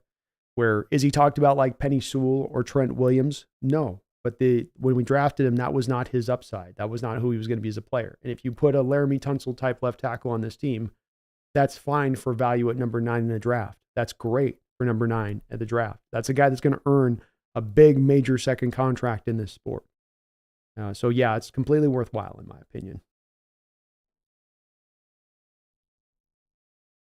Haley says, I think the only juniors that I won't feel old seeing is Phillip Rivers' kids. He's got like 20, so it's kind of expected. Yeah, especially when he got to 20, they started young. He wasn't 25 when they had their first one. Nick says, but Haley, it's going to get worse. Strap yourself in.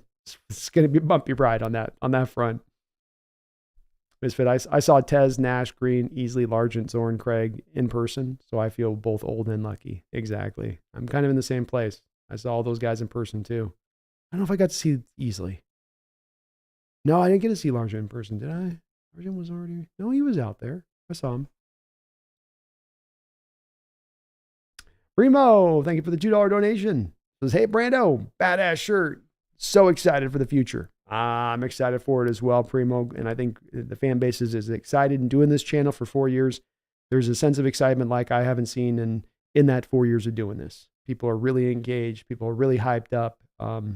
There's definitely an invigoration within the fan base right now and just the general feeling of things. And it puts a big smile on my face. It's so very encouraging to see. But thank you on the shirt. Got to give my love to Kenny Easley, man. I'm going to do some more of these kind of custom shirts that I can wear just for the channel that are some of the former players because I think it's a cool way to kind of celebrate them a little bit. But they had this whole style in the 80s. They would do these with these players and they'd put them in these really cool backdrops. And sometimes it would be like, with Tez, they did the monster one and it would have a different angle to it always, but it was always cool. No matter whoever did whatever one they would do it, they were always had a lot of thought put into them and they were really well set up.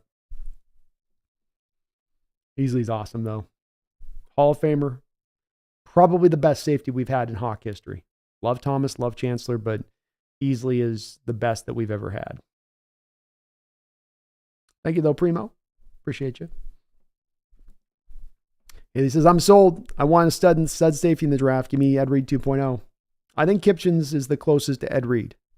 You know what I mean? Like, so with Newbin, he's more of do it all, play him anywhere you need to play him. Like, say, kind of a Hamilton kind of player. Because, of course, with Ed Reed, that's a more pure free safety type guy who could hit, who could tackle. But, that's more Kitchens to me. Kitchens, a lot of close comparisons to Reed. Not quite as instinctual, because Reed was just one of the most instinctual players ever to play the sport. But a lot of he moves similar to him, same kind of ball skills. Fun player, really fun player.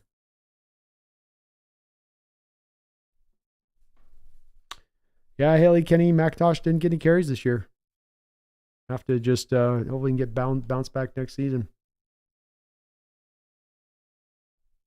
Nick says, Cross is so young, we knew taking him in the draft. Like B said, I fully expect him to huge uptake in his production. Yeah, exactly.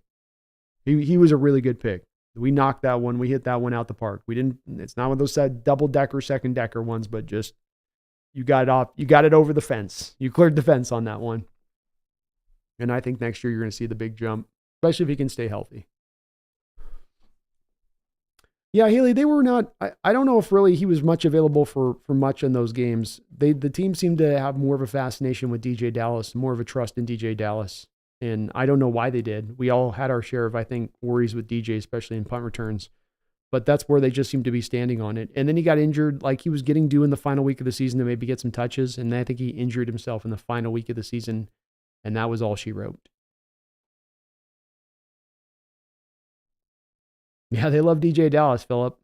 Lord knows why. I'll have the first understanding.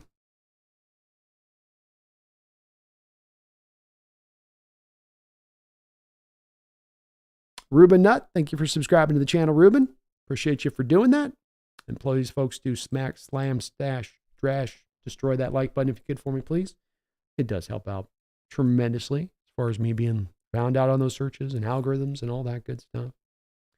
Gar says, I know Phillip Rivers kids have hit the league when I hear a kid with more interceptions than touchdowns gets drafted inexplicably high. Misfit, you have yourself a great night. Thank you for being a part of the chat tonight and active one at that. And great thoughts as always, man. Have yourself a good one. Haley, I think Kenny McIntosh has got some great third down back potential. I was really sad we didn't get to see some more of him. He offers a lot, I think, to this team and his potential. And hopefully the next coach is able to kind of take advantage of that. And that injury he had in the scrimmage where he twisted his knee up was just at the worst time for a rookie to have that kind of injury. Because those injuries tend to be the ones that just linger and last throughout the whole year. They never quite get right. You hear these stories very often, and it sucks. But hopefully get him back into he's number 3 now. DJ Dallas is is a free agent, so he's going to get back and get a chance to get some run.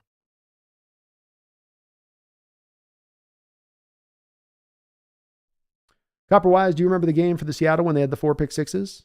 That was back in the 80s, right? It was like You had Freddie Young and Brown and Easley all got one. Yeah. It was a little bit of the thing that I was trying to, that a lot of people like myself, they're older folks, try and bring up to some of the people during the LOB time when people are like, oh, this is the best secondary we've ever had. We never done it. Like, you guys go back and look at some of those secondary seasons that we had in the 80s. I know it was the 80s and all that, but they got it done. Easily had a 2-year period there where he had 17 interceptions in 2 years. 17 in 2 years. So they definitely don't get looked upon very much in Hawk history, that secondary and what they pulled off in the 80s, but you did not want to throw against them. They had some guys back there with ball skills, and they draped people. Draped them. But I think that's the one you were calling. If I remember that, I can vaguely remember it's in the 80s, right? Mid-80s game. Haley says, you think it's worth dipping into the OT pool this year for a Lucas replacement? That's where I've been driven, Haley, to trade back in the first round, and then you take one of the Cooper Bebe, the Graham Barton, the Troy Fatanu, because then you have a guy then who can both play the left guard, and then if you need to kick out to right tackle, he's capable of doing so. So it's like you get the 2-for-1 with that. You get your insurance policy for Lucas, and then you get the improvement at the left guard position in addition to that. That's why I'm so hot to trot on it, because I do have a worry about Lucas with that knee. They mentioned the word chronic last year in press conferences. That gets me very unsettled. And I love Lucas, I do. But if they're uncertain about where he's going to be in the future now, you've got to kind of pull that card. And Nick, I don't have any offense to DJ either, but I'm good at this point. I'm with you. I'm good. I've seen enough. That moment this year where he dropped and muffed the punt, and he sat there and he stared at the punt like he was watching a tree grow. Come on, DJ. Come on, man. Randall McDaniel, thank you for the $5 donation. It says, Baltimore seemed to embrace value vets on D. Van Noy, Clowney, Calais last year before, Justin Houston, etc. Got a few names who fit that role. Ooh. Well, I do think that, if I'm not mistaken, Kyle Van Noy is a free agent. So certainly his familiarity with the scheme and, where he's sitting with that definitely makes a lot of sense. There's a little bit of lazy answers to your question on that a bit. I'll have some more of the guys I'll provide here. And once I get a chance, Randall, to do the full dive into the free agency, I'll have maybe a little bit of better options for you with this, because it's been it's an unusual offseason for me, Randall, where normally I'm already super deep in the prospects. I'm already a little bit deep into the free agent period and looking at that, but this year's been a little bit slowed down because of the coaching stuff. So admittedly speaking, I haven't done as much look-see at, what we're looking at in free agency. And then the other part of this too with Randall is, of course, how much money are we going to even have to spend in free agency at this point to go and look at these guys that, maybe value guys. But the two guys you mentioned there, Kyle Van Noy and Clowney, are certainly, I think you would have to make some connection there with them back into Seattle as maybe potential guys. I'm looking at, I don't really see them looking to do this defensively speaking. I would see it as maybe more of a edge rushers than defensive tackles, I guess is what I would say to that.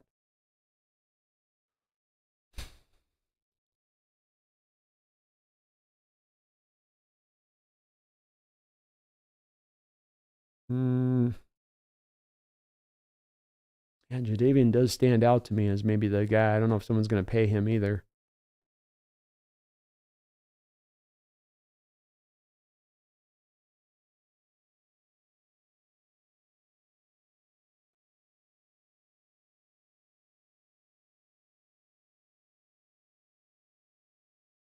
Not really.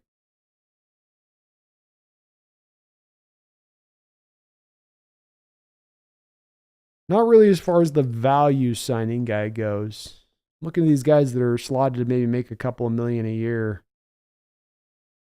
And I don't see anybody that's really jumping out with maybe a Jerry Hughes, like an older guy like that, or a Brandon Graham type.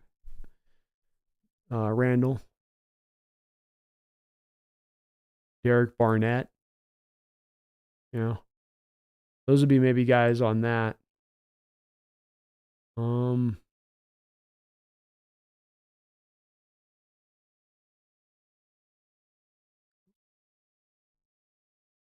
Adoree Jackson could be a guy that was interesting for some of his versatility that he provides as a cornerback.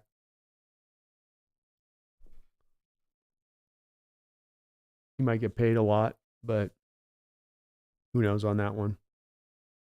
I'll have to look a little bit deeper, I think, Randall. Nobody's jumping out to me. Ronald Darby at 30 years old there might be a guy you look to maybe bring over from the Ravens as well. That's another guy that's in that collection of guys you just spoke about. But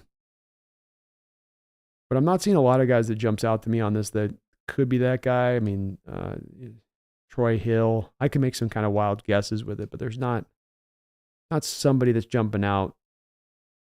Micah Hyde, I guess, would be another one maybe. Randall, you know what I mean? Like if you move off your two safeties, you keep Julian Love and you bring in Micah Hyde and pair him with, especially because with Micah Hyde, you have a little bit of the familiarity between Leslie Frazier. So Micah's 33 years old, not going to get a big contract. You know, you bring him in, pair him up with Julian Love after you cut the other two guys. There's your value signing right there. That one can make a lot of sense on that one. But I'll try to get you some more names that jump out to me. As I'm a little bit behind on looking at the free agents so far. I've been a little bit just knee deep in it's either coaches or prospects so far for me, Randall, you know. Calais might be a potential too. I don't know if he's looking to fully retire or not. I think he is getting close to the end here. He's 39 years old, but you know, he might be a potential too, guy that they look at.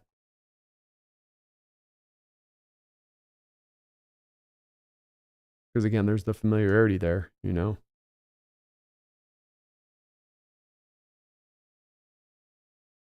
Yeah, I don't see much here jumping out to me. Thank you, though, Randall. Randall with another 5. Appreciate all the don't-knows, Randall. You're awesome, brother. As ever. He says, can you think of a coach who early in his career was looked at as whether a defensive or offense, especially who became a proficient at the other side as the career went on? Okay, so can I think of a coach who early in his career was looked at as a defensive or an offensive specialist who then became proficient on the other side of the ball as the career went on?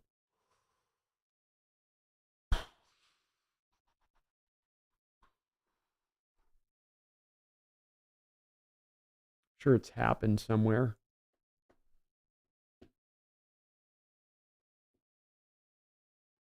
I can't think of any. It seems like if we're talking about that, Randall, it'd normally be a coach that's started out, you know, receivers coach, and then they became corner coach, and they became linebacker coach, and they became defensive coordinator. You know, it's one of those things where they start and they get a little bit of like their feet wet to one side of the ball, and then they're flipped over and into the other side of the ball. Trying to think of who would have stood out to me on that, but nobody's jumping out in my mind that, you know, that was the way their approach went. You get a little bit of it with Raheem Morris, where Raheem was defense, and then he went and he was like a receivers coach, I think, or something for Atlanta for a few years. And then he went back to the defensive side of the ball. But that's more of a ping pong thing, right? No, I can't think of anybody that's made that transition. I'm sure it's happened. I wish I had a better answer for you, and I'm sure it has, but nobody's coming to mind. As I go through all of the people in my head, it's like everybody's just kind of was that coach that side of the ball. I can't even go to the old school guys and come up with one. Philip Castle, Chuck Fort Knox had some defense. He did have some defenses. Those guys could play. They did not make it easy for offenses on Sundays. Disgusted as another dude says, B, do you have any quarterbacks in the third round that you like? Well, I did have Rattler prior to the Senior Bowl in the third round. He would be one of those guys there that I would look at. Not really in the third at this point. I mean, I originally also had Bo Nix in there at one point in time, but he's pushed himself up into first round discussion. I had a lot of guys that went back to school that I had in that third round, quite frankly. So it looked a lot better about a month ago where it was standing, where you had Cam Ward in there, Riley Leonard was in there, Quinn Ewers was in there, but all of those guys decided to go back to school. And so it's been a little bit thinned out, the herd. And then you've got, Jordan Travis, if he hadn't had his injury, might have been more of a 3rd-round guy. I think he's a 4th-round guy now. Joe Milton's had an underwhelming kind of year, I think, overall, and hasn't had the best pre-draft process. Also not a guy that's going to be fitting into that spot of things. I don't like J.J. McCarthy in the 3rd round even, so I can't go there. So it's just thinned out. It ain't very strong, unfortunately, there. Randall, again, man, thank you for all your donations and support to the channel. Very much appreciated.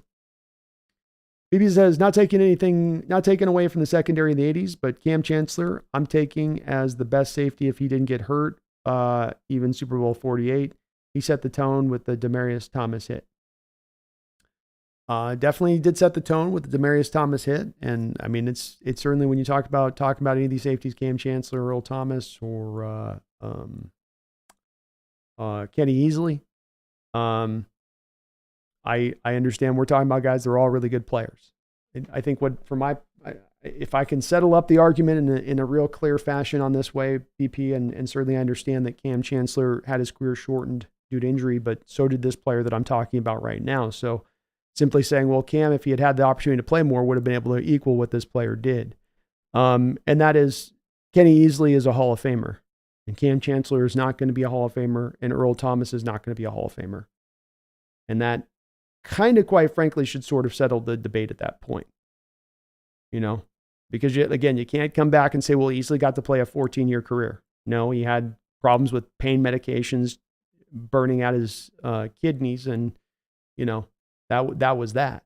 So he had a fairly short career as well, but he was even more productive, even more prolific than either Earl Thomas or Cam Chancellor in both of their careers. The guy has more combined interceptions than the two of those two guys together. To put it in perspective from a career stat, just that alone. And he was a hitter. NBP, he could play free safety and he could play strong safety. He could cover a receiver one-on-one in space. He had a skill set that Cam and Earl just didn't have. They had their specified skill sets to the area on the field that they played, but they couldn't do it all. Ken Easley could do it all.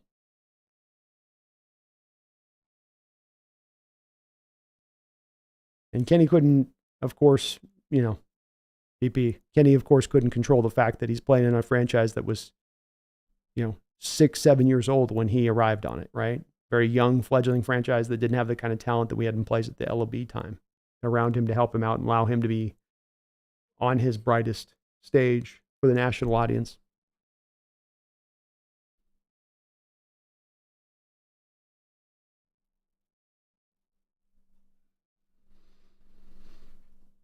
Nick says the one thing we absolutely need from the draft is somebody who can return kickoff and punts and be explosive. More importantly, they won't be DJ Dallas. I don't know, maybe Kenny McIntosh on that, Nick. Maybe he's the guy for that.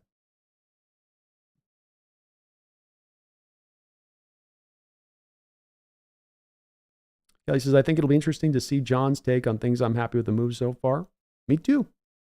Me too.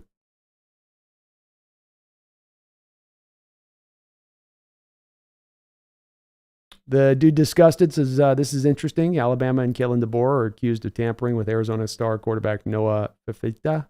Ooh, that's not good. Nick says, if we can get Van Noy or Clowney for under $5 million, there's absolutely no reason to not do it. I think Clowney's going to make a little bit more than that after he had the year he did. But yeah, with Van Noy, you can get him under that for sure. Oh, show.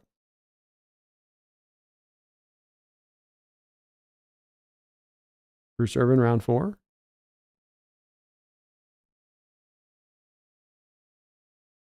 Nick says, Cam Hart, somebody we could look at. Play the outside corner, opposite of Reek, if we want to look to have Spoon specifically in the slot. I'd go with that. I could take that.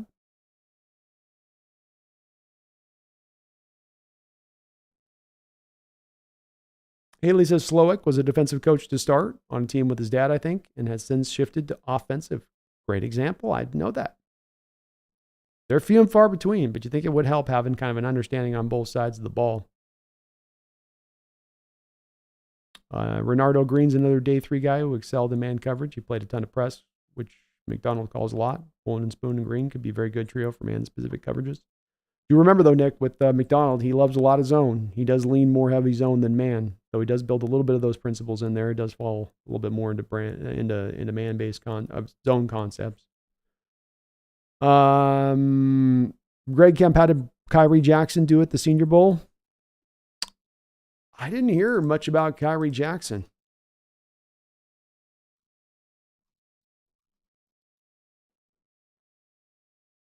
Yeah, he sat out of the Florida corner sits out of the Senior Bowl Wednesday's practice. It sounds like he got a foot injury, Greg, and had to sit out. Not able to play in the game. It sounds like he missed some practices, so didn't hear any reports coming from on that. Philip Castle says, speaking of a tone, Ronnie Lott hitting Ickey Woods in the Super Bowl. Yeah, Ronnie's probably the best, maybe the best safety I've ever played the game. I think Ed Reed certainly has a strong argument to be made in that, but Ronnie was a hell of a player. And also a guy that said, I believe that he said he thought Easley was the best safety he ever saw, if I'm not mistaken. He had a quote about Easley at one point. But yeah, Philip, Easley was a machine. I mean, he was just, go back and watch his highlights, a guy that could have played in any era. He had the size, he had the speed, he had the meanness to him. He hit like a truck. He had ball skills. There was nothing that Kenny Easley couldn't do on a football field, including blitz. Haley says, B, so let me ask. Mafe, Nwosu, Williams, and let's say Sweat on the defensive line. Even just those four, and who do you block them? And add in Spoon showing blitz. Maybe we get Queen. Dangerous. That would be dangerous. Sign me up for that, Haley. I think that would be a tremendous front four to be able to throw at teams, and it would give them problems because you got to get the double on Tavondre, which means you're going to single up on Williams, and Williams is going to be able to hunt. You get him singled up. And that says nothing of what you're able to do off the edges now with Uchenna and Mafe, who are both really athletic and can move well in space, and they're good droppers in space and coverage if you want to bring the zone-based blitz concepts into play. A lot of flexibility with that front four, Haley. Good place to start from and starting to rebuild this front four and make it into something that's actually dangerous. Copper Wise, say what you say what you will, but we did make the AFC Championship back in the day. We did. Shows you how strong that team really was. And that was for a team that was so very young. You know, they didn't have 20, 30 years of history in building not only their team and the talent, but the organization and all you need to have in that organization. It's like where our organization is right now, where a lot of these people have been in this building going back to the Holmgren years even. You know, you build a little bit of that continuity helps through the years and helps everyone. And you don't have that as an expansion franchise. But yeah, they're teams that aren't as appreciated. I think it's because it's so long ago. It's hard to remember, and so many people didn't live through those times. But can't take away from those for being really good teams. Nick, Quinn's going to be expensive. We would need to make some significant cuts. He would cost a lot. I think you make your base cuts of Eskridge, Brian Monet, Quandre Diggs, Jamal Adams. That's going to free up about $34 million right off the rip. And you take that and you add that to about the $5 million you're rolling over from last year's cap, and you should have enough money out there then if you wanted to really feasibly do it. Go and get Leonard Williams, get Queen, have a little bit of money left over at that point.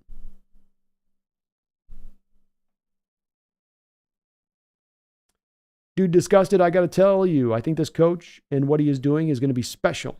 Mike is already surrounding himself with people who have experience. Every step of the way, to your point, in my opinion as well, has been a rightful step and a true step and the appropriate step. And it's making me very encouraged for the potential of this team, not only in the near future, but the long-term future. You know, you don't get to being a great team by just making one marvelous selection in the draft or making one marvelous decision with the head coaching job. It is a collection of decisions and choices that you make that then build to that point of ultimate success. And when you can see the small successes along the way in what you're doing conceptually, you can see how you're going to get there. And that's what it appears to me too. I'm very jacked by what I'm seeing. And every step they've made this offseason as an organization so far has been the right one, the appropriate one, the correct one, the smart one. And that's why I think it's going to ultimately lead us back to being successful again here in the future.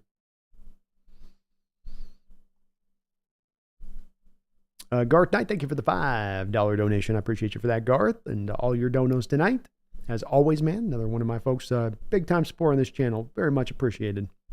Brando, I'm actually older than you, but got into football later, so I'm sad I missed the greatness of Kenny Easley. UCLA guy along with a few cats, right? Going back to UCLA days.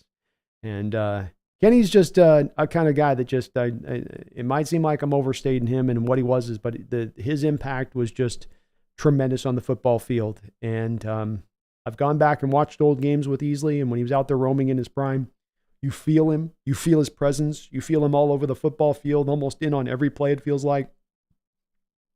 The guy was just a nearly perfectly molded football player.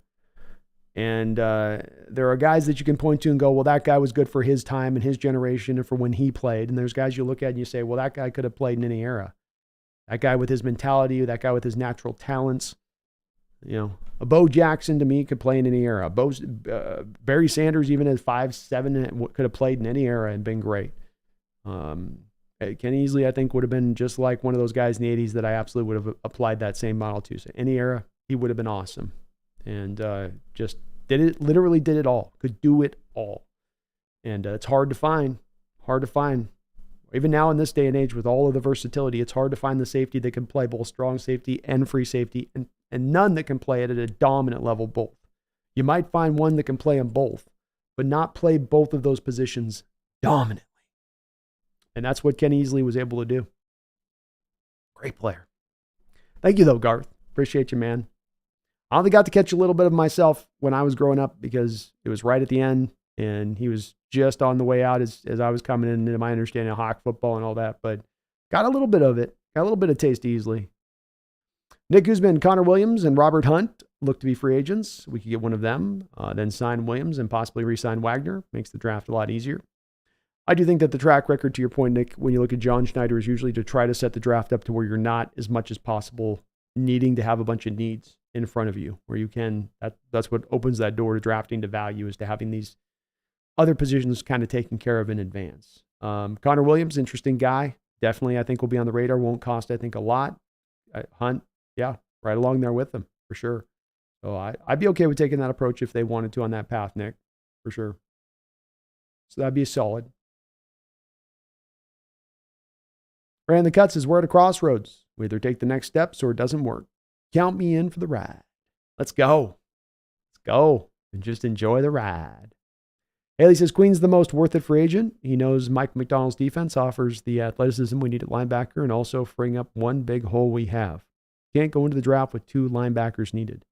No, you can't. That would be, I think, that's one of the reasons why I keep coming back to Wagner being brought back to Haley, is that it does give you that certainty, and Nick's in the same place where it gives you a little bit of that warm, fuzzy feeling going into the draft of we don't have to get two of these guys, or we're in, because that's going to lead you to reaching. That's going to lead you to get outside the value state of mind.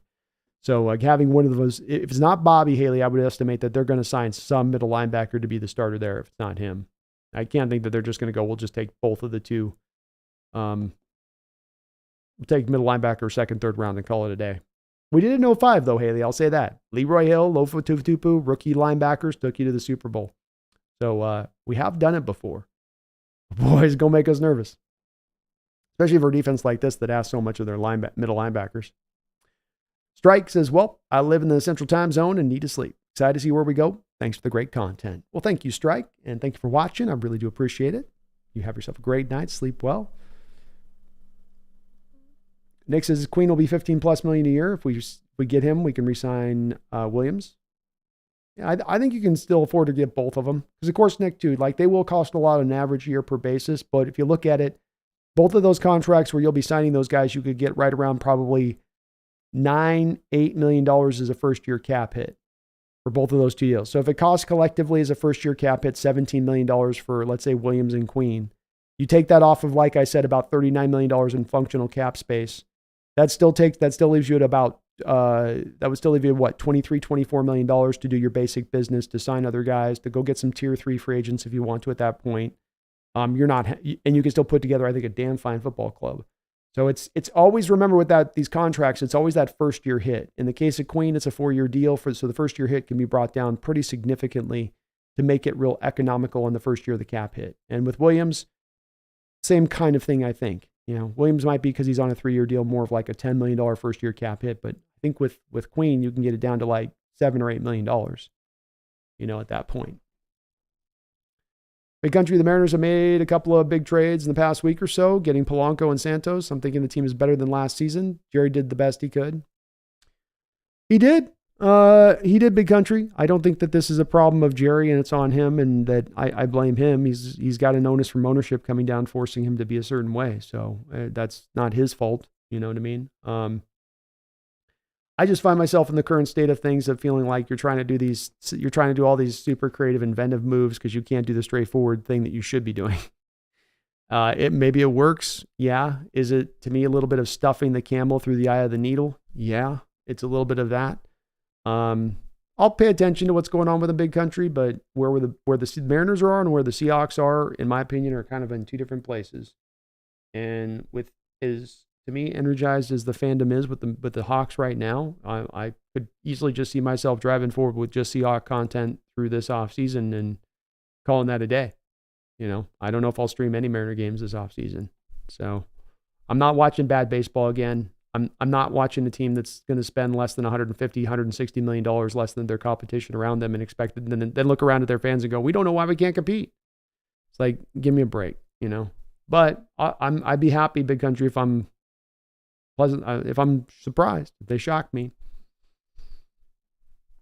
Philip says, laughing out loud, let you imagine, did you know Ronnie Lott and Joey Browner went to college together? Imagine that safety duo. Wow, that would have been a hell of a safety duo back college. I wouldn't want to be going over the middle against them. No, thank you. Ran the cut. I feel like we're bringing back Brooks. He's way faster, so Mike can mold him. I think the market for Brooks isn't what it looks to be. We'll see. Could be. I could see it going that way. Haley says Brooks will be too similar priced compared to Queen. Why take the worst coverage linebacker in the league on a hope when you can just take Queen? Well, that's what brings me to Queen, really, Haley. Because Rand, you might be right, no doubt about it, but on my looks of things, I think that Brooks makes between $10 and $12 million average per year. That's just kind of going to be the cost for where he's going, and that's just a bit too pricey.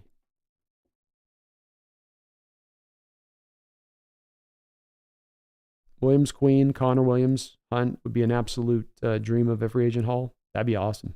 Yeah, that you feel good going in the draft. You got that, Nick. Feel like you can do whatever you want in the draft if you're able to pull those guys in.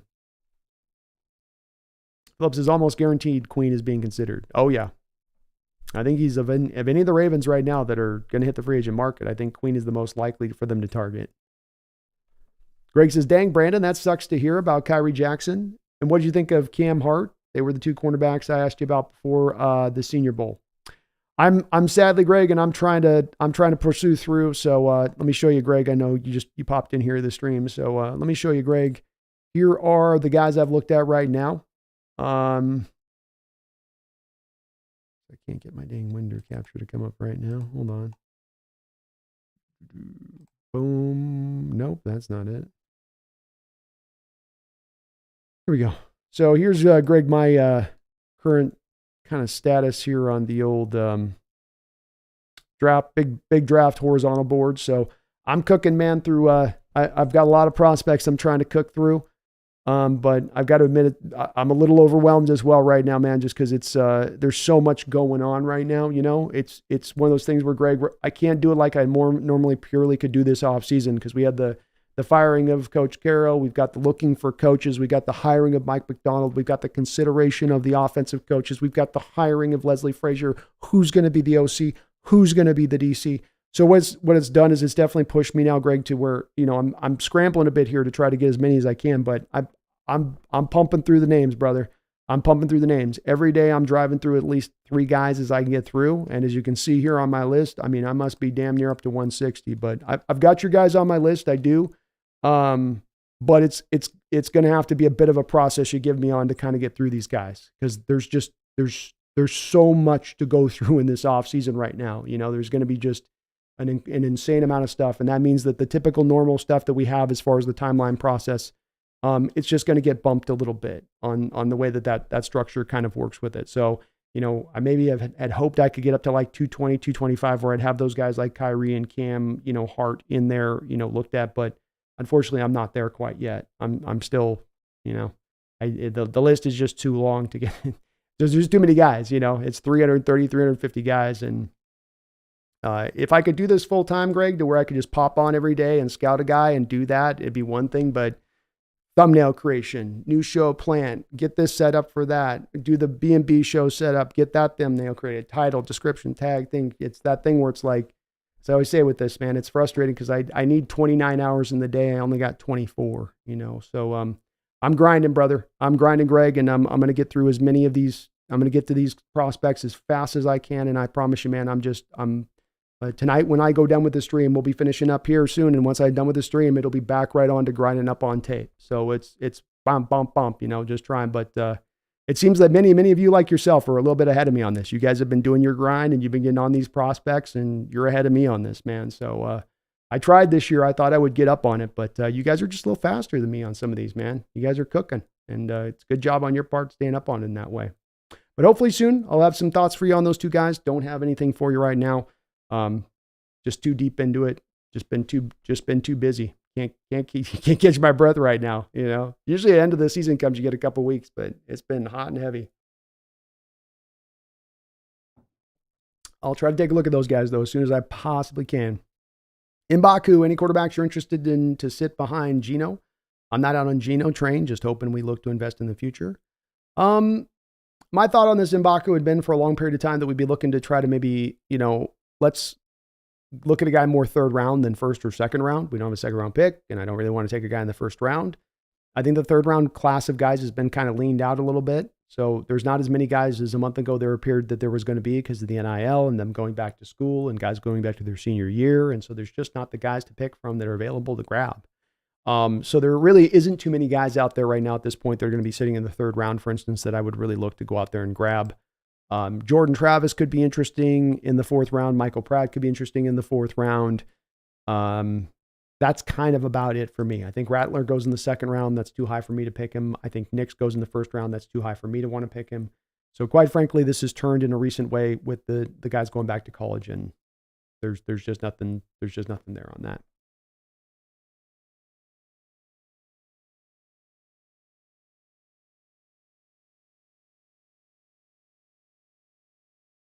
We have heard why Johnson said no to the Commanders. If it's true, do you think we are ever going to find out what he said, why he said no to us, but I still have love for McDonald?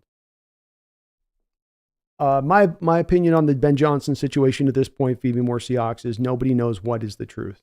There's a lot of narratives and things being said about what's going on, but we also understand that there's a guy like Johnson who could be doing a lot of PR campaigning in the way he's trying to mold this situation so that it doesn't look like he went in there and crapped the bed on his interview. So I think when we start trying to pull too much from these reports, I don't think that there's really of much value to doing it. And I don't think that there's much productivity in doing it because we're just going to end up in a state of playing a guessing game. I think that we preferred McDonald over Johnson. I don't think Johnson said no to us and then we went to McDonald. I think McDonald just rose to the top and became that bright candidate. And so they jumped on that one with it. So I would just go and say, I think we don't know, in that one. Maybe someday we'll learn the truth to it, but I don't think that he rejected Seattle. That's as it's kind of being played like he just decided to tell the teams no when he's going that's again narrative stuff, I think. Haley, unless we're going Bobby plus rookie, which I'd also be down for. Brooks needs to go though. The Hawks Nest, how many yards has Brooks given up? Brooks is credited with giving up 2,300 yards in a 4-year career, including one season, Haley, where he gave up over 1,000 yards in coverage from the linebacker position. That's a lot. So I've got to keep you on your toes, sir. I know, man. I know.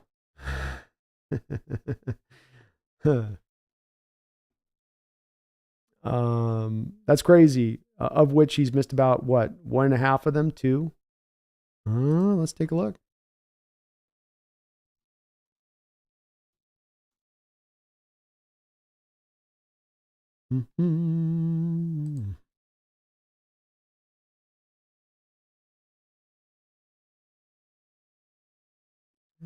I'm not going to say the 9 games he's playing.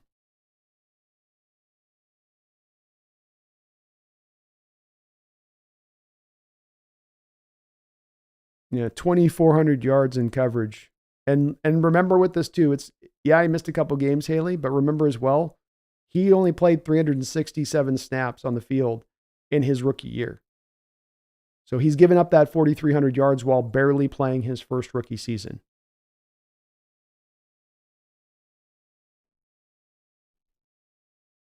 Taker, thank you for the $2 donation.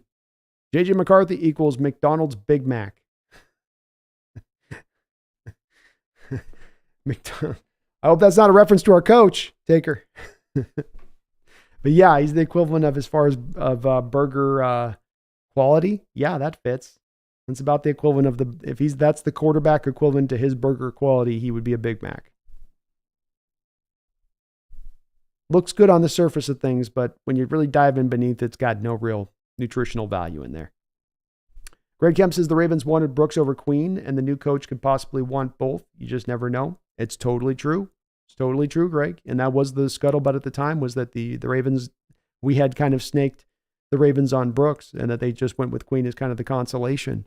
It was a little bit too, Greg, to your point on that. That was a little bit of what Schneider was talking about in his press conference last week, a little bit about the Ravens-Seahawks relationship that was between the two, where, they're always grabbing the other player the other one wants, in the drafts, or it's just, we seem to, for whatever reason, both of the two teams target the same kind of players. And that seemed to be a case of exactly just that, Greg. Pretty funny. So you're right, but you're right to your point. We don't know what the preference is going to be for Mike Macdonald or which way he's going to want to lean with this one. And he may have a preference to Brooks. They may be able to get Brooks at a lesser cost than I'm thinking he's going to be paid. And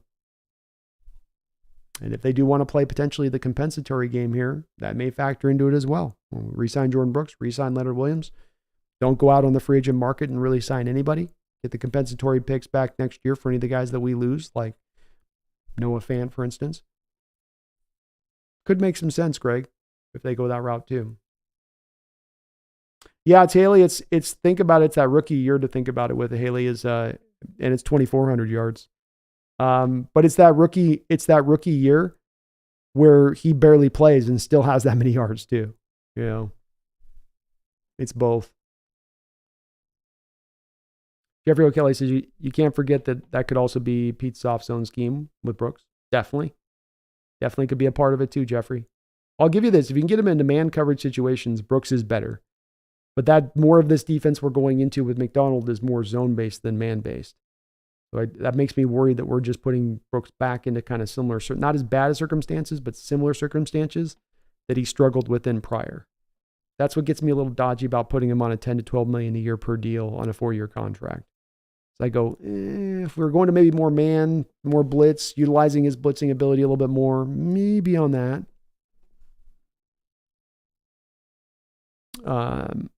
Dude disgusted. There's a lot of he said, she said with Ben. He says the owner doesn't seem that interested in football, more into basketball. The owner say he did a bad interview.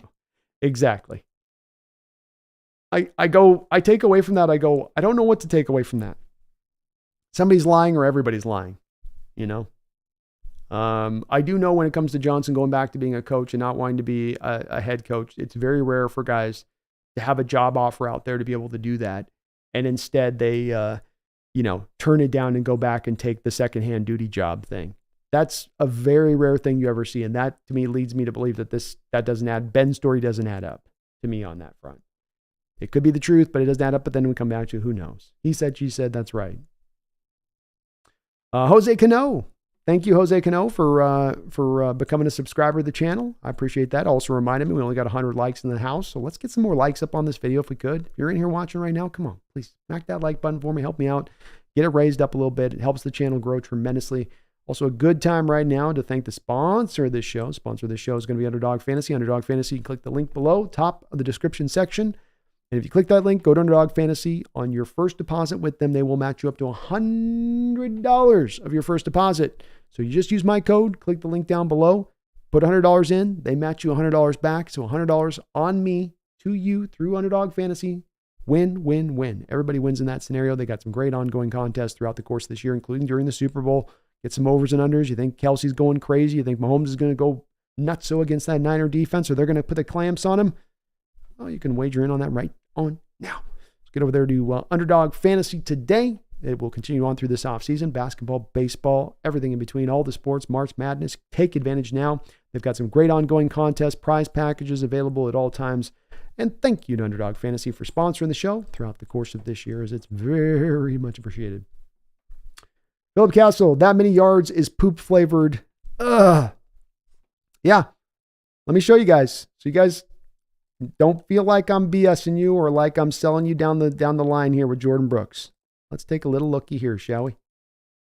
Let's take a little look at Jordan Brooks here, shall we?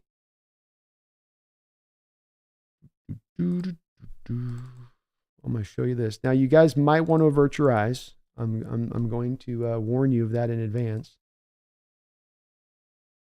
You might want to avert your eyes. Okay. Here's our Mr. Jordan Brooks PFF. Let's go down to his career ratings here, right? This is the good stuff right here. This is the good stuff. So we notice here, that first season I was talking to Haley about here with the 367 snaps. You can see him up around 1,000 snaps in 21-22. You can see him here at 800 snaps. Now we're going to go on over here to the column over in coverage. See the gray coverage? Look at the top tabs. You can go over to the coverage tab. And you can go over and you can see the yards given up. So this past year, 526. The year before that, 624. That's when I tell people, they go, oh, he's much better in coverage. I go, he's marginally better in coverage, as evidenced here by the coverage scores you can see on this right-hand column under coverage too. But 526, 624, 1,000 yards. And then the first year of his career, 240 yards on only 367 total snaps. He has been targeted 277 times in his career. He's been credited with giving up 226 receptions. So 81% of the time that you target Jordan Brooks, he gives up a reception. Yeah. It's all the way bad. And there's the bottom stat. He is right there aligned at exactly 2,400 yards given up in coverage and 13 touchdown receptions allowed in 4 seasons of play. Garth Knight, thank you for the $5 donation. I appreciate you for that, Garth. Says Brando, I'll be honest. It's been mentioned prior in chats and such, but I can see Jody Allen being a turnoff to applicants. Well, it's something that's definitely been presented to me, even to folks, John Stillwell, and I've had a lot of talks about this as well. And that, he's got some personal history in being around her and says, look, man, it's not necessarily a fun dance dealing with Jody and being underneath her.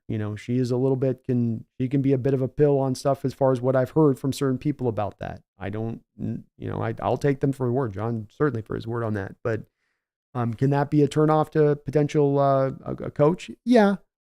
Do I buy, Garth, that Ben Johnson was all on board with signing with Seattle and they had all the parameters in place and that he just came down to saying no because he didn't trust Jody?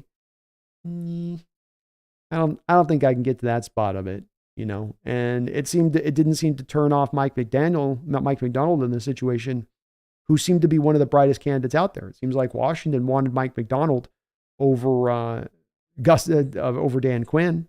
Seemed like Dan Quinn wanted to come to Seattle over going to Washington, So if it's her turning it off, you'd think in those two cases it would be flipped around the opposite way, right? That McDaniel would have taken the Washington job over Seattle, or that Dan Quinn wouldn't have wanted to come to Seattle. He would have been like, look, you just fired one of my great mentors, dropping the big middle finger on us or something, Garth. You know what I mean? But I got to acknowledge it's a possibility. It's absolutely in play as feasible in the scenario that she could potentially be that turn off in it if she is as hard as I've been told she sometimes can be. Maybe she's softening with age, People get a little bit softer with age, Garth. They lighten up a bit, get a little more warm and fuzzy. Maybe she's starting to move in that direction of things.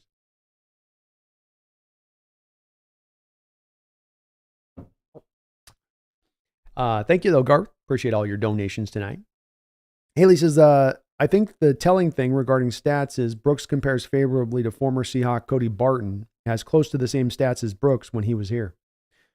Very much true, and that's where that first round pedigree, I think, Haley, sometimes carries you pretty far. You're taking in the first, you got that stamp of I'm a first round guy.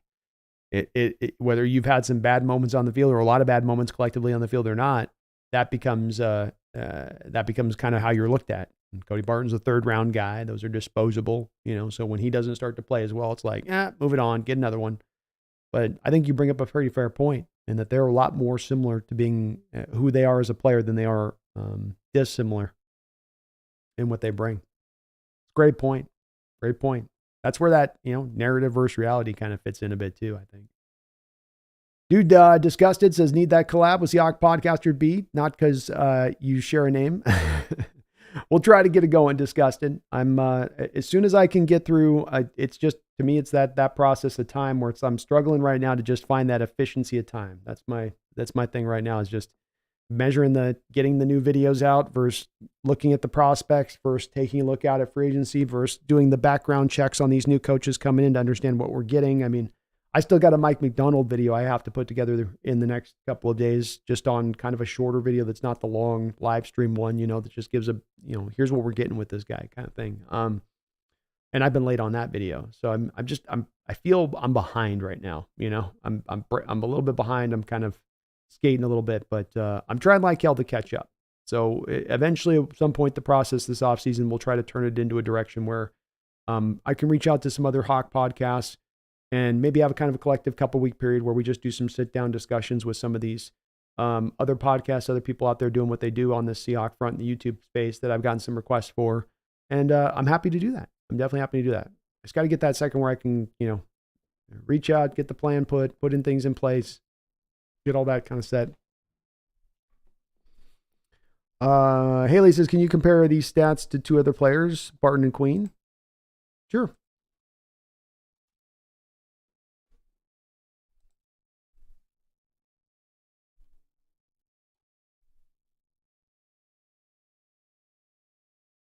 So in regards to Barton, another guy that again's played in this league for 5 years now. Collectively, he's got about the same number of snaps in his career as Brooks, with 2,000 snaps. I mean, they're about the same spot. And when you look at coverage, Cody Barton's given up 789 yards in coverage. But Haley, to your point, look at this stat here where he's targeted 152 times. He's given up 119 receptions. So the 80% reception rate when targeted still remains in place. That's exactly where we saw the stat was at with Brooks.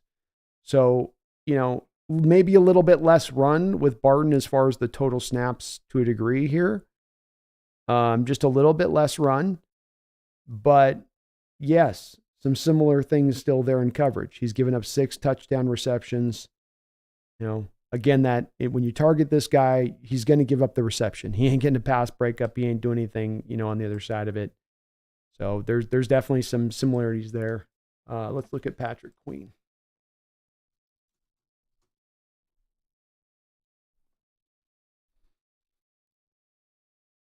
So with Queen, we can see he had a really rough start to his career, but he really bumped up in his grades, especially once Mike McDonald came aboard the past 2 years. So with Queen, he has a similar rate to Brooks, 272 targets, 219 receptions allowed, 2,000 yards given up total. He has more collective snaps significantly than Brooks overall, right? So he's got the 2,000 yard seasons, then he got 800 snaps. So he's probably about 900 more snaps total than Brooks over that time period. He's also trending in a better direction, I think, quite than where Brooks has been with that. But,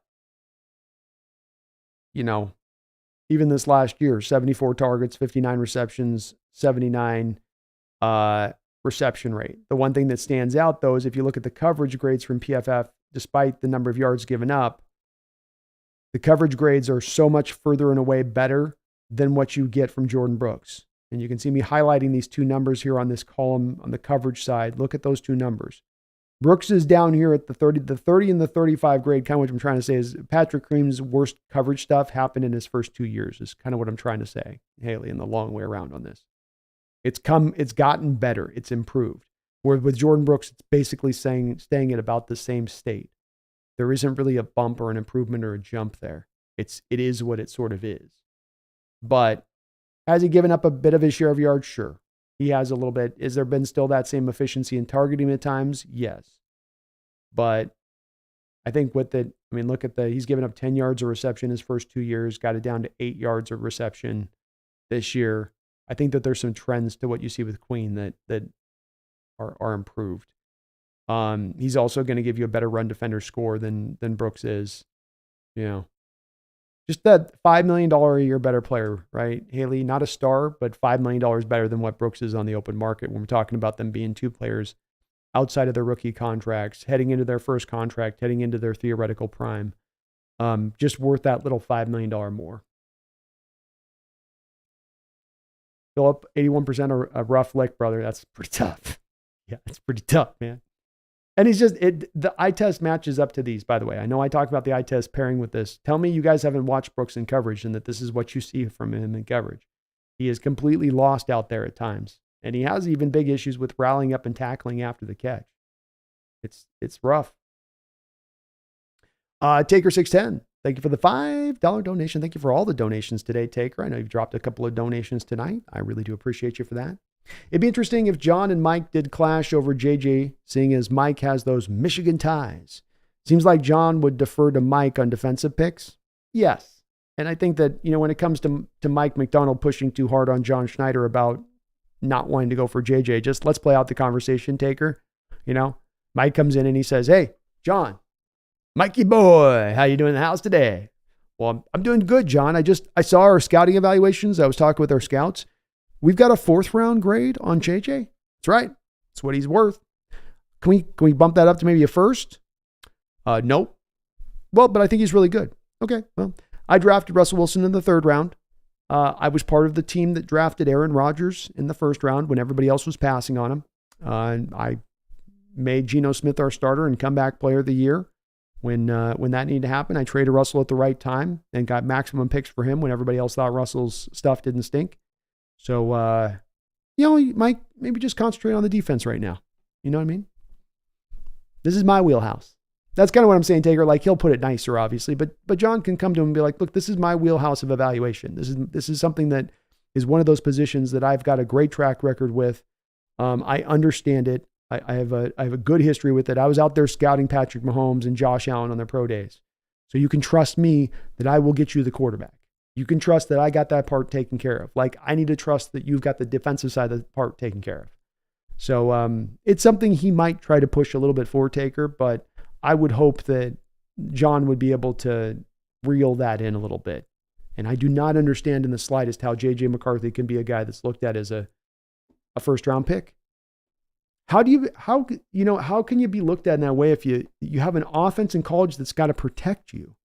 The first guy I can remember in recent history and watching that people are targeting as a 1st round pick, whose offense protected him, whose offense tried to limit the amount that he had to throw, the amount that he had to impact the game. That it's startling to me that he's risen in that way despite that. It's like the college program, Harbaugh himself is telling you something. When he passes it for 7 times a game against Penn State, they're telling you something about that quarterback and his ability. But thank you, Taker. I appreciate that $5 donation. Certainly possible. Greg says, "Brandon, no problem. I understand the offseason's been crazy. I just enjoy the insight you bring about the draft prospects since I don't watch college football." Well, keep bringing up the names to me, Greg, because I do value, like, you're doing me a favor in the names you're bringing up to me on this with these, because sometimes there's the hunting and pecking to find who the prospects are that people are hearing from, and I can kind of collect these better from some of the names I hear from you guys, pulling these in rather than having to go out there and search up all these top 200 lists and top 300 lists to find the guys that I need to be evaluating and scouting. So I promise you, man, it's going to be an off season, and I'm jacked to do it. I'm jacked to work on this. So, like, I'm not complaining at all. I love this channel. So I love doing the work and putting it in. And I'm going to be, hopefully, the real hope is in the next month to really be batting down the hatches and just lock in and be able to really have a good 300 prospects I've got good to go. By the time we're kicking into March, by the time we're getting into the combine, I'm hoping to have my yearly, I'm working on right now, Greg, my yearly, my draft guide. I do that by yearly basis. So right now I've got my draft guide cooking along. I'm about 20,000 words into it as far as my guide goes. So it's getting bigger and bigger. I'm hoping to have that out by March this year, whereas last year I waited all the way into April and right before the draft to kind of release it. So that's also in the span too, is I'm gonna have that out. So I want to get these done. I want to get ahead of these on the I don't want to be late with it. You know what I mean, Greg, even with the way the offseason's gone. I want to get on these and have a good idea of these guys by the time we get to the combine, so we can stream during the combine, so we can really have an understanding of these guys at that time to where I can pair live what's happening with the combine versus what we've got as far as some of our notes on these guys and where they're at. I think it'll be vitally important in the evaluation process of these guys if we could do that rather than having to wait and do a lot of the glut of the evaluation after the combine, to where I worry about it getting colored if you haven't looked at the prospect prior to, right? I think then the combine maybe colors you a little bit on it. But please keep breaking them up, man. And I want to get into these. So I want to keep pressing and pushing on this as hard as we can, because I think it'll just make it makes the coverage that much better. Scar Thoughts, good one. I'll try to reach out to the collection of the collection out there. We'll try to, I'll if I can, you guys, I'll do what I'll try to maybe set to do is kind of do maybe one a day, and where we go, maybe we'll look as we get into the dark of the off season a bit, and we get into maybe March, is that we do 2 weeks of Seahawks YouTubers, and go through each of them and do a little Q&A session with each, do maybe a little bit of a show with each of them. I'm completely open to doing something like that if that's something that you guys would be interested in hearing. So maybe we'll see if you guys are down to want to have me do that. Haley says, I've been debating getting a PFF premium sub, but I only talk with football with y'all for the most part, laughing out loud. It's when you might not have to get as much if you're, it's a super big value to me because there's so much good data in it, even beyond just the grades, like you're seeing with the yards given up in coverage. The defensive snap alignments are really fun for me, Haley, especially with some of these college prospects where they'll show you a corner and they'll be like, here's how many snaps he had at outside corner. Here's how many snaps he had at the slot. Here's how many snaps he had as a box safety. You'll get all of that across the board. And so it's really, really helpful in just filling out your evaluation of the player and what you're getting as a player to look at with that. But the average fan probably doesn't need as much on it, especially because you can get the general PFF grades just with a Google search. If you're looking at any player in the NFL right now, you type their name in and type PFF in a Google, you'll get at least this year's grade from that player. You might not get their whole career of what they've done, but at least this year's grade. But for me, it's vital. Vital. Sloquin, Cody Barton was generally hot garbage. Why are we talking about him? Haley's point on this, which was a valid one, I think, was just that there's a lot more similarities between a Cody Barton than a Jordan Brooks.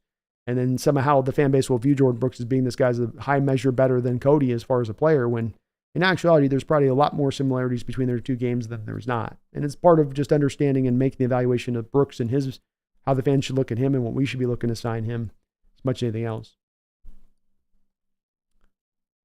John digs out emails when he was trying to trade up from Mahomes and Allen, like, if you trust me to pick the quarterback of the future, I shall lead us to the promised land.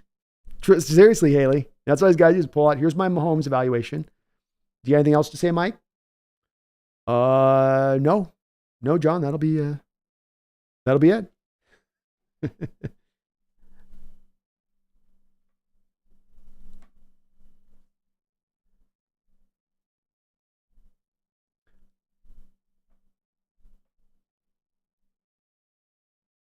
David Adams, Ryan Grubb, or Tanner Ingram-Strand? Give me Ryan Grubb. He's called plays. He's exciting, forward-thinking offense. Just feels funner. Feels a little more exciting. Noah says, I'm excited for the Behind Enemy Lines episode Tuesday. I am too. Coach Evans knows his stuff. He dives into this all 22 tape. He knows what he's talking about. He's looked at this Ravens defense backwards and forwards. And so when you're talking about a guy that's going to know all the details on this D and able to discuss it every which way but loose, Coach Evans is going to be that guy. Perfect, ideal kind of guy to bring on and discuss with this addition of Mike McDonald and what he does bring. But thank you, Noah. I'm looking forward. We got that going on Tuesday, of course. Beamy says, Harbaugh said JJ is a first-round pick. I bet he only says that because he has Justin Herbert and his contact. Exactly, feed me. Exactly. It's easy for him to call that when they know that there's no way that nobody's going to hold him to account on that and be like, well, you called him a first round quarterback, but then you didn't draft him when you had an opportunity to do so. Right. But no, I got Herbert. So, I mean, we're set, but he is a first round guy. Totally. Yeah. And what would you expect a quarterback, Harbaugh guy to say in that position? Like, no coach ever would be like, he's really not that good. I mean, you want to take him, you can. He's a winner, whatever that's worth. But, I mean, doesn't have really an NFL skill set.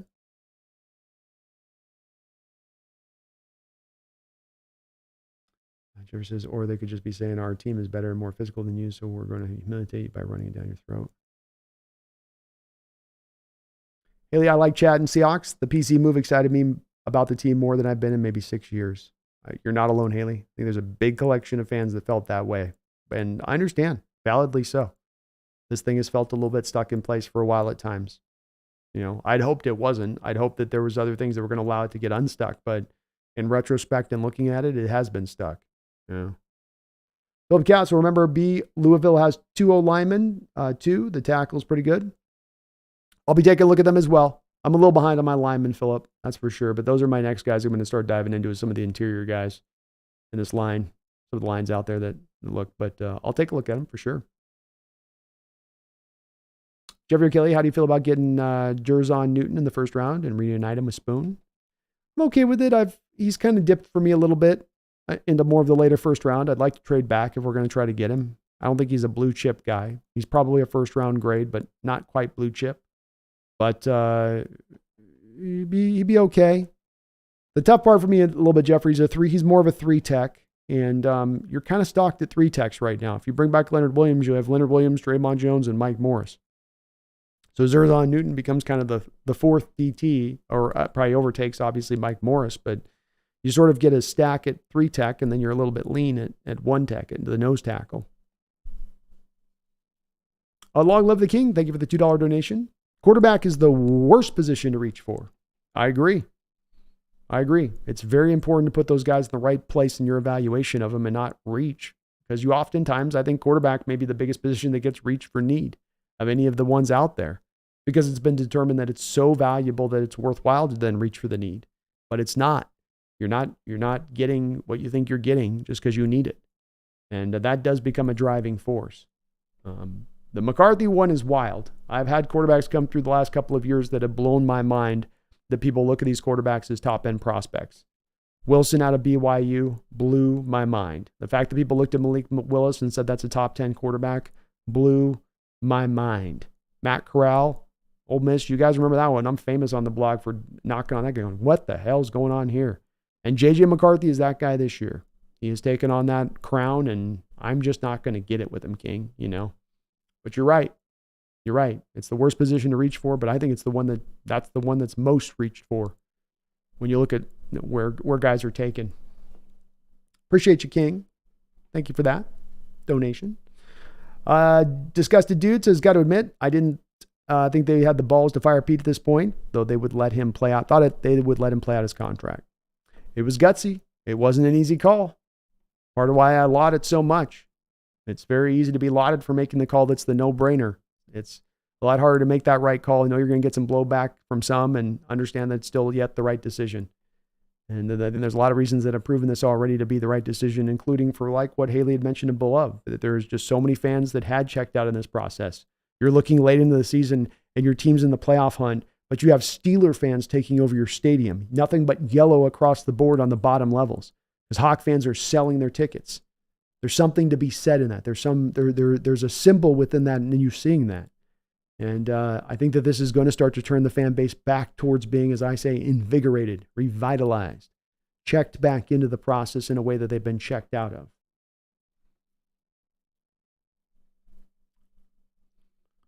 Daniel says, when will you drop a video breaking down the Mike McDonald rendition of the Ravens scheme? That's coming this week. So that's my next project, Daniel.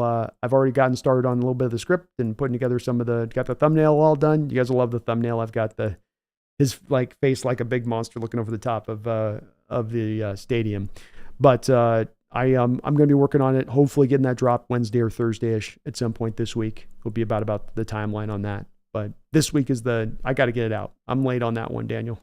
I've been a little behind on that one. Why you mad, bro? Draft Johnny Newton at 16 and trade for Justin Fields. They might just do it, man. You never know. I don't think it's likely to happen, but certainly it's possible. And Newton 16 might be very tantalizing there for our Hawks to go and grab.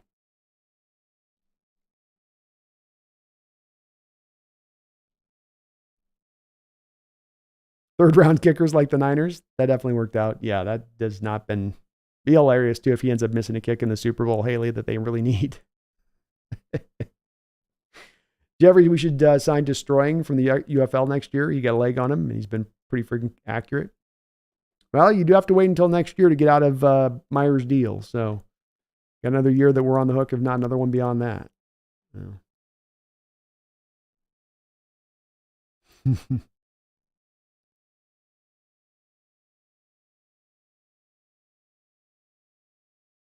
Disgusted asks, what's my opinion on a successful season be? Growth, development, feeling McDonald's vision being instilled, his philosophy coming to bear.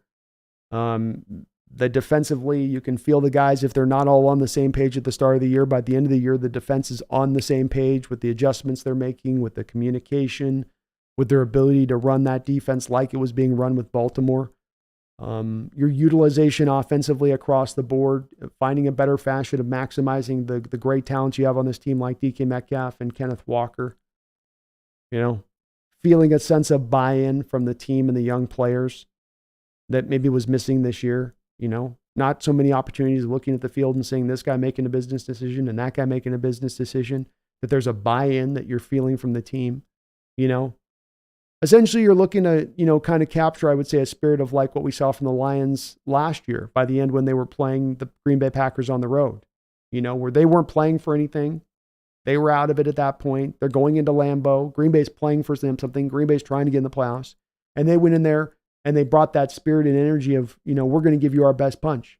We know we're building something here. We're trying to become something here. And so it's not as specific a feeling that you can touch upon that you go, it's this and it's that and it's this, and you can see it right there clear as a bell. It's something you more feel.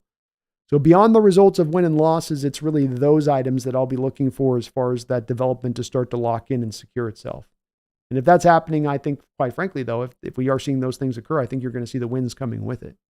Because we have so much talent on this team that it's not a matter of like it was with Detroit, where they were needing the buy-in and they were needing the talent to be brought in.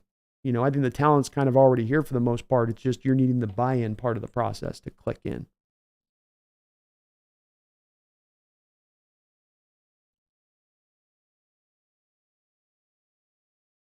Garth says the kicker's still booting for the Bay Boys, though. He is, Garth. But he's going to miss it in the Super Bowl. He's got a 45-yarder that he's going to shank. It's happening. No doubt in my mind. All right. Well, we crossed 4 hours here. I think it's probably a good time to start putting a bit of a wrap up on this one today. A lot planned up this week for you guys. This week. We're going to get the Wednesday show going. Got a Tuesday show set up with Behind Enemy Lines. Going to meet with sitting down with the Ravens insider, talking about this Mike McDonald, talking about this Seahawks defense and what we can kind of expect of it from some real fine-tooth details, because he really does get into it on his side of it. We'll be doing I'm sure, a live stream breaking show as soon as we do get an offensive coordinator hire as it comes down the line. You're probably going to be getting a show from me on that as well. So that might be coming down on Monday. I might be right back at you guys tomorrow as soon as we do hear the news on that. So be on the lookout for that as well. We might have shows going throughout this week. Of course, we got the B&B show as well, where we're going to be looking at a little bit more of the cap situation of the Hawks and how they can free up some cap money. So strap yourself in. We're getting ready to ride hot, hard, fast, and we ain't stopping until we get ourselves to the Super Bowl next year. So lock it in, folks. Put on your game faces. The season's going to be a lot of fun, and this offseason is going to be a hell of a lot of fun. I thank you guys, as always, for a absolute fantastic chat and a great discussion. It just went every which way and loose. I want to thank all the people that subscribed up like DD Goated. You are goated. You subscribe to the channel. So if you aren't subscribed up, please do get subscribed. We are now on the run. We're now pushing hard. 20,000 subs. That's the goal this year. Can we get up over 20,000? That's what I'm going to be pushing for. So if you aren't subbed up, help us. Please do get to that goal. And if you guys could for me, hit that like button on the way out the door, as it does really, really help this channel out, helps this channel grow, helps me get seen out there on the YouTube algorithm. That algorithm is a tough one to crack. You know what helps me crack it? You know what's the key code? You know what it is? The ding, ding, ding, ding, ding, bing. It's you guys hitting that like button. So ding, ding, ding, ding, ding, bing. Hit that like button for me. Get that like done up. Thank you again to Underdog Fantasy for sponsoring this show. Use that code NEST. Get yourself $100 matched to me on your first deposit. Great contest going on throughout the offseason over there. We will be back over on this side in under minimum 48 hours. My last questions to you guys are just this. If you got any questions you'd like me to ask Coach Evans, the Ravens insider I'm going to be sitting down talking to, just post it down in the comment section of this video, what you'd like me to ask him. I'm also going to be doing an interview with former Seahawk legend Chad Brown really soon. I got him to agree to sit down again with me and do another interview. I had a great one on the last time that we did. We're going to be sitting down again and talking about this team and talking about maybe a little bit on the past Seahawk teams, a little bit about Coach Carroll, a little bit about Russell Wilson, a little about everything across the board. So if you have any questions you'd like me to ask Chad, anything at all, post it down here in the comment section, and I will see if I can fit it in there on Chad when we have a chance to interview him here, maybe at some point this week as I'm trying to lock him in. So a lot planned with you guys. I am so excited here for the future, not only this channel, but this team and what we got going on and what we got cooking here as a community. Thank you to all of the folks who donated in the chat as well. You guys are tremendously kind as ever on that side of it. It's really very, very, very much appreciated. I hope you guys know that from the bottom of my heart. I love you guys. Thank you guys. I'm excited. I know you're excited. We got the fan base tapped in right now, and we're in the depths of the offseason, and it's a great thing to see. Love it. Love it. But I would expect nothing less from my fellow 12s. Back in under 48 hours. But until that time, I hope I shouldn't have to remind you. I hope I shouldn't have to tell you. I hope I shouldn't have to let you know, but I'm going to do it anyway. I'm going to do it anyway. So you guys, tune on in. Listen up. I got something to say. Do not you ever now forget. Don't ever do it. Don't you dare do it. I see you in the back. I see you in the back. Come back over here. Come on. Don't you forget. Get off the wall. Stand up. Come on. Engagement. Here we go. Let's go. Don't you forget. Don't you ever forget. Go Hawks.